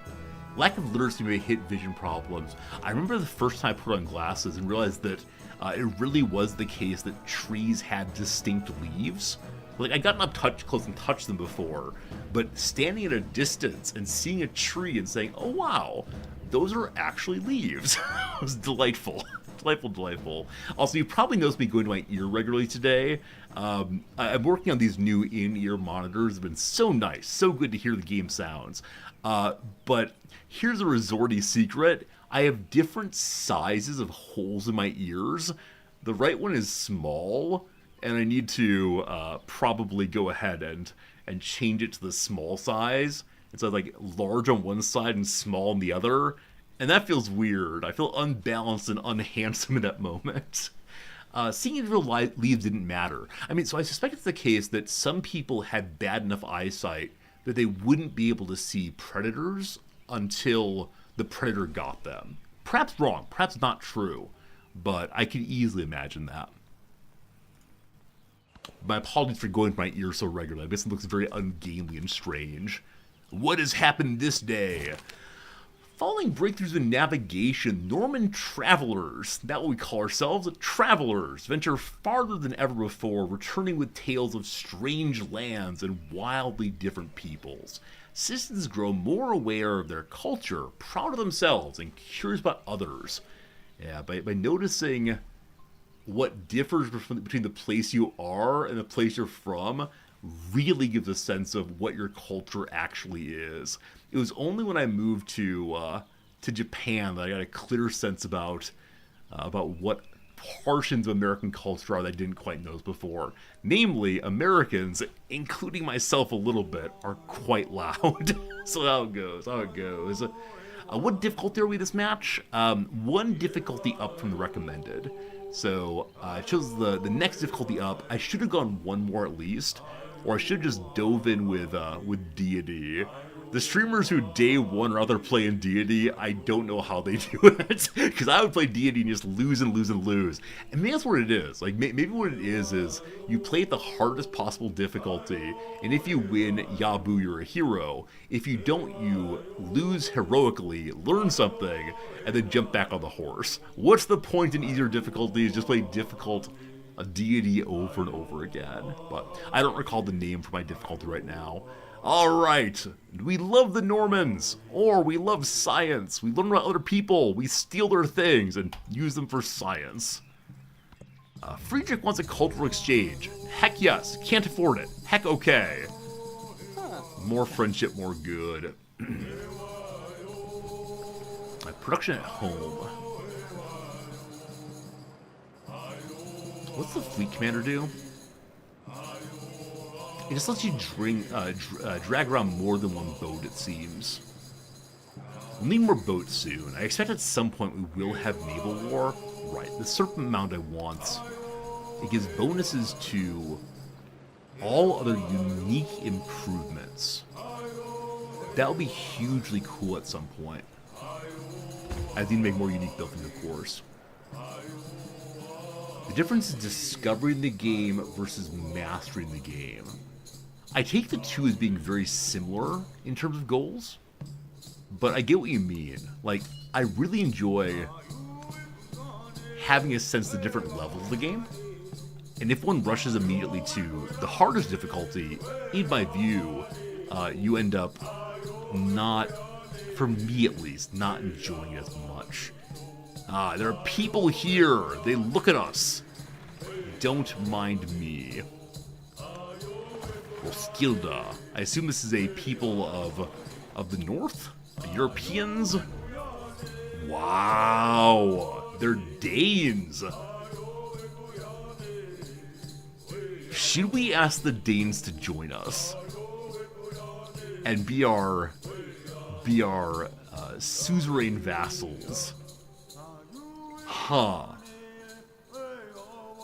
This is me being so unbelievably racist. And I just realized that it happened. Because a moment ago, I mean, I want their territory. Like, this looks really cool because of the chocolate. But a moment ago, I saw a culture here. I saw the chocolate, and I said, let's just kill them, no matter who they are. And there are these nice African-looking people. And I'm like, they get to die. Having not even seen what these people have, I say, let's be friends. I'm a monster. I don't mean to be what I am. I love they're down by the cold, though. That's very cool. Okay. That's a good time. I just want the chocolate. That's all it is. I just want the chocolate. Alright, our settler's on the way. I don't know how much damage you can take, my friend. Hopefully not too much. They want us to settle here. Boy, howdy do I agree. Right here is the gold. No fresh water, though. Alright, one moment. It's open ocean, not yet. Okay, click out. I find it so hard to click out this character. I don't know why. So left click does nothing, no matter where you click. I have to click on their character instead. Is there fresh water? So the lake here is fresh water. But there's sugar! I didn't realize there was sugar, oh my goodness! We must have a coastal settlement, though. I assume that this counts as coastal in this direction. This is coastal also, even though my cog can't move there. Okay, so if we build here, 1, 2, 3, 1, 2, 3. This spot seems desirable. Is Lake Freshwater says coastal? I don't know. Good call on that one. Yeah, maybe there's no fresh water here at all. Well, that's fine. A little bit sad, no happiness bonus, but we'll give them chocolate, and everyone will rejoice. Ooh-wee. Looking forward to that. The last of their type. Some poor scout hiding in the trees. Their puppy dog. We'll let them wander for right now. At some point I might need to get rid of them, which feels bad to say, but you do what you got to do, I suppose. I know that some people, possibly the Spanish, get conquistadors. And I'm very, very curious how the conquistadors work. But please don't sink. Please don't sink. Look at the wonder stats there. I actually forgot there was a wonder here. Thank you for reminding me. So 1, 2, 3. We get the wonder eventually. My apologies. I swear I know how the video game is played. Goodness. Alright, Danes. How many points to make friends of you? We can ask them to raid someone already. That's the true Danish way. Looks delicious. We need 227. It's gonna be a few turns. That's fine. Right around this way. Don't mind me. Am I making a new settler somewhere? We have a ton of money again, so new settler might be good. How many people do you have here? Only 4. You have to at least 5 people to make a settler, I believe. Rome. What trade caravan's right there? Caravan, you moving this one already? What you doing?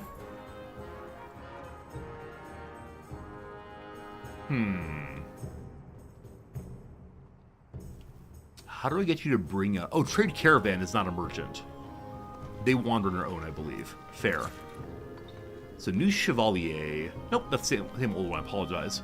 Here's Rome. I want to buy you a new settler immediately. Cool. And then you're going to head over to... Is it here? See, now that we have this, I'm actually a little less excited about all this. Because it doesn't make treasure coming back home. Friday night, come to the far side, we'll figure out past that.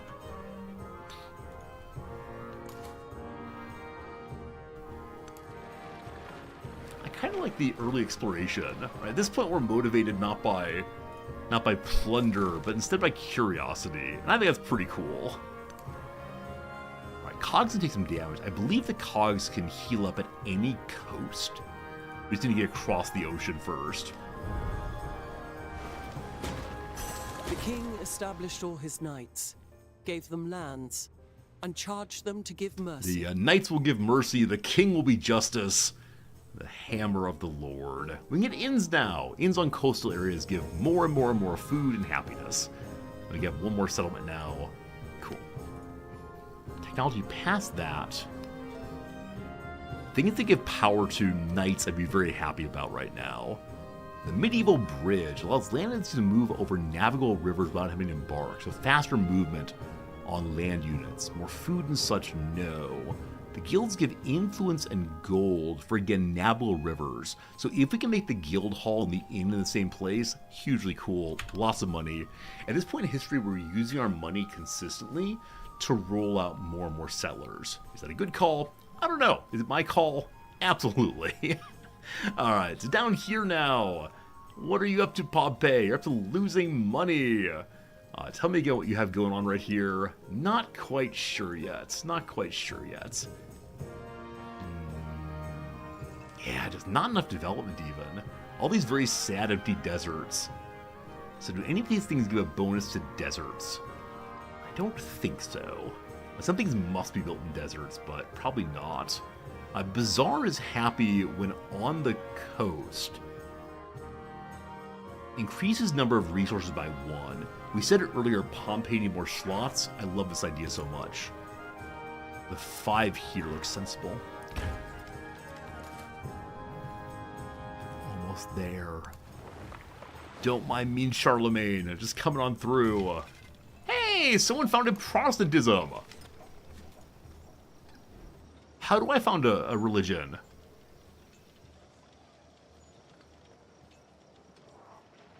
Team, I want to found a religion. I don't know how to.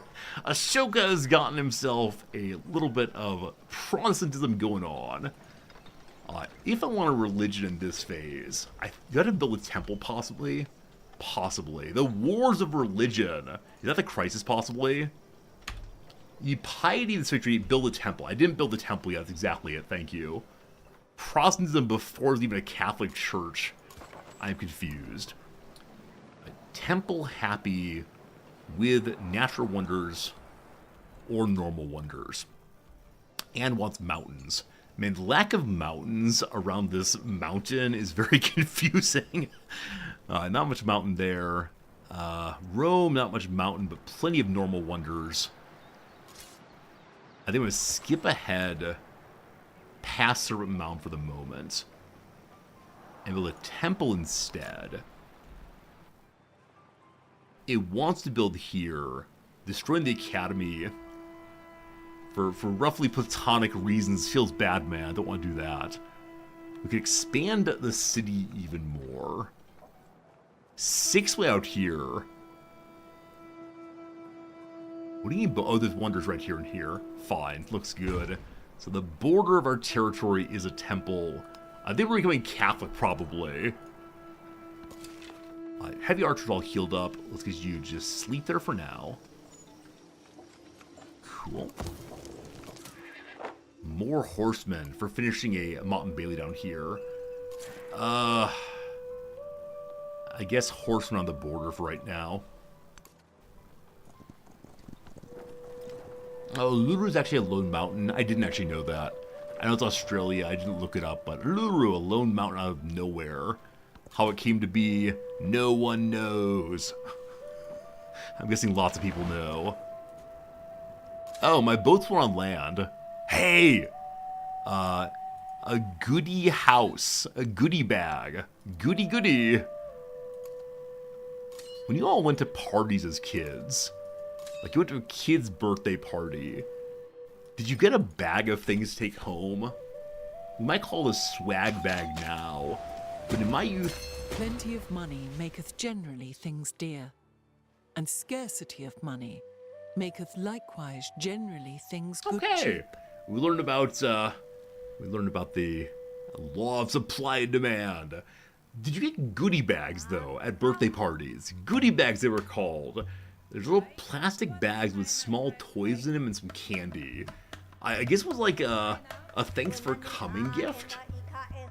I'm only vaguely remembering this, but it's something we get just because you showed up. Wasn't that a nice time? Not sure. To the policies! No change right now, thank you. Only when the party's at Chuck E. Cheese. Alright, team. I'm gonna need to look about, like, 1980s manners. So... it's spelled with D or Y, I believe. Goodie bag.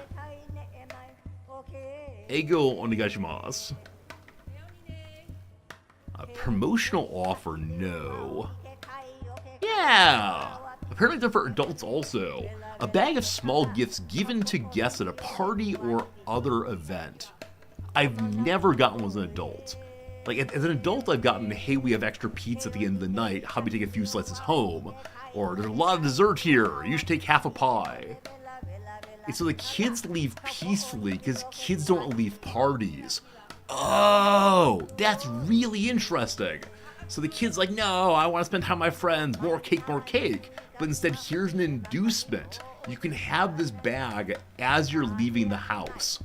I have never heard of that. Goodie bags are the worst as civilian. Is this a New York belief? Yeah, what fun, what fun. Do movie theaters in Japan give goodie bags? I have not received one. But yeah, in Japan, when you go to a movie, you often get a gift. No. Let's try to get this movie theater gift, possibly. Yeah, it's things like this. It's things like special cards, or a folder maybe, or a fan, with whatever film you've gone and seen. I think for the Godzilla movie we got a fan. I think for the Barbie movie we got a folder. Yeah, you do get gifts for going to movie theaters in Japan often. It's a delightful experience. And people are so quiet. We sit quietly after the movie's done, enjoying the credits together, and boy, I love it. Alright, with feudalism completed. With mercantilism completed, what would I like? Colonialism, more gold on gold adjacencies, or more production on production adjacency as a policy? Authority, no. Inspiration. I'm just going absolutely everywhere. Like, I should really focus a little bit. How about we go back to the Norman civics, obviously? So common law, one more social policy slot, all about it. Regardless of what the policy is, awesome. Awesome, awesome. Okay, up here, we found the edge of the world once more, and so we're going to load up again and head towards the pearls. To the goodies. Next turn. Oh boy, we've taken some serious damage across the ocean. We will arrive with a little health left, I think. I believe it's been 18 damage a turn, so 18 plus 18 is less than 43. Boom, mathematics. Okay, Chevaliers, you're on the border now. You're going to fortify up.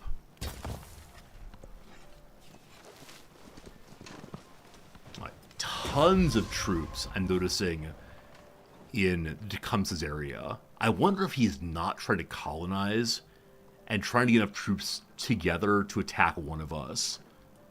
He is still hostile to us. His agenda's against us, so I do kind of wonder what the goal is here for these folks. How's our friend doing? Hey, Charlemagne looks also. Friedrich, we're up to friendly still. Okay, I can offer a cultural exchange, more relationship, festival. So both of them are either 5 or 12, depending on his response to it. I haven't done any espionage yet. I'm trying to steal people's ideas. Maybe I should at some point to get bonus technology, but yeah.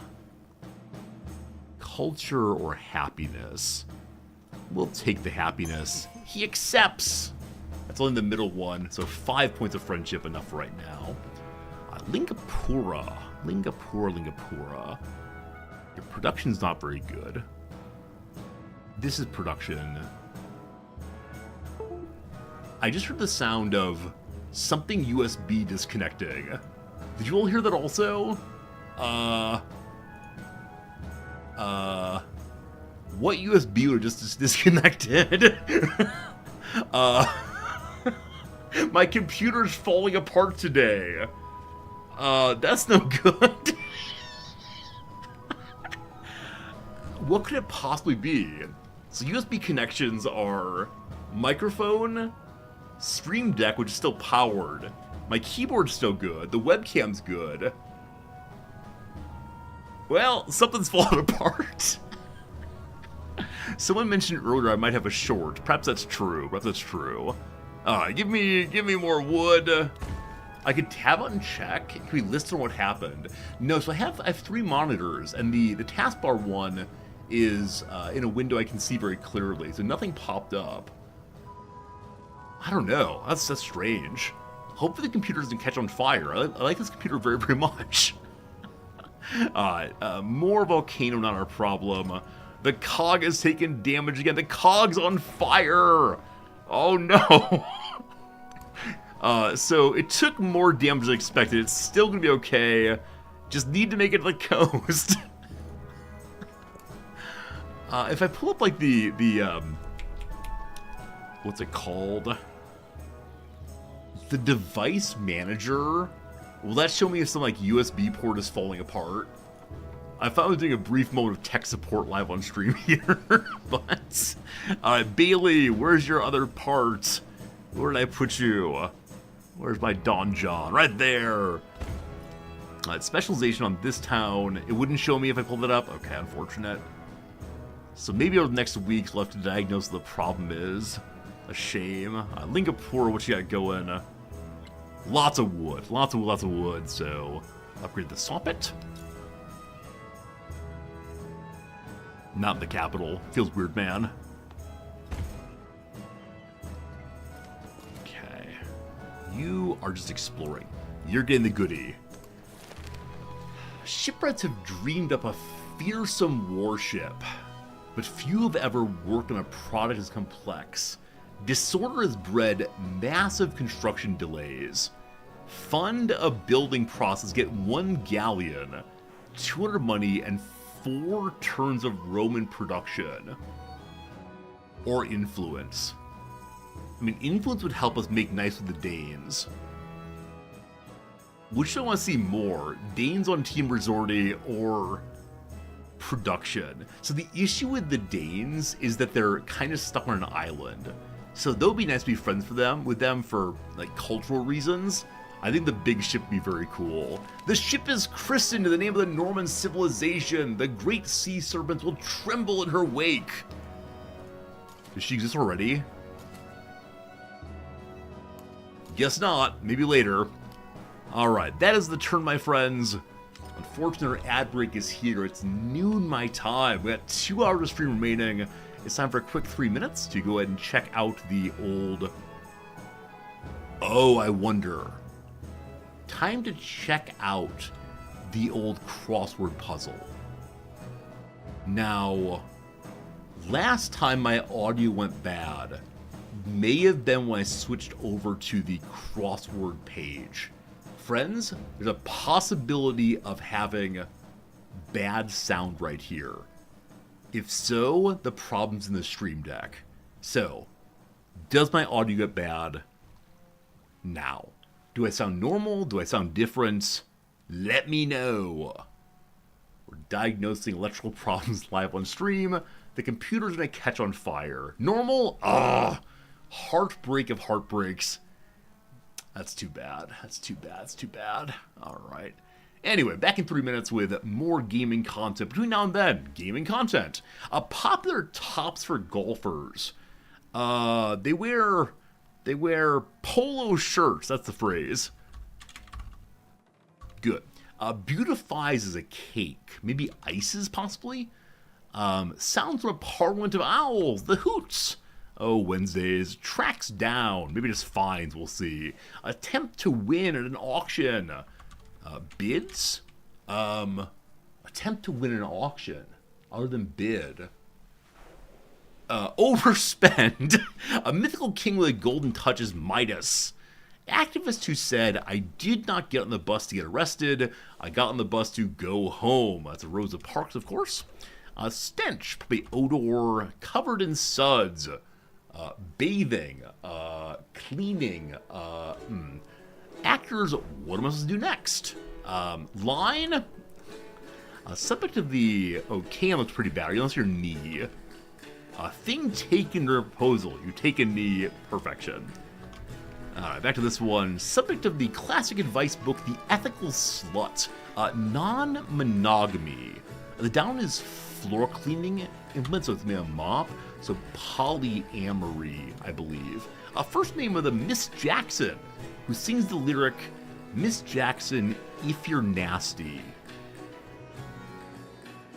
Does Janet Jackson sing in that song? I mean, I guess I'm thinking of the song with the very high-pitched, like, I am Miss Jackson, you are for real? Which might be Outcast. It's something a different song, I don't know.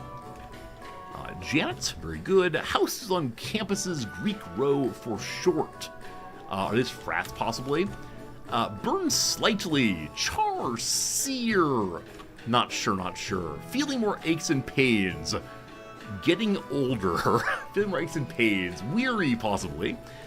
Burden from many college graduates. Oh gosh, debit. Officially dedicated, perhaps by breaking a bottle of champagne. Dubbed, named, christened.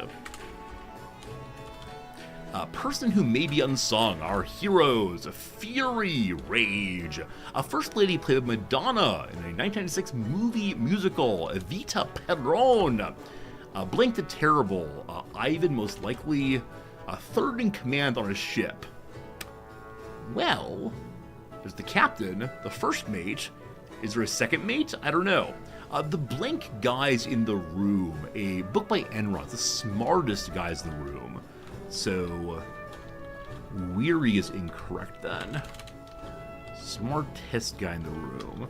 And so, third in command. There's the quartermaster. At any time. Ever. Awesome. Nice. Is it second mate? Oh, there's first mate, second mate. Oh, bottom's cut off. Did I scroll up? Oh, I apologize. I scrolled up accidentally. Show some flexibility. Maybe bend. I like bend there. A dinosaur with little arms. The T-Rex. Hard blank. Real sticklers. A hard asses, I assume. Very good. Friends, the ad break is over. 3 minutes have been defeated. We scroll up slightly. We pause it. We scroll down slightly. Very good, very good. If you're still here, you're a true Resorty fan. I thank you for your ad watching, or your subscribing, or your ad blocking, whatever you do. I'm glad you're still here. Thanks a bunch. I'm gonna get a glass of water. I'll be back in genuinely, I don't know, under 30 seconds. Zoomers, hold yourself together. If you need to, pull up the TikTok, scroll to scroll, back in a brief second with a full glass of water. Appreciate you very much.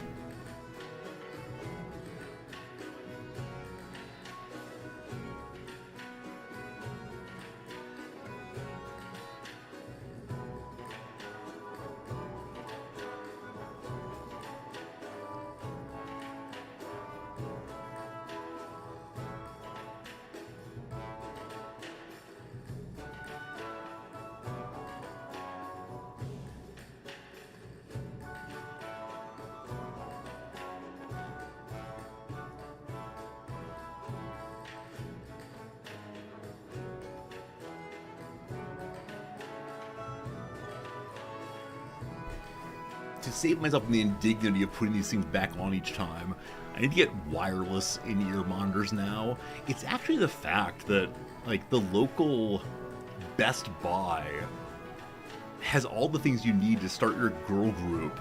And so they have in-ear monitors, they have, like, head-based microphones.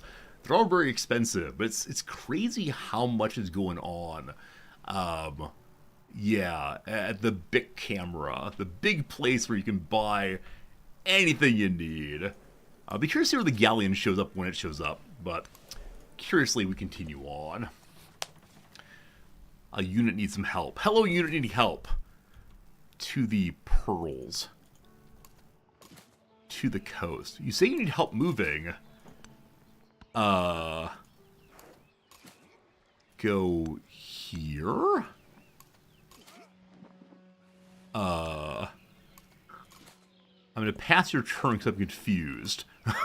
Not sure what's happening there. Local Yodobashi camera? No, not Yodobashi camera. Big camera all the way. Yodobashi might have good things also. I've never been inside one before. You've seen that movement bug before since the patch. Huh. That's my first time seeing it. That's annoying, though. It's always annoying when old bugs are smushed and new bugs appear. What a frustration sometimes. Kame grows. Our first time getting Niter, I believe. Siege and naval units get 1 bonus.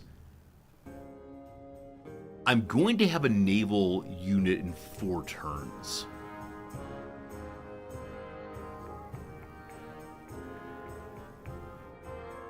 Like a big naval unit. Seems good. Diplomacy! Friedrich wants military aid.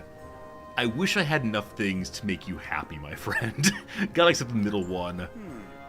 Yeah, he keeps asking when I have just enough influence to give the middle one, but not the higher one. And so we're having trouble getting him as high as we want to. We're still friendly. Yeah, I wish we could really support his endeavors, but too expensive, unfortunately. Huh. Maybe if we get back on land, this will fix the movement bug. But that's very annoying. It might be something with embarkation, possibly. Our cog has made it across the sea. Our cog is declare war. Oh no! Our cog is on fire and will get destroyed this turn. I can't believe I didn't notice the border. Oof. How about open borders? I accept your action. Charlemagne's gonna destroy us for his choice. But please, please let me survive. Ah, we made it! We made it safely! Heal up, please! The cog has made it across the ocean. We need to find a safer way through. This appears to be coastal, open ocean, coastal. So this is the safe way through that I just now discovered. It's kind of funny we found it after taking damage, but these things do happen, of course. Fantastic. Next up! Our commander here. And you can't really heal up while embarked. Let's just keep looking along. Yeah, again, the Danes are stuck here. We shouldn't bother making friends with them, even if I really want to. The Galleon exists. The Galleon exists with a 40 points in attack.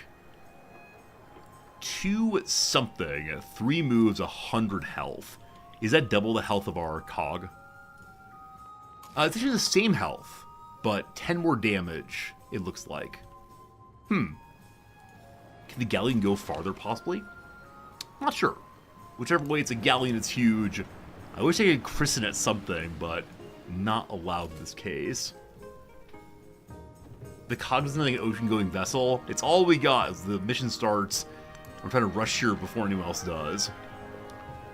Speaking of which... Buddy has made it here. Oh, you're here. You're really here. 1 turn. May you settle.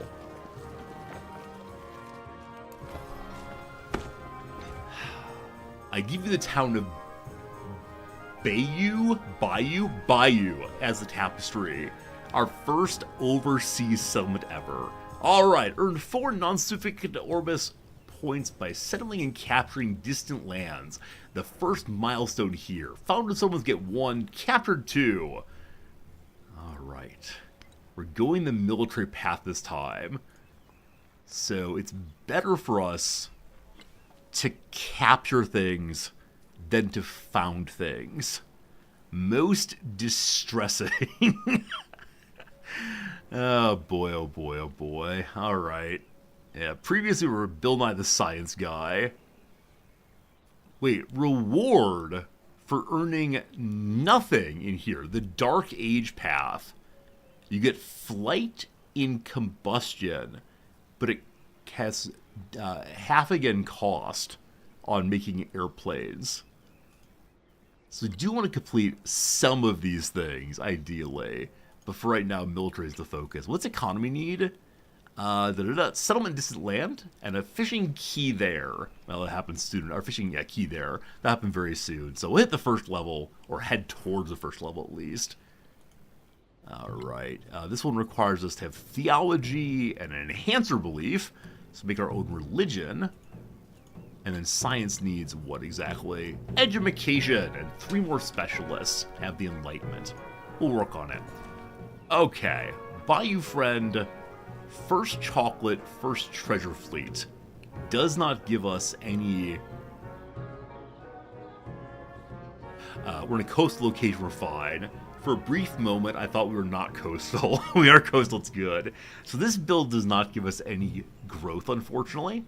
I want to see treasure fleet tremendously, but we really, really, really need food first. So, sugar! A treasure fleet also! I hope no one sinks my treasure fleet. We'll see how it goes. Cog was damaged earlier, that's fine. You are healing, correct? Good. Hey, we arrived! I wish to have a friendship merchant bit with you. Build a trade route! Cool. So number 1, we got some gypsum. I want to make a city across the sea. I don't know when that will happen. But for right now, it needs to go somewhere else. It gives double production if it's far away. Pompeii has a new open slot, right? It does not. I think whatever we're building right now will give an open slot. Whales! More production. Fish! More food. And these are bonus ones. So, Bayou needs to expand. So I think food is the good call there for right now. Bayou, there. What? Hello? What am I missing? What am I missing? Bonuses can go anywhere.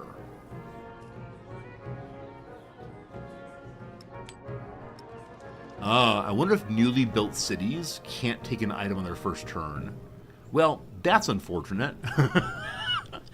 Well, Neckin expands instead. Hey, see, how's it going? When you build on an island, you lose loyalty. So C9, I don't know what's going to happen. I've just built my first island city. We'll see what happens to our happiness there as it goes. But welcome to the channel. Hope you're doing well today. Alright, so gypsum for production, we're all about. So Pompeii, I would like this to have instead. Yes, gypsum goes here. More production can go anywhere that has a hole. This city is building. 25, we'll take it, we'll take it, we'll take it. Things have happened. So many things have happened. Goodness gracious. Number 1, Friedrich and I are friends. Cool. That's awesome. Also, someone started an endeavor with me at Friedrich also. Orthodoxy has been founded. More religions. No Catholicism yet, though. Orthodoxy belongs to Friedrich. Cool. In Maka, far to the north there. I believe he is the Abyssinian faith. The Abyssinian folks all the way. Ashoka's the Protestant, and Himiko,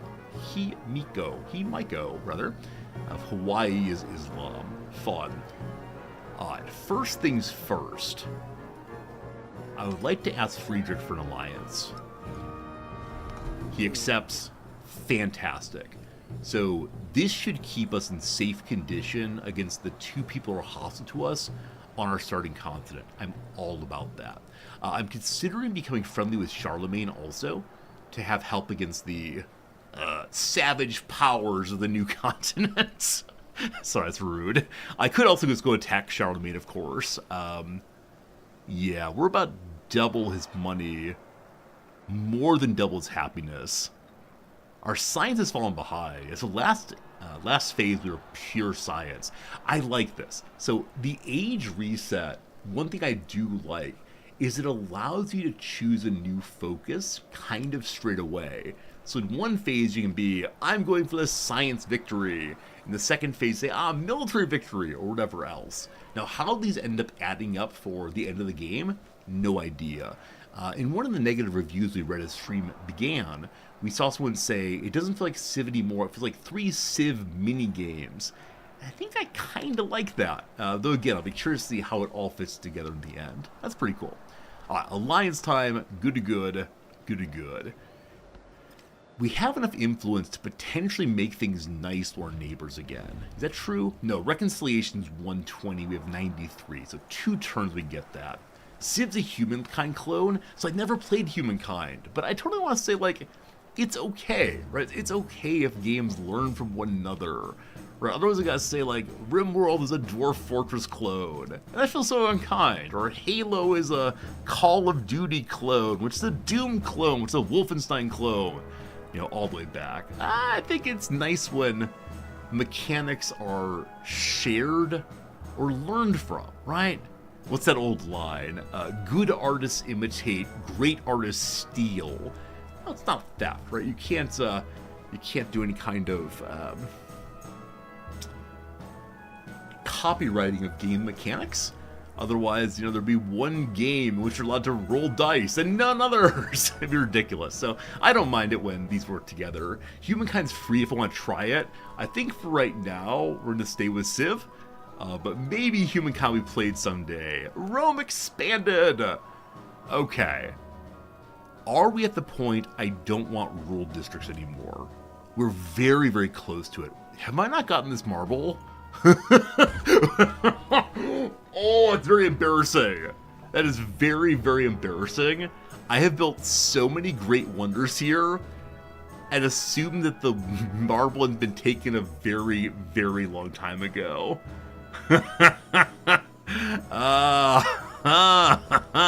Video game. I swear I know how to play you. Neapolis is an open spot also. Looking for rare resources. Not seeing them at all. I swear I'm looking closely. I swear. And there's marble there that's already been claimed by Friedrich. So I think just food. No, we're probably getting close to wanting to change our focus. I suspect that production is the answer. Though, right now, big food seems best. And more happiness. People love the chickens. Just claim Friedrich. He's my only real friend, unfortunately. Friedrich and I are ride or die. Probably die. Alright, the temple's coming here. I loathe that we have to, make our mysteries here, but I want to see a religion of our own making. And I don't know when that comes available. It'd be pretty cool, though. Neapolis, what do you have going also? Neapolis is a bunch of woodcutters, so upgraded saw pit, very, very cool. It's all about the same, so here is fine. Hey, Glitch, my thoughts on the game so far. If you do !how is, you get about a 1-minute summary. But my quick comment is I'm having a good time. 1 3/4 thumbs up. It's a fun game. It's a really fun game. Create a religion. With the temple complete, the Norman people can found a religion. Similar to the pantheons, religions can boost various parts of the civilization based on the beliefs that I choose. More beliefs can be unlocked via the civic tree. The reliquary belief will determine how you earn relics, which are critical to the Enlightenment legacy path. Relics of the saints.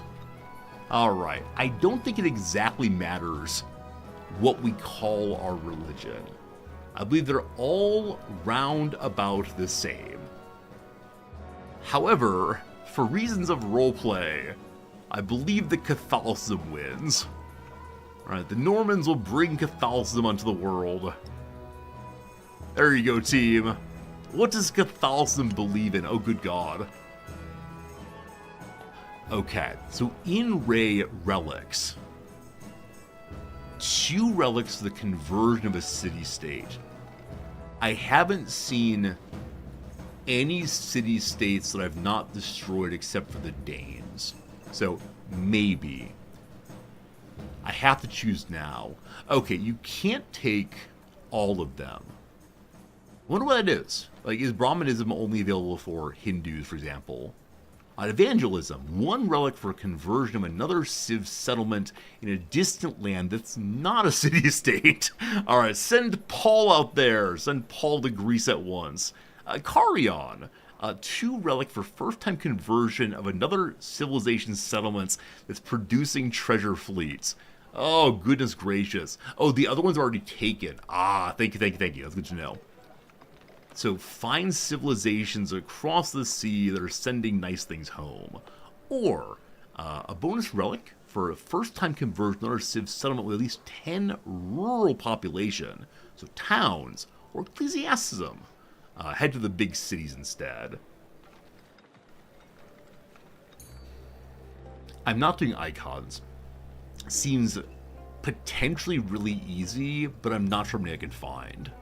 I would like to have one of the twos, but I don't know what other civilizations will go and be taking treasure areas. I want them all. Someone must get some, but haven't seen any yet. Oh, what's this? I just now noticed a shipwreck here. I should go take the shipwreck. Clearly. I'm glad I noticed that. The purple bling is a little hard for me to see at times, but there it is.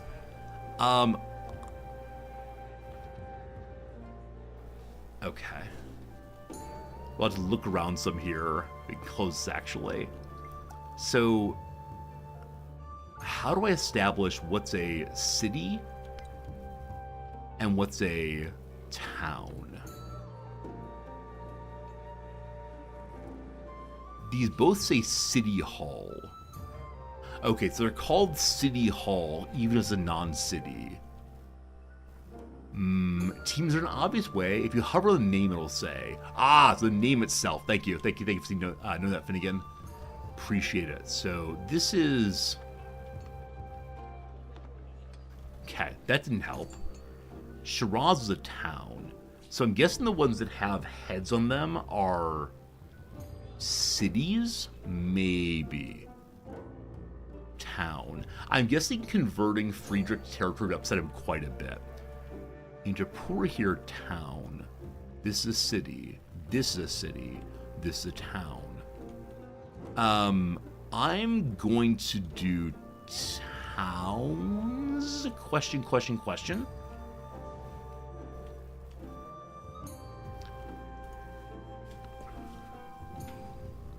2 for Charlemagne.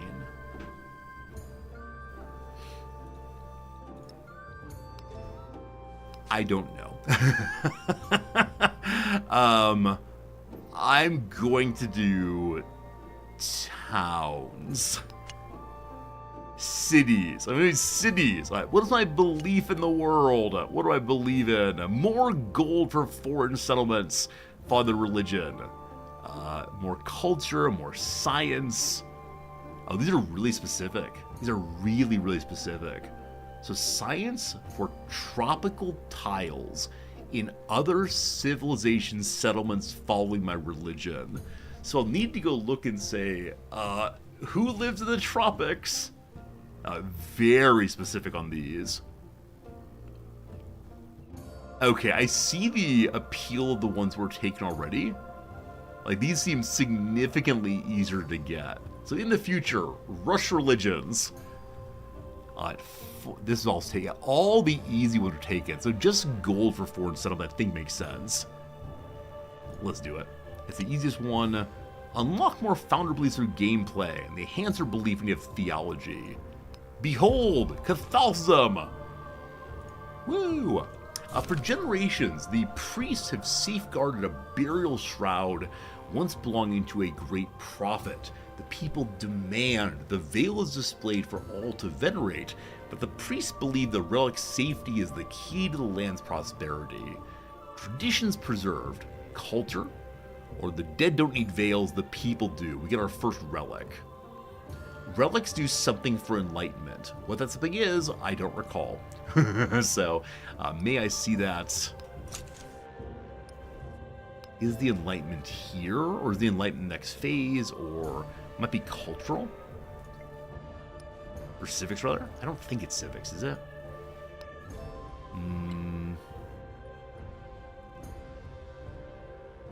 There's some pop-up about how relics work in this era. Rough. I'll take the relic. Alright.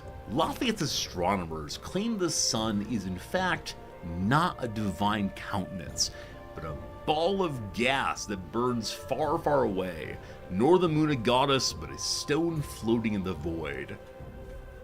Rough, rough, rough. What's the They Might Be Giant song? The sun is a massive incandescent gas, a giant nuclear furnace. And then eventually became the sun is a miasma of plasma. There you go. Number 1. We want to have an alliance with our Civ and 1 diplomacy point. So get an alliance with someone who don't yet have it with. So Charlemagne's way to go, probably, unless the one we have already counts. Or the people believe in science. More science on any observatory. Let's get a quest. I like quests. New friends bring new ideas. Lafayette's newest alliance sparks an exchange of knowledge that enriches both peoples. So the alliance we already have counts. Cool. Diplomacy point, let's go, let's go. So we've been going down the middle so far. I mean, happiness per age, like a permanent happiness bonus on our cities seems really nice. City-state suzerainty, no. Happiness in settlements with resources, that could add up. Let's go ahead and take this left side now also. I'm not quite sure how to best min-max that one, unfortunately. Thera has become active. Alright, so we do have a great wonder volcano here.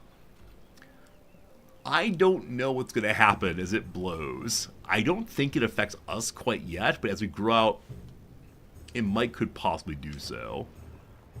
We have the Great Shroud. Bonus to culture, bonus to happiness. Put in the capital, of course. Good. Units command. Good eye on there being a border here. I think earlier I was confused why I can't go this way. There is a border that's coming from Pataliputra, Ashoka the Great. That was not a movement bug then, it was my inability to understand what's happening on the screen in front of me. Things happen. Alright, the second settler's upon us. Settler 2. I would like you to go right here. No fresh water. That's okay, though. Okay. I thought that was a settlement we discovered. It's just a boat. We're fine. Okay. Probably makes sense to heal up these units. They heal up more slowly at, I think, 10 points a turn instead of 15 points a turn in friendly territory, but that's okay. Alright, the cog is still on fire. Please keep healing. Thank you. The galleon rolls forward.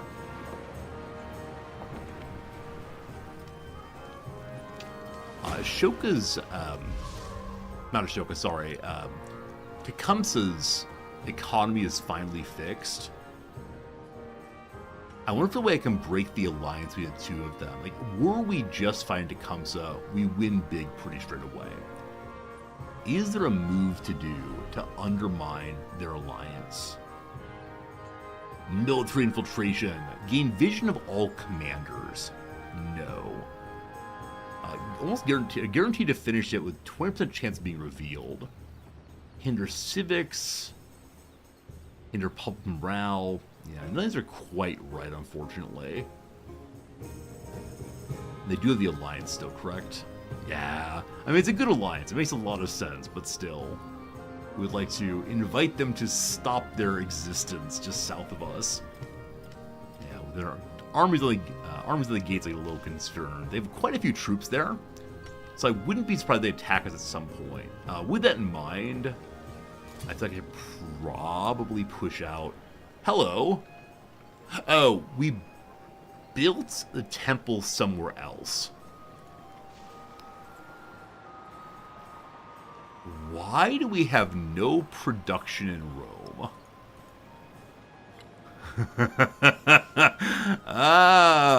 Well. Oh, no. So I built a temple with money while having a temple queued up here. Did that sap all my production in my capital? I'm considering reloading the game to see if it redeemed itself. I may have found a delightful bug. Okay, the temple is not unique, so you can build more. Oh, right. Thank you. The galley consumed 4 turns. I wish that were indicated more clearly, but yeah, building the galley was 4 turns of production. We're fine. Everything's good. I forgot that part. I think at turn 3 of 4, it's all good. Oh my goodness, I got very confused for a moment there. Lingapura, you keep growing, thank you. What should I build for you? What do you need? We have to repair a woodcutter. I didn't realize the volcano had destroyed that. Need more production, fam? That's right, I say fam. Sure. Hey, Jess, how's it going? Thanks for the lurk, YouTube friends. Appreciate it. And the granary pile in here. We like it a lot. Okay, 1 money remaining. Absolutely planned. The Sokoban took damage across the way. That does happen. You're going to keep moving. Very good. Down here, I want you to heal. Thank you. Up here, I want you to go exploring this way. I really do enjoy games when one is able to use your military units as scouts also. It's just a nice time. Of course, Stellaris is the game that first comes to mind when you're able to do that. I like Stellaris a lot. I don't like their DLCs, but I do like the game itself.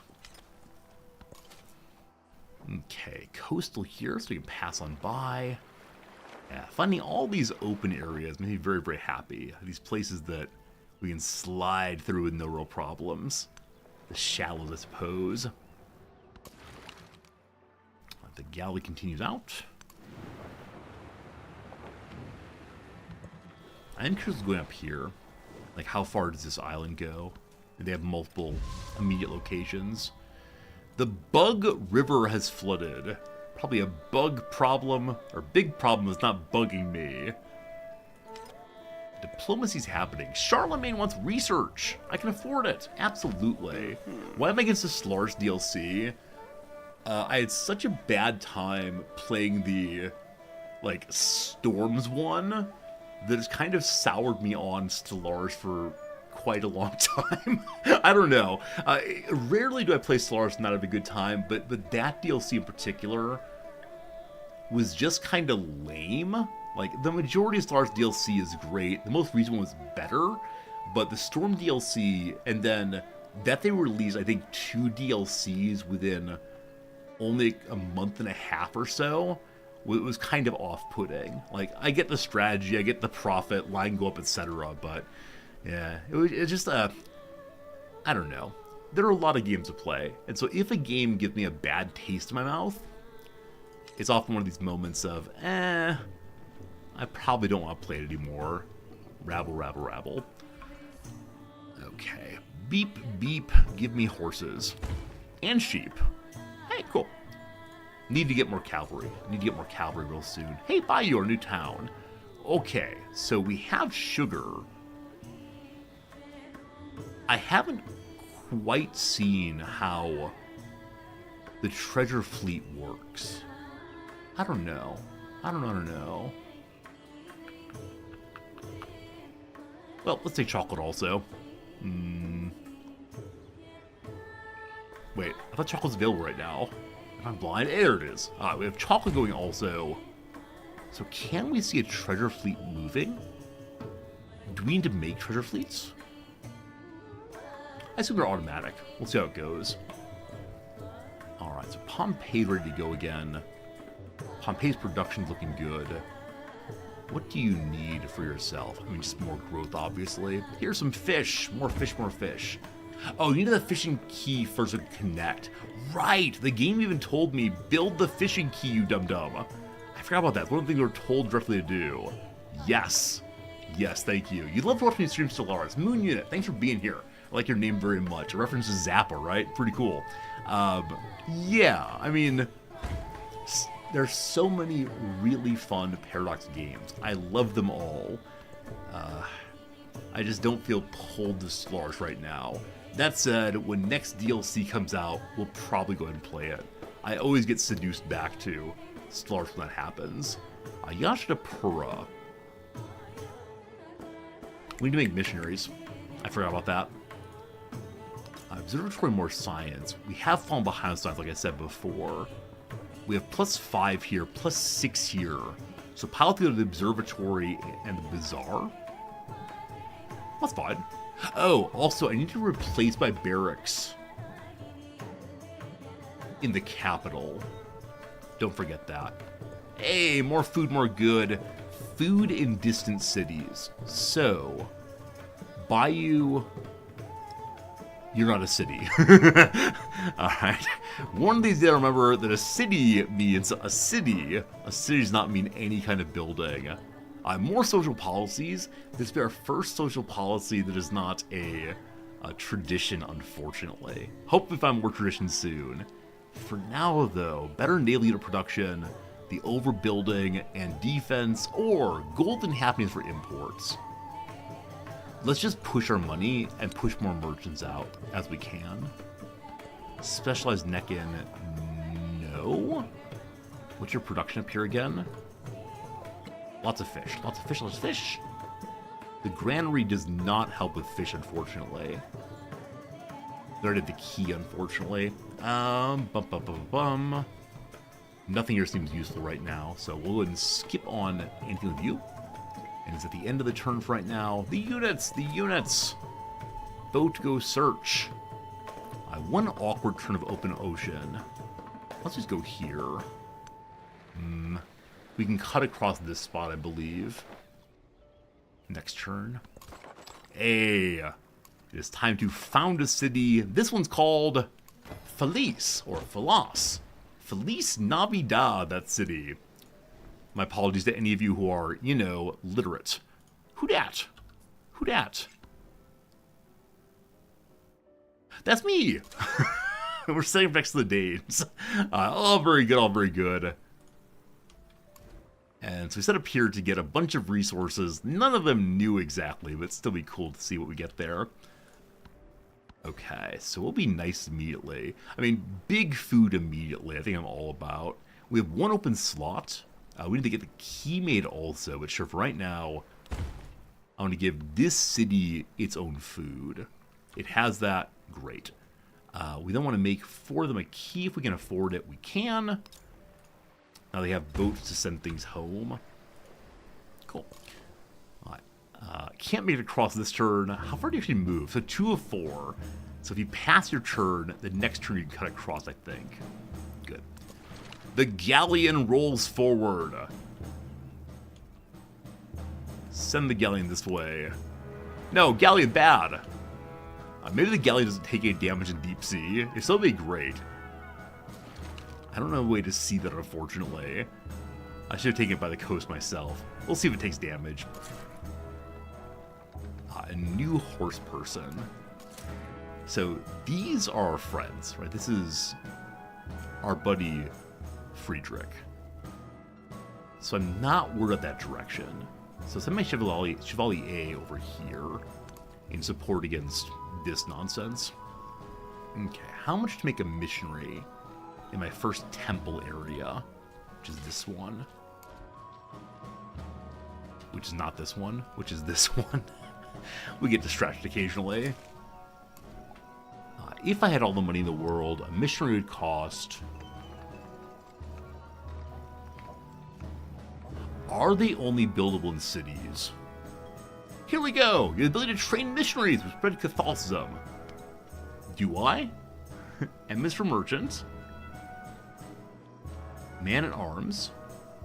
Hey, there it is. 425. Where'd it go? $425 dues. So we can spread in the good news. Got it. That rhymed. Didn't mean to do that. The master and apprentice love the master in different ways. Oh, Nietzsche, I appreciate you. The apprentice loves the master for what they learn from them. The master loves the master for his own great glory. So Guild Hall on top of Inn in our capital sounds so good. the kiln, cultural building, and more wonder production ability. I don't know if there are wonders I can build right now other than the Snake Mound. We haven't opened many wonders of this age yet. Okay, so our production is now available again in our main city. So in...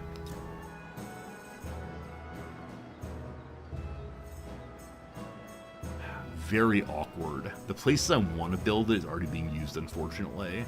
Hey, Rudzilla, how's it going? Yeah, that's unfortunate. If I expand one over, can I then build it here? I mean, it's not as good as this one. So moving the market out the way, and then moving the bazaar also. No, they're supposed to be here. Oh, feels awkward. Here, all these nice places we're building on top of. Oh, good call. It's too far away. Only build 3 out. Good call, good call. Well, now I'm cranky. We don't really need the food. We build somewhere else, possibly. And Olympus Guildhall looks so cool. Who else is coast? Pompeii does. Has been built on already. Let us see. Let us see. You have no key yet? That's weird. So if the inn's made... Okay, this spot I like, actually. So we'll add that. And the guild hall goes on top of it. Good. A line of production. Good luck, Pompeii. New tech, new tech, new tech. Okay, we still have not the machines. So guilds are finished. Guild mastery is more gold on any gold building, more pressure at any clay pit mine. Clay pit or mine. We have quite a few mines in the capital, I believe. That could be really nice. Education! Build the university. And the possibility of a special building. The Schweiterdon Zedida. I don't know what that means. Huh. I like books. That said, we're not playing science time. We're playing military time. It's time for the military. That's what difficulty I'm playing on. Is there a way I can find the name of my difficulty in this playthrough? Unfortunately, I don't recall the name. It's whatever, like, the default difficulty is +1. Because I'm not much of a Civ player. It's something I'm wanting to learn, but...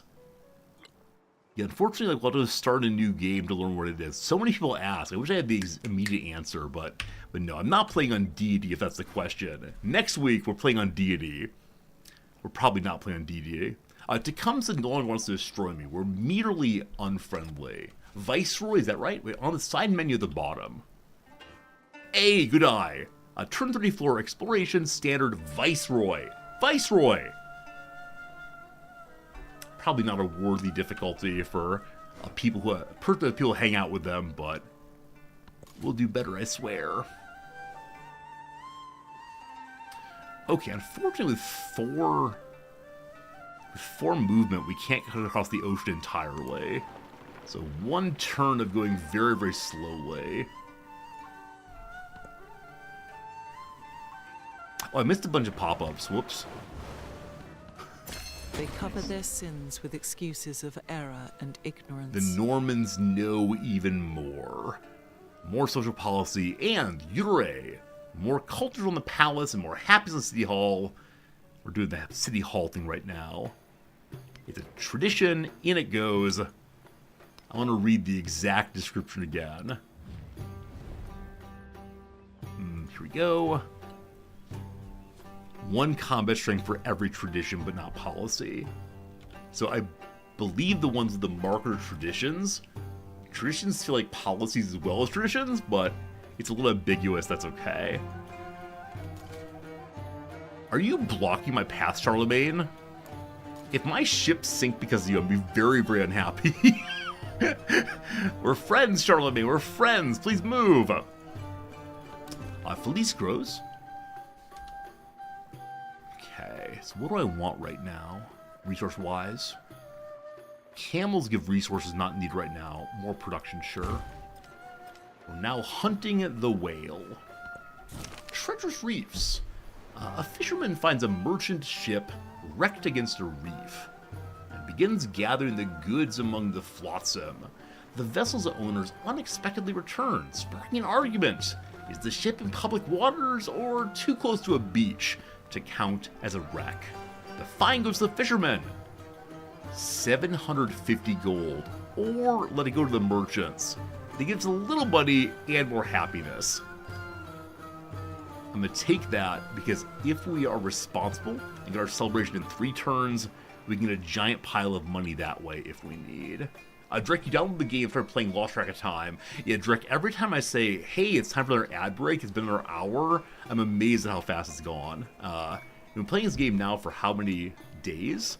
A total of 15 hours so far, so 3 streams so far. And the time is still just flying, and man, I love it. Tecumseh's denouncing me. We just became less hostile because he just set up a trade route with us. And now he hates me again. Fine. Whatever, buddy. Someone is doing espionage. The High Shaman of Hawaii is stealing my secrets. For being revealed, they suffer a -8 influence penalty for 10 turns. They stole mercantilism. What? Very well, very well. Maybe it's time for me to start stealing things. I mean, we hate these people already. Sure. We'd have 7 more, and then we can steal technology. See how it works. CivVII just finished. What is the next CivVII here? Cavalry is cheaper, another settlement available. Cool. Also, more culture just for having traditions slotted. We have all traditions slotted. Or we do our survey. More gold from farms, doubled in celebration. Plus our plutocracy plus 20%. That's a stupid amount of money. I won't get this done in time for next celebration, but after next celebration, we'll then go for this one. Alright. In theology, what do we got here? Civilians move more. Missionaries have 1 more charge, so presumably can Wolo twice. Another belief, another relic. And the Reformation. More gold, more science. Religion, cities are happier, and we convert settlements more easily. Fascinating. Or we still do exploration for a bit and head towards the Renaissance? Or authority? Or colonialism? More gold on gold adjacencies. Not sure what gold adjacencies would be in this case. Let's use that inspiration, just get the culture moving forward. Building a lot more culture than science this time around. The Norman are a cultured people. It's a bonus to production in anywhere. Biotown, you can have it. You have a key. I think it's just on the turn when you find a resource. You cannot give it to the town that found the resource. Is that true? It's just not clicking over, unfortunately. I think that's the case. So more production in a big city would be cool then. So Rome, what do you not need? You don't need food right now. And so that can go to a city.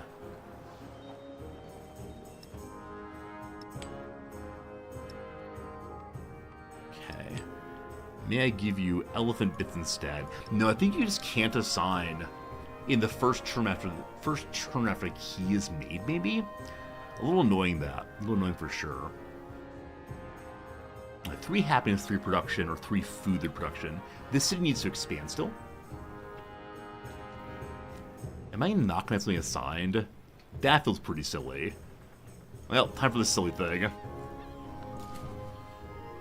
Charlemagne is still not moved. Well, maybe next turn. We are the Normans now. It's true. We finished our time as Rome. Hey, Charlemagne moved. Thank you so much, Charlemagne. You absolute hero, you. I need y'all to just post up and heal up. That's very good of you. We found some red territory. The territory of the shaman. We've just discovered, my friends, that the Earth is a sphere. We don't know it, but we met the people of Hawaii in the far east. We now found them in the west. How cool is that? I do wonder if we get a bonus for circumnavigating. It'd be really cool if so. Let's see. The settlement of Rome has been fully converted by foreign missionaries. That's not okay. That's not okay at all.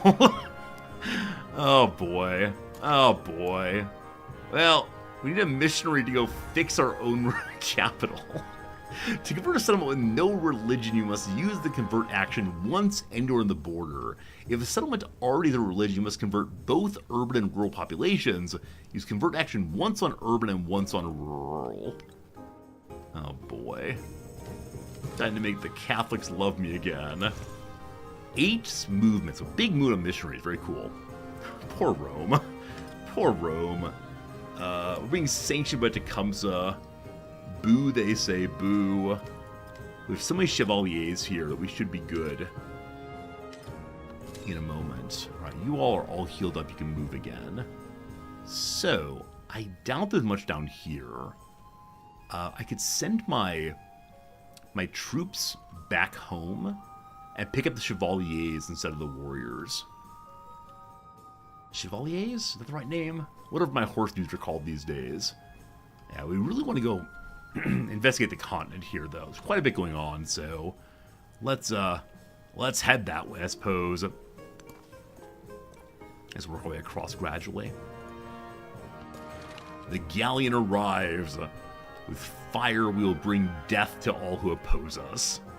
Is that a nice phrase? I'll take that phrase for sure. Oh, it's not chevaliers. Chevalers. However you pronounce the word. Chevaler. Norman speakers, I need your help.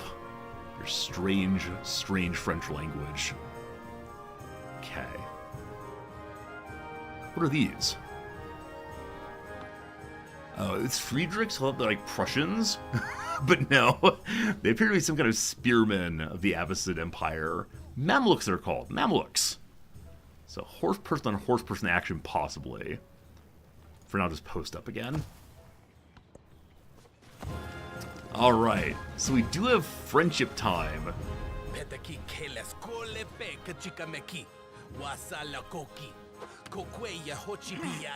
I thought it might happen. And now it has. Tecumseh's not interested in doing any kind of exploration of the world. He wants to destroy us again. We must support ourselves twice to keep our war score happy. I assume the allies are all in too. I don't think I have to invite him in. My support in this war is causing a penalty to Tecumseh's happiness in settlement and a combat penalty when fighting the units. So we are not set up for this even a little bit. But it is the case that our friend Friedrich has troops down here already. So you are part of the war, correct? War is here. How do I see allies? I thought they joined automatically.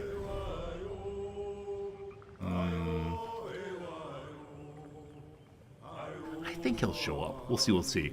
I need to awake all my Chevalers and send them to the forward points. Now, it's possible that these people end up... Oh, he joins next turn. Very good, thank you. So, forward. I wish I had better understood the relative strengths of this swordman and my Chevalers, but I believe we're stronger, certainly. Cancel your movement. Where do I have other ones? It's probably time to spam out a bunch of them. I know I have one. I have some swordmen here. I should probably move at least one of them forward. I'm leaving there for right now just to think. Other horse dudes. Other horse dudes. There's one. That's the same one. I just lined up against Friedrich. We pretend like we're afraid of Friedrich. It's in the wrong area. Here's Rome. So. We are surrounded as the battle begins. That feels pretty bad. We don't have a commander here either. Charge! I probably should have stayed in my fortification. I wasn't quite thinking about that. But we didn't win that totally, so we will stay in our fortification then. Cool. I need more horse dudes. 2 turns or a cost of 425. I really want to finish Serpent Mound, but more immediately important is to defend ourselves. We're going to bring the boat back. Who's this? Tecumseh's. We begin bombarding here. We have found our target. They have a little merchant there. And soon they will have death. Something like that. We also have troops currently. I pushed them all west, unfortunately. It was not a very smart idea. I believe we probably got separated out enough that the AI said, oh, he's undefended at home. One more group of troops right here.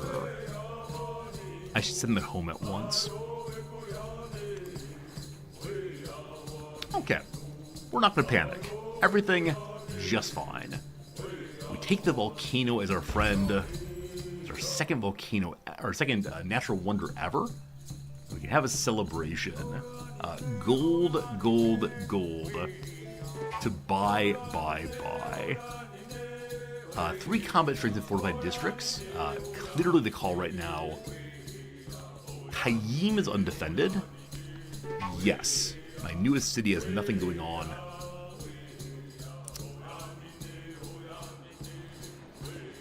Shawnee in Rome. Rome needs more defense. Gosh, it's true. I didn't really mind Q the soldier. Oh, is that true? One second. Did I not put soldier on top? Thank you for catching that. Yeah, soldier on top, absolutely. Okay, you're a missionary. I gotta get you home safely. Hey, it's Chevalier. Okay, cool. So you all are just gonna charge her right now and give them what for?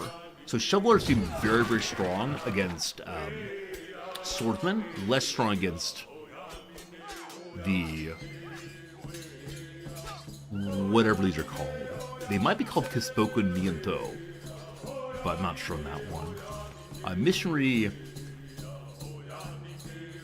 I don't know, team. I don't want to convert Interpura, so we'll try to get home to our own territory, I think, very slowly. Friends, unfortunately, it's 1 p.m. my time, so time for yet another ad break. Once an hour, we get to it. This will be our last ad break of the main stream, I believe. We got 1 hour gameplay left, so if you can make it through the ad break, I promise you're going to see a war. Will I win this war? I don't know. I got overly excited about the new world. Isn't this the case? The same thing happened in history, where some nations got so excited about sending all of their troops to the new world, they were profoundly undefended back home? Or am I the world's worst strategist? Which one is it? Which one is it? All right, team. 3 minutes of ad, 3 minutes of crossword. You can't make it not an ad. You can do it. Just hold your grit together. You gotta believe. You gotta say yes. For the sake of Resorti, I'll watch this ad. World views. I just don't know what they want right there. Whoops, my apologies. Hello? Please click in. There we go. Revise. Edit Shirley. SNL alum Carvey is Dana Carvey, a person who gets made up to go on a play date. I love this one. I love this one. Made up, not like pretty, but instead you make up your imaginary friend. Aww. Atlanta-based agency that employs HIV experts, the Center for Disease Control. Grain storage towers are silos, not Rios.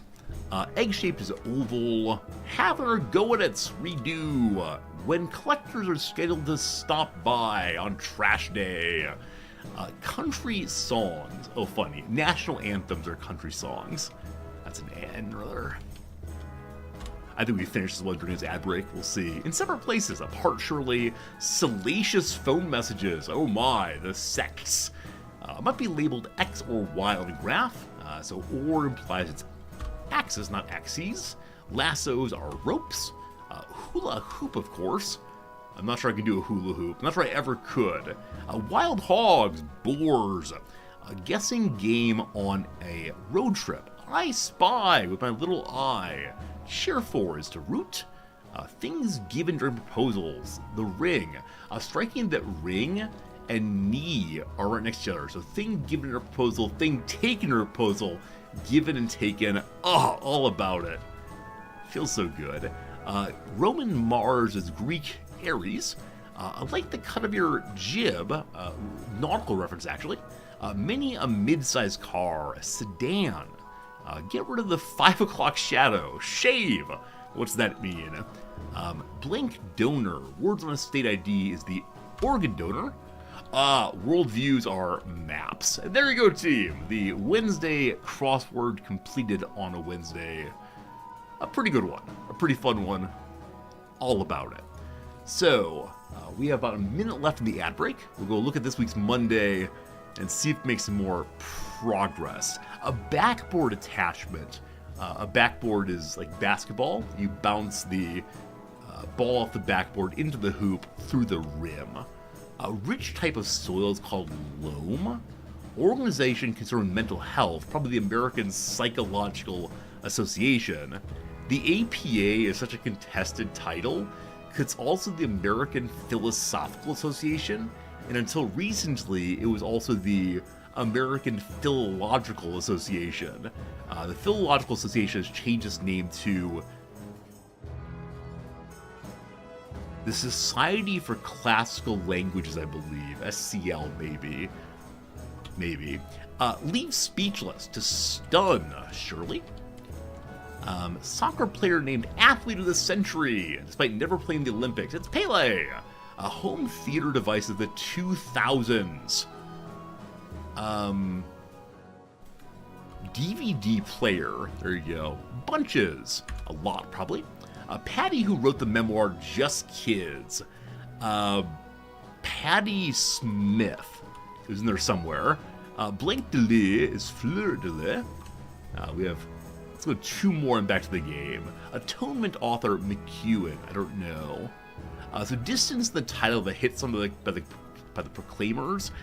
So the aim of this puzzle is for all of the across special themers, you have to multiply their number by 100th, or make it 100th number. So the proclaimers would walk 500 miles, they would walk 500 more. What's 1/100th? They would go 5 miles. I suspect that it is, that's 5 moles. That's a molecular weight, I believe. And so it must be Ian McEwen. Last one for now, Inner Circle. Very good, very good. Progress. We'll get it tomorrow, I'm sure. Team, return to the game once more. 57 minutes, here we go. Do we win? I don't know. We'll see our friends come here. What's a mole? Molecular weight, I believe. Oh gosh, there's fighting everywhere. Okay, somehow, our horsemen hang on. Alright, the destroyer of worlds is here with us. Very well, as expected. Another flood. Mogami's over flooding, all very good. Wonder what a mole was? Didn't your school have Mole Day? I remember this being a big deal in my high school. Pi Day and Mole Day. The day on which the physicists and chemists celebrated Avogadro's number. There you go. A lot of fighting happened. Somehow, this one horseman is still alive. He can go out gloriously and kill something. A new horseman presents themselves. I'm gonna march my soldiers out and get a kill there. I need a commander here. A commander takes 9 turns to make. That's pretty bad. So then I have all of my commanders out in the New World. A problem. We'll get to that in a moment. So I could pull this one back for healing and send in the new one. And they can make it this turn. So yes, you disengage. This is not cowardly. This is glorious. You heal up. New buddy.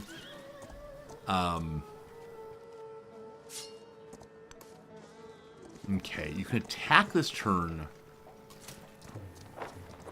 I don't want them to get a kill, because then they charge, I believe.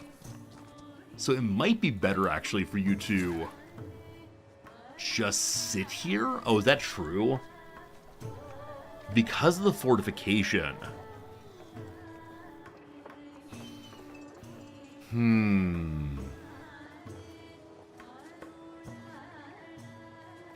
Yeah.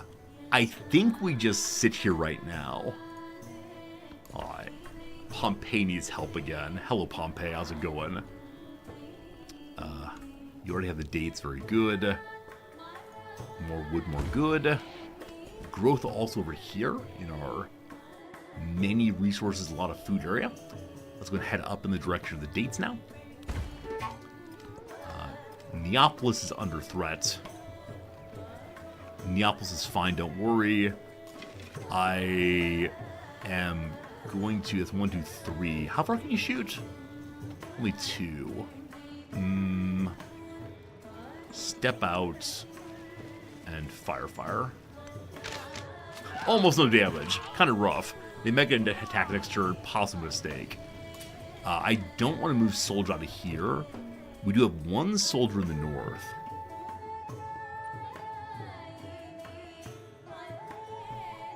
That can move free. Basic swordsman, but to the front, all of you. Consolation, Neapolis. Fix that mine! Who broke the mine? Outrageous. Brickyard would be good also. Cool. Not enough money to buy anything right now, unfortunately. Missionary. Run to here. You're fine, you're fine, you're fine. We're being attacked from the north in a big way. We have made a mistake. There are problems in this moment, team. Did you join the war? So war against a mutual enemy. True. He's had his turn. How do I see? Okay, I see that you joined the war. Friends? Has Friedrich not joined the war? Huh. I don't know how to see that exactly. Well, that's exciting. Okay. Kill? That's fine. Galleon, this is not a great target, but it's my target. Begin bombarding. Cool. Click on the face icon on the screen with Frederick. The face icon.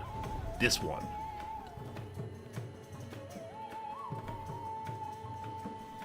He's gonna be like, he's a peaceful person. Refuses to join any wars ever. In the face here? What does an alliance even mean if you're not gonna join a defensive war, brother? The heart. Alright, we're here. Oh, he's at war. There it is. He's at war. I apologize. Okay, I thought I said hated, but no, he's at war. Good stuff. He is helping us. Again, good stuff. Alright. Bring them home. We could push to make Charlemagne love us, but we're probably okay right now. More horsemen, more good. We must protect ourselves against the incursion here. So bump-a-dum-ba-dum-ba-dum-ba-dum.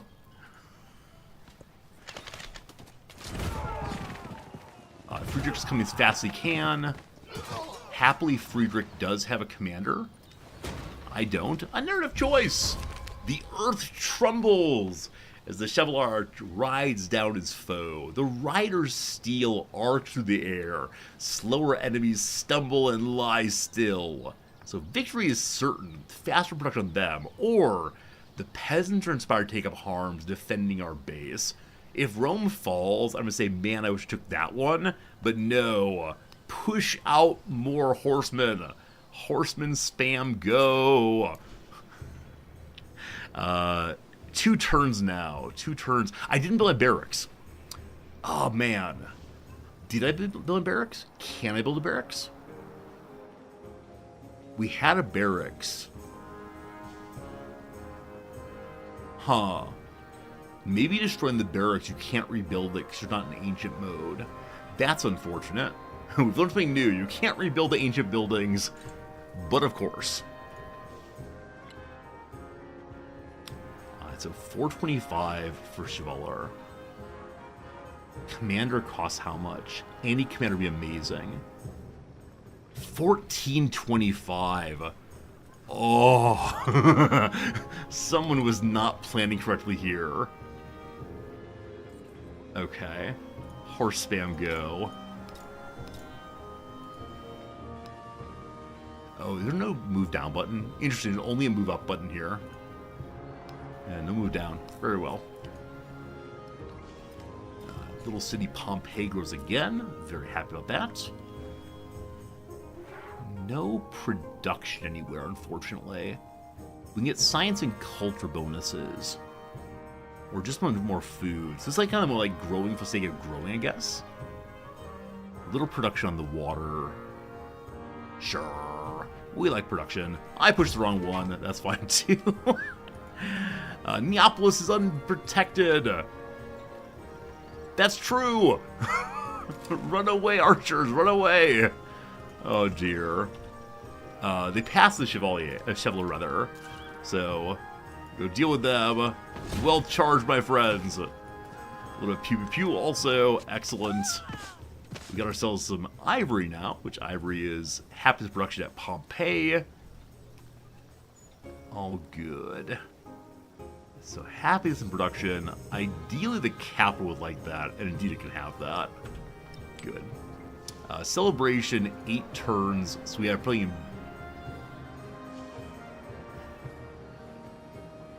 I think I chose gold. I wish it would show me directly what I'd chosen in this one. It does not show the choice. Unfortunate. Swordsman attack. That's fine. I want to keep the defensive. So happy to see that Friedrich is helping us. And then I have a pile of knights who are going to come help also. So get to the fortifications. Missionaries made it here. I need to convert a rural area and a... Okay. The rural people are Catholic again, thank goodness. I can assign things to Bayeux now. We're in good shape there, I think. Horseman, very bad shape. Heal. Horseman, kill.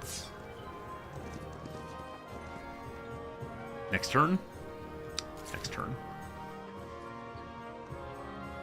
Swordsman here. Horseman. So I want to keep them inside the fortification, but where they can walk past then. So, who needs to go away today? Excellent! Alright, the galleon fires again. Good stuff. And finally, we can land our commander and his small retinue. Excellent. Just swordsmen. I don't care, though. I just need to get to home. By 2 or 3 turns, unfortunately. Alright, swordsman here. You go and post up. Base Friedrich arrives. Okay, Rome being attacked again. Oh, for a muse of fire. Alright, so we looked in the direction of peaceful civics. I have no time for peaceful civics. I worked my wits and thoughts about shapes and figures, and I arranged these shapes one by one. So we get upgraded sawmills, more food, and the catapult. Catapult are strong against fortifications. Good to know. Good to know. Meondalim. Production, please. New tech. How about something involving tremendous damage? I saw heraldry. Heraldry does what? The cavalry unit becomes level 2? So higher level of combat. I guess? And tier 2 exploration infantry. I don't know what exploration means yet. Let's learn about that in a moment here. Alright, what does the Book of War say? Is authority war stuff? What is war? War, huh? What is it good for? Absolutely nothing. Alright, there's nothing warlike here right now, so... what would I actually like? What would be good for us? Authority. Okay, so up here we made something.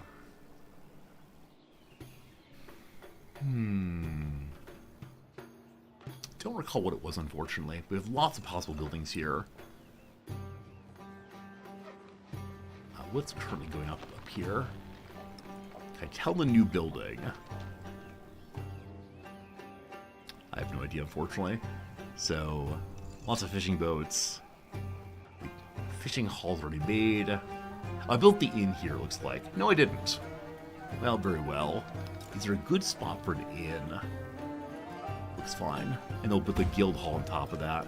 A hurricane! A hurricane is coming to the east. I don't believe it will cause problems for us, but we'll see in a bit. Specialization here. I continue to refuse to specialize. I should not spend gold on anything except for troops right now. I think it was 400, is that right? For another fine... Shoveler? No. Yes. Okay. Push out another knight. Fantastic. Bombard again. Lovely. One more shot and down they go. I'm considering... I shouldn't raise people. And yet this is not a good city. And so we may end up raising them. Like, there's no reason I would ever want this. Not even a little bit. Okay. Knights are not in fortification. They're not going to get a kill except here. Fine. Horse dudes already went this turn. Horse dudes. These are our allies. Just charge across, I believe. This is better. Good. Archers fire fire. Horse dudes finish it. Horse dudes too good. Normans are amazing, I have to say. I'm very pleased I chose them. They're rocking and rolling. Now, how they do against actual factual... How they do against actual factual walls, I'm guessing not terribly well. They do get a bonus against enemies who move more slowly. I can't imagine a wall moving at all. They must get infinite, completely infinite amounts of, completely infinite amounts of, bonus there. For a moment I thought they'd taken a city, but no, that's just a fortification. So we lost a swordman in the north, that's fine. The north needs support, absolutely. Fair. You move forward. You return us to Catholicism, please. Hooray! Majority Catholicism still, or now rather... Does that mean you are Catholic again? Huh. I see a red dot along with the... How do I learn of religion? I think the only indicators we get about religion are the 2 pips here, but not a clear explanation of them. Nonetheless, Cain ready to grow again. more infantry strength? More happiness? Happiness and culture and celebration. We do have quite a bit of culture right now. We have the iron, I guess. Big production also. Okay, fleece. Grab the dates as promised. More food, more good. Charlemagne wants military aid. Absolutely. 3 more damage on everyone. Next turn we can push out additional gold. Once again, Tecumseh has stolen mercantilism. Well, I'm going to steal from here if I can. I've been meaning to steal for a while now. We need 3 more points to steal technology. It's going to be great. Alright, the dates. Just food. So expanding Bayou looks great. Is Bayou, like, cut off somehow? Does Bayou have no key? They do have the key. It's right there. Is this a bad spot for the key? Because it can't, like, cut through. I'm just confused. I'm just confused why they can't get the resources. Huh. Strange. Yeah, I wonder if building the key here was a mistake. Even though it, like, has this little, like, weird coast through. Might be it. So, how do I fix this? There's no destroy button. If I can't send my treasure ships home in my treasure territory, I'd be very displeased. I guess I need to build over top of this in order to... But it's water. Oh, no. All of my treasure ships are stuck. We make choices, team. We make choices, and they are poor choices all the way. My ships can't leave the key, I believe. Mistakes made. Make it into a city. Will that do it, you think? 1,000 money to make it into a city. What's the advantage of making a city? I don't know, team. I don't know. I think I made major mistakes here. I believe we failed, possibly. The walls are hold. Can't believe I've done this. Oh, what a fool I am. Alright, so you need to go ahead and heal up. You new friends are new to destroy the people who dare take my fortifications. Next turn. Unwell people, you go inside and heal. I want to say that shouldn't be possible. I don't want to be a sore quote-unquote loser. And yet... feel a little sore right now. Down the road! Charge next turn. Goodness. Alright, this district is now destroyed. I think we end up raising it. Everyone will hate us for doing so. But I think it's the thing to do. How exciting. Get marching. Very good. Captain Explorer guy. Let's go. We're learning mechanics. That's right. It is learning, but it is the worst lesson I've ever heard in my entire life. Because I have sugar, I have chocolate, and I can't send any of it home. It would be great if there were any mechanic at all for intentionally destroying buildings. So I think like the best use for that would be if you're a player who figures out adjacency late, wouldn't it be really cool to remake your buildings for adjacency?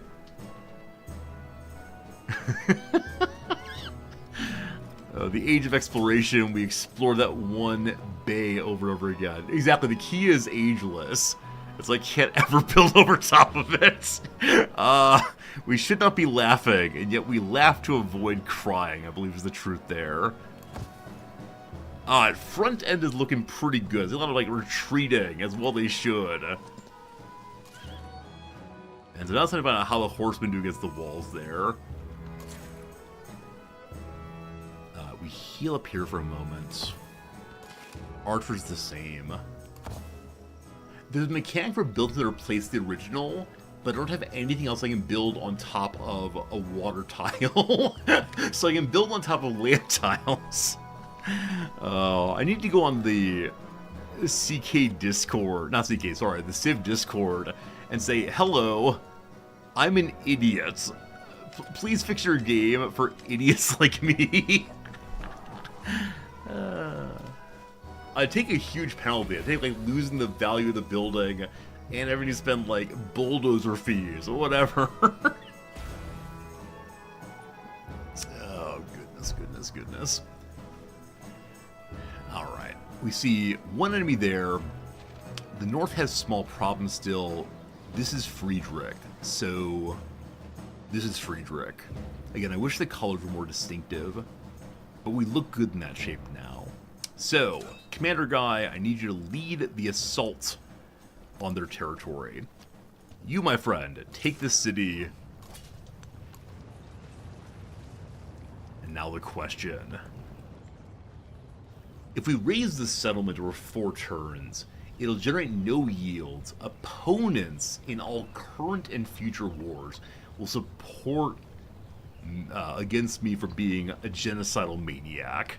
It needs to happen. I'm sorry. We confirm this one. Narrative choice. You're a monster. The Norman army has inspired the imagination of embroiderers across the land. They gather to create a work that captures the action and violence of the conquest. Do we want to buy you tapestry, 375 culture, or a wall hanging of crucial scenes? So 375 is a turn and a half of that. How many points left are needed? It doesn't show me a number, it just shows me turns. So at most 600. So it pushes to 1.5 turns at worst. But authority is not super urgent. So instead I'll take the more happiness towards celebration. So we're at 5 turns until the celebration ends. I really hope that the happiness points we're spending on next celebration are banked. If not, we have a major problem. We'll see it a bit here. Alright, our galleon has done its work. And now prepares to do even more work. I believe it's the only galleon on the map. I'll probably need to get it healed up at some point. What is Prophetstown? Prophetstown must be destroyed next. Hello, Mystery. So there's still this weird red here. Uncertain Catholicism, possibly. So, if I move you to a rural district again... That's Friedrich? That's Friedrich. Can you use a charge again? You can't. You can't. No idea. No idea. Anyway, I'm gonna go convert a, what's my bonus in my religion? What's going on here?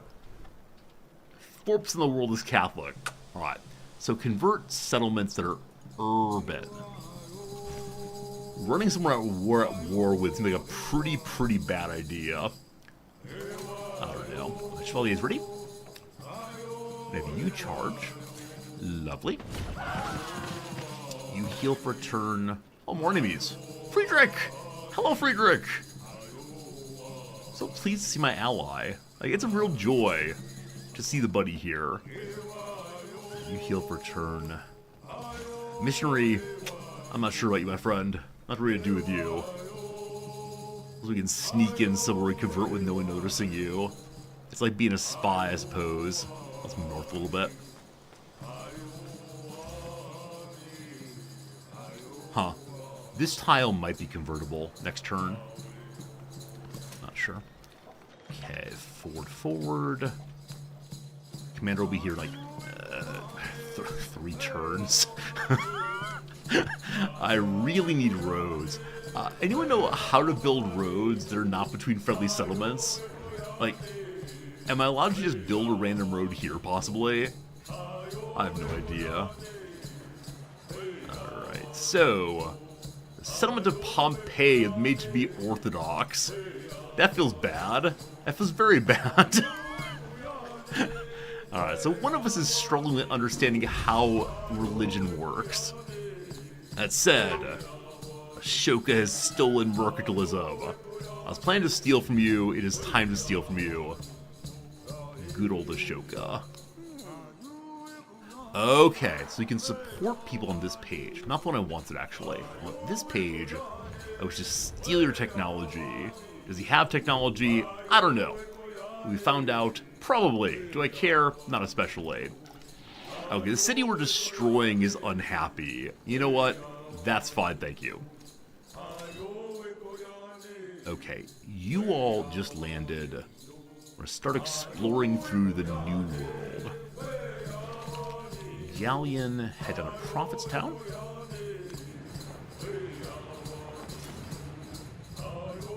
There's no reason to leave this army here. We go hide in Friedrich's territory, possibly. We've lost the settlement. Wait, that's right. We're at 11 cap for now. There's something I saw give us 12th one. 11's fine for the moment. I just need to raise absolutely everything they've made. Except this city looks kind of cool. A lot going on there. For some of it's valuable. Any great works? The Barret, I suppose. Whatever that is. Schiller forward.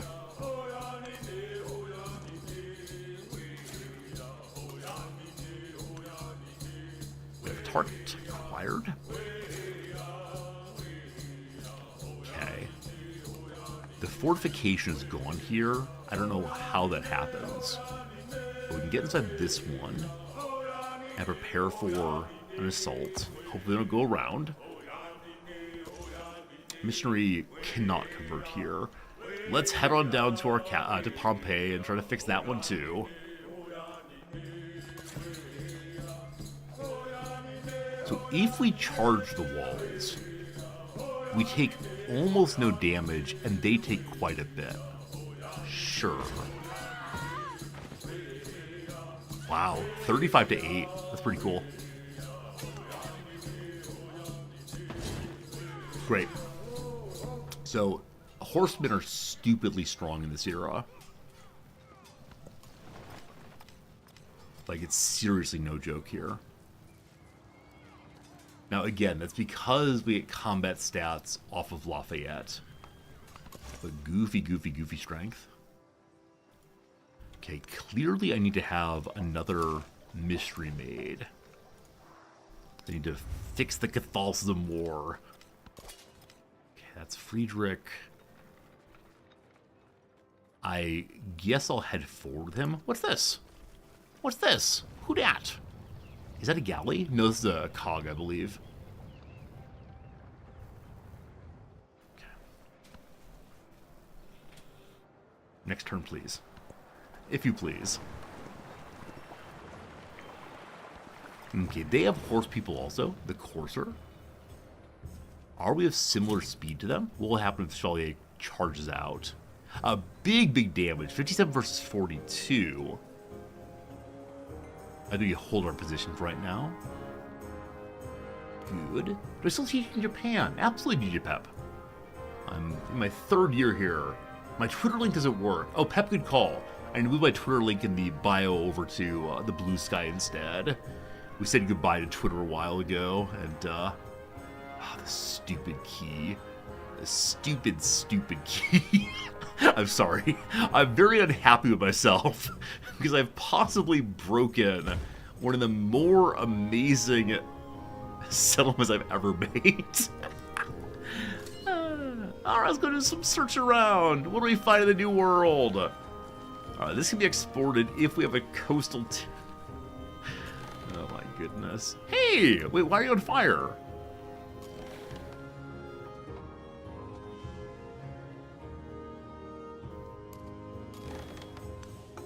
Wait.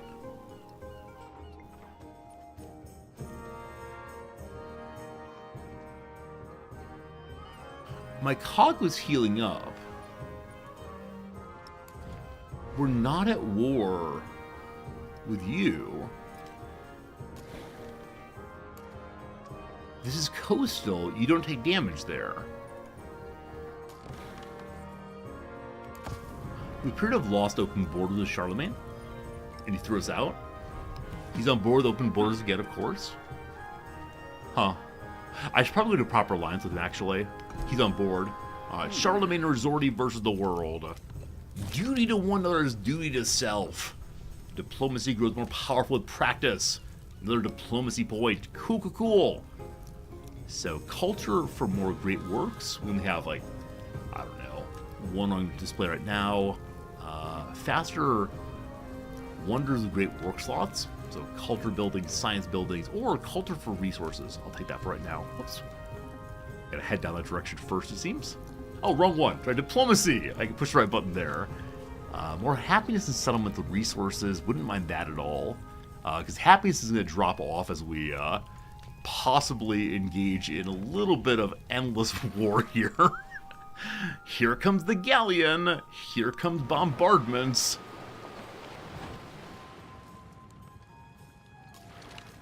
Next turn, bombardment. Take 2 or 3 turns. I'll move the soldier forward. Swordsman forward. Take Prophetstown next. Okay, so the horse dudes are rocking this. To the point I could probably send this Frederick's territory. Frederick's having a hard time. Big sad. So we need to send people over in the direction of Silic Kofa. I would love it if I had a commander to pick up all the experience points of these things. We just don't, unfortunately. Okay. Convert with the missionary. That's the end of his charges. So does the missionary retire now? Do you become an angel and fly away? Oh, he's gone. He's done his good work, and off he goes. Mission number 2. Got to get you to convert a city tile next. I don't know who you belong to. Not the right place. Onward to the city proper.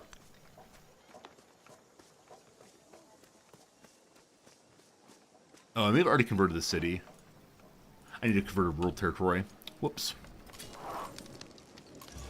Let's try again. Do the rural folk believe in the Lord? Are you rural? Or does rural be like truly undeveloped? I have no idea how this works. Here, go look over here next. The missionary will find a place to be eventually. Alright, once again with the charging. One more strike will do it. It is the case that there's an enemy here. Let's have you all charge them.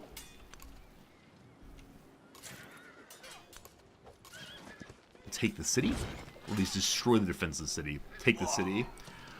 The malleable stone, it's green, almost organic, has been an object of desire in Norman elite life. But a rising group of newly influential warriors has commissioned Jade Lions out to their residences, where the stone's vitality conveys all is purported to... Where the stone's vitality conveys all it is purported to remains to be seen. Ah, very good. We have the lovely Chinese characters. The king, the Qing, the queen. Don't want to say that one, but a new civilization unlocked now. Cool. I sure do want to keep the city. I'm keeping this city, though it moves over settlement limit. They're not going to like that. I need to get my my commander down there as fast as possible. So dates again. May I give the dates to beautiful little Bayou Town? Of course not. If you ever want to see the worst gameplay choice ever, it was where I placed my fishing key. Hey, Charlemagne's helping us! Charlemagne's declared war against Ashoka. I don't know where they have a common territory, but here comes the king. Chevalier ready again. Prophetstown has no defenses, so the swordsman can take it with no problem at all. To the north, there's an enemy. We've probably been squaring up here for a while. And we'll go ahead and take an initial charge here. It won't be a win, but we're not charging out. We'll be able to defend against them next turn if need be. Archers! Archers find horsemen. Horsemen get shot. Swordsmen find horsemen. Soldiers do big damage. The north is undefended, is what I'm seeing there. So I need to move... Hello. The Chevalier is heading south. Well, go and rock some archers real quick. I suspect we're very, very weak next era. But still, the Atbara River has flooded. Well, it's not the Roman main river, the Rubicon. So we don't mind it so much. 840 CE, the years are flying by. I have collected all the writings and burnt those which were of no use. So we took authority, though we don't exactly need it. Then now we can counter-spy and stop people stealing our stuff if we want to. No changes there. I need something to give the additional settlement, if you please. Does colonialism do that? It does not. Does authority mastery do that? It does not. Society? No. Anything with a new slot for a settlement. Alright, mastery of colonialism will do it. Gotta go, gotta go. Choice now! A peasant is brought forward into custody for hunting my rabbits. On his knees, the poor man prays the mercy of Lafayette. His family is starving, he insists. Boo poaching, or get some money. Wait, offer amnesty to those in need. We somehow get money, we don't spend it. This might be a good guy choice. You know, spend money but get culture, perhaps, or happiness. It's weird that if you say poaching is forbidden, you get more happiness. These feel backwards, in fact. Like, protect the royal farms, get more royal pastures, get more money, versus offering amnesty, get happiness. Strange. Well, I'll take the happiness, thank you. Over settlement cap, this happens. My horse dude, I need you to head this way probably, but clearing here first makes sense. Good. Oh! I actually didn't realize we were in their territory.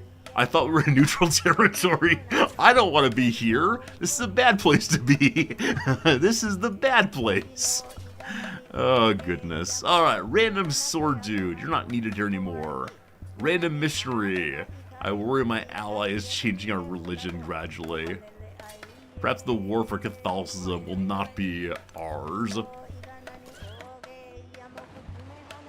Okay, so Chevalier here in good health. You get killed. Thank you. Oh, not quite a kill, actually. In which case, this Chevalier finish it. And then this one... Can you get this turn? Oh, yes. Oh, yes. Alright, now we begin destroying his city here. I think I misclicked. No, we're good. 94 defense drop! I thought that walls started falling when cannon were developed. Apparently not. Alright, Catholic majority in Pompeii now. At some point, we'll switch over to being two lovely... No, it seems that once someone's been converted away, it then changes back to not being as attractive as before. I miss my two blues. Hey, Pepper, how's it going? Hope you're having a good evening, my friend. Are you still playing poker regularly, Pepper? I haven't asked in a very long time, been curious. Tell me your stories, if you would. But good seeing you, Pepper, seriously. Hope you're having a lovely night. Always awesome seeing you. Okay, so we have swordsman here for whatever this is. I need to learn all of the different names of the different units, the different factions, because I don't know what a column is. Pepper, you haven't a long time. Another year around the sun for you today. Pepper MG, happy birthday. Chat, if you're still awake, offer Pepper MG happy birthday wishes, please. That's great, Pepper. Yeah, I appreciate you, and thank you for spending a bit of your birthday with us. That's a nice thing. We like nice things. And you all saying happy birthday is a nice thing also.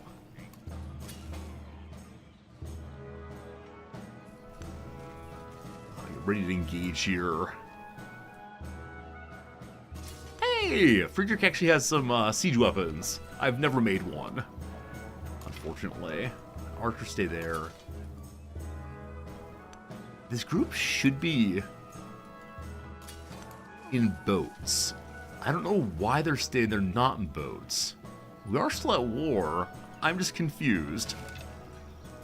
Neapolis, you don't have enemies in range, so you go and back to sleep for now.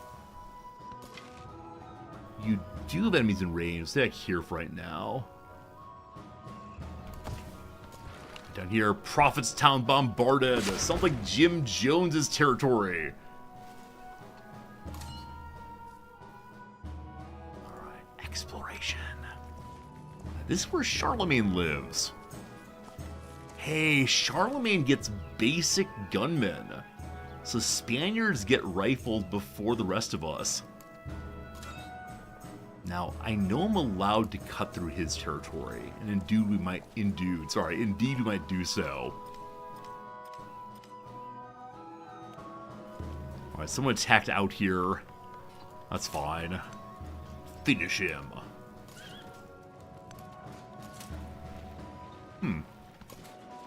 Oh, we're not quite done. Okay, so this is Chevalier. In you go. I feel like we're in God mode right now. Just pushing gears in every direction. All good, all good. Shintoism been founded. Our creators sang to us in Also, the wind and the running water, in the bird songs, in children's laughter, and taught us music. Wow. Looks very cool. I believe this serpent mounds bones both culture and science. Fantastic. Look how cool it looks. I grew up near the mountain people of Missouri, and so occasionally people would take field trips down to see the amazing mounds and to see Okay, right. I want to mention things I have to show you because you poor Europeans don't know anything about my homeland. That's right, my homeland. So we're gonna do the mounds of Cahokia. Yes. Actually, in Illinois, I apologize. And so they made these giant mounds a very long time ago. And these people lived inside these mounds. And I don't remember much about it because I never went on the field trip. But apparently it was things like this. They built houses on top of it, and they built over and over and over again to make these massive structures. What are the like animal mounds from the sky?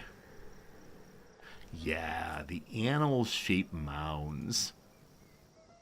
Native American effigy mounds. Isn't that pretty cool? This is the serpent mound we just made a moment ago. That's so cool. I mean, it's so hard for me to think about. Like, even me, imagining making an artwork or a ritualistic symbol that would be seen from a position that I myself cannot see.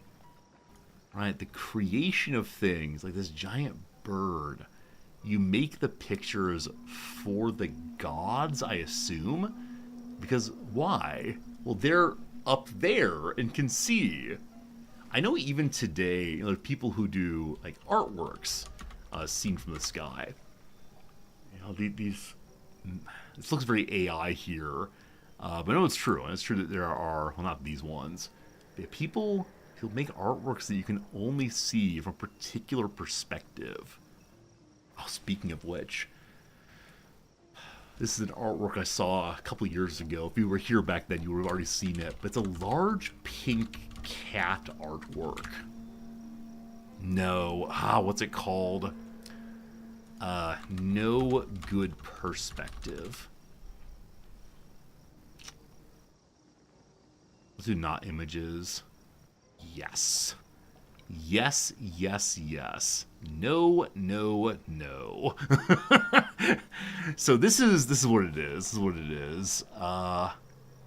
Yes, Mr. Kobayashi the Pink Cat, I believe is what the artwork is called. Yes, so this is a artwork that moves from place to place. Here's where I saw it. I saw it here. It's an artwork that moves from place to place, inside of buildings, outside with trees, and it's intentionally made as like an eye-catching thing. Oh my goodness. And so many people, when they have the oh my goodness, say, I need to take a photo of that to put on Instagram to show my friends otherwise. And the artist intentionally places it as best he can so there's no good spot to take a photo of the whole thing. So you can only experience it yourself by going and looking at it. If you look at it online, like we're doing right now, it looks small and kind of boring. Which this thing is probably 4 or 5 times as tall as I am. It's a really interesting piece. I appreciate when artists, create various kinds of artwork that challenge ordinary engagement with art. Where it's not just hanging on the wall, it's instead doing whatever else. But the Serpent Mound is made, and with that, hooray technology. It means that the first time in a long time we don't have any building happening at the Capitol. We brought our army commander home. I suspect I need more of them. I also kind of think I need catapults. However, the horsemen are doing crazy work right now. The Halaokoea. Constructing a building on coast terrain grants more culture. Has 3 relic slots. We're very bad at relics right now. Alright, Sawmill gives more production. Oh! Sawmills can be built on rivers. They cannot be built on what I actually needed, which is built on, piers. That's the problem. Okay, what can you get next? More dye. Fantastic. And a choice. A mysterious hunting hound has been glimpsed in the forest, said to be vibrantly opalescent in color as the sea. An old woodcutter exhorts to his wife about the dog from Elfland. She scoffs and sighs. Dyed dogs are simply a popular fashion these days. I think for a while there I remember seeing people who had dyed their poodles, and it really confused me. Offering should be left for the dog of Elfland. Hooray culture, or royal hounds be dyed also. Scientists figure out how to dye the dogs. Yes. But do you have a flag? This is the first contemporary quotation we've seen in this thing. Every other quotation has been from some ancient thinker wisely commenting. But Eddie Izzard here asked the question of, do you have a flag? Which to say, should you actually be a nation?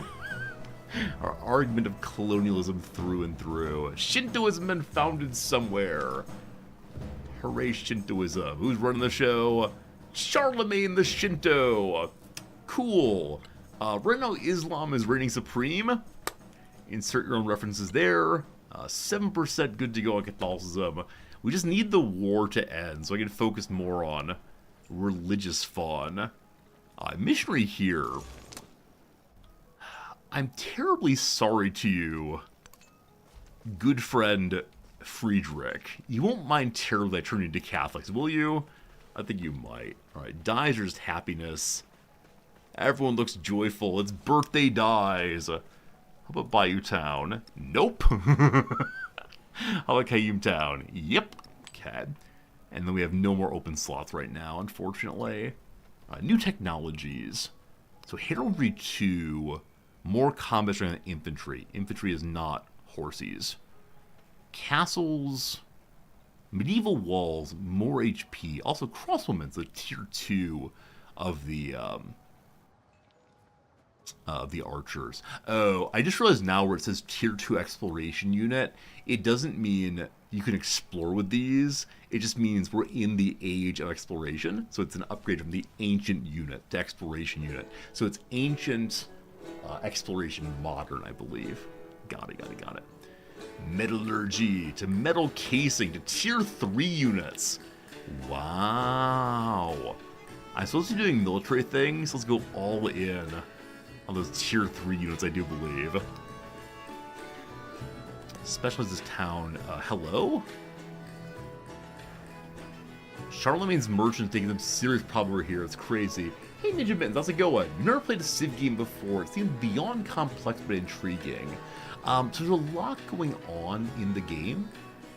Definitely. Like, it's a game that has a bunch of mechanics all at once, but I don't think that any of them are impossibly difficult to figure out.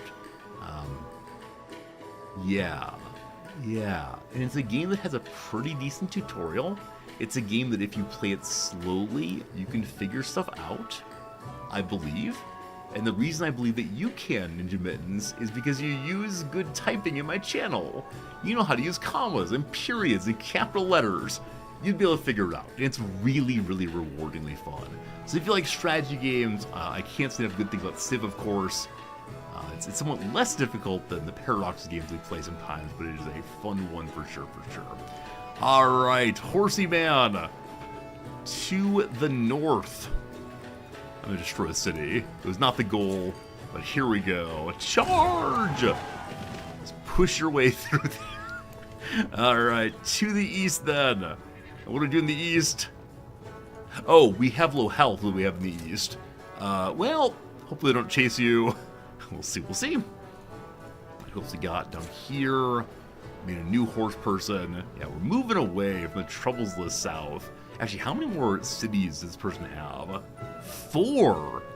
1, 2...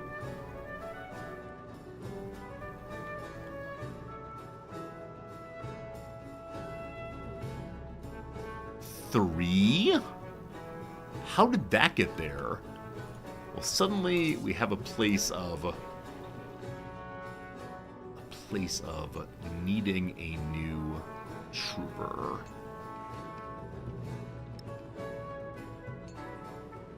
The city here can't spawn my horseman? Where's my horseman? It's gotta be here somewhere. No suitable location to spawn a soldier. That's weird. Oh, it's because there's a settler standing in the way. Yeah, we can move this troop out the way and then build on top of it. That'll work fine. There we go. Alright, we'll be charging here in a moment. All good, all good. Friends, I've got bad news. I got very, very bad news, which it is 2 p.m. my time. And I want to say, like, oh, I don't teach today. Let's hang out and keep playing for an hour and a half. And really, I want to. However, I need to go do an interview with one of my former students about the life and times of the Twitch streamer.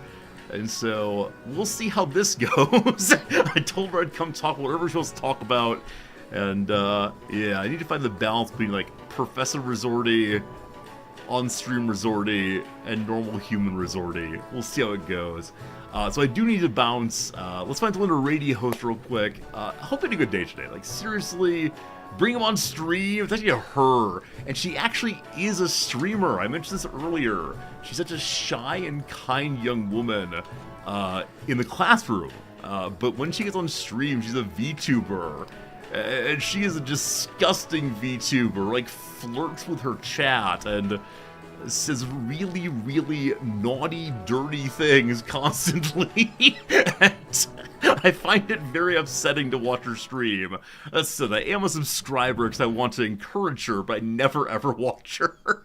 And, yeah, we'll see how it goes. She did visit one time, it's true. She did visit one time, and she's a delight, but, when her chatters first found out that I was her professor, they immediately came by and said, "What's she like in class? Did you fail her?" All fun, all fun. Where am I? Hey, here I am, row 2. Good old Resorty there. Maybe I should move to the right-hand side so people can see me more easily. The problem with the left side streamer setup is that the viewers blocks you. Alright. Who we rating? We did Arvius yesterday. Should we do Trump? Like I said, Trump. What's a very, very good Hearthstone player? I love the people above us. I believe the odd one was like a professional League of Legends player. Trump was Hearthstone all the way. It is, and Arvius was like the big Battler stream for a while. I love seeing this, that people stream outside their regular area sometimes. So very, very cool. Let's go visit Trump. When you get there, please say hello. Please welcome the kindest words you can. Nice. And they're playing at DD level, so you know how this goes. He's a really good guy, though. Really, really kind, really, really smart. And, yeah, let's go and raid shirt over here. Also, I hear that Cat Fritz is in the room right now and wants to have me go play with him. I'll be back tomorrow with more video gaming, more enjoyment. Tomorrow my students have an exam. I should probably go rate that exam. Things happen. BRB in just one day. Thank you much.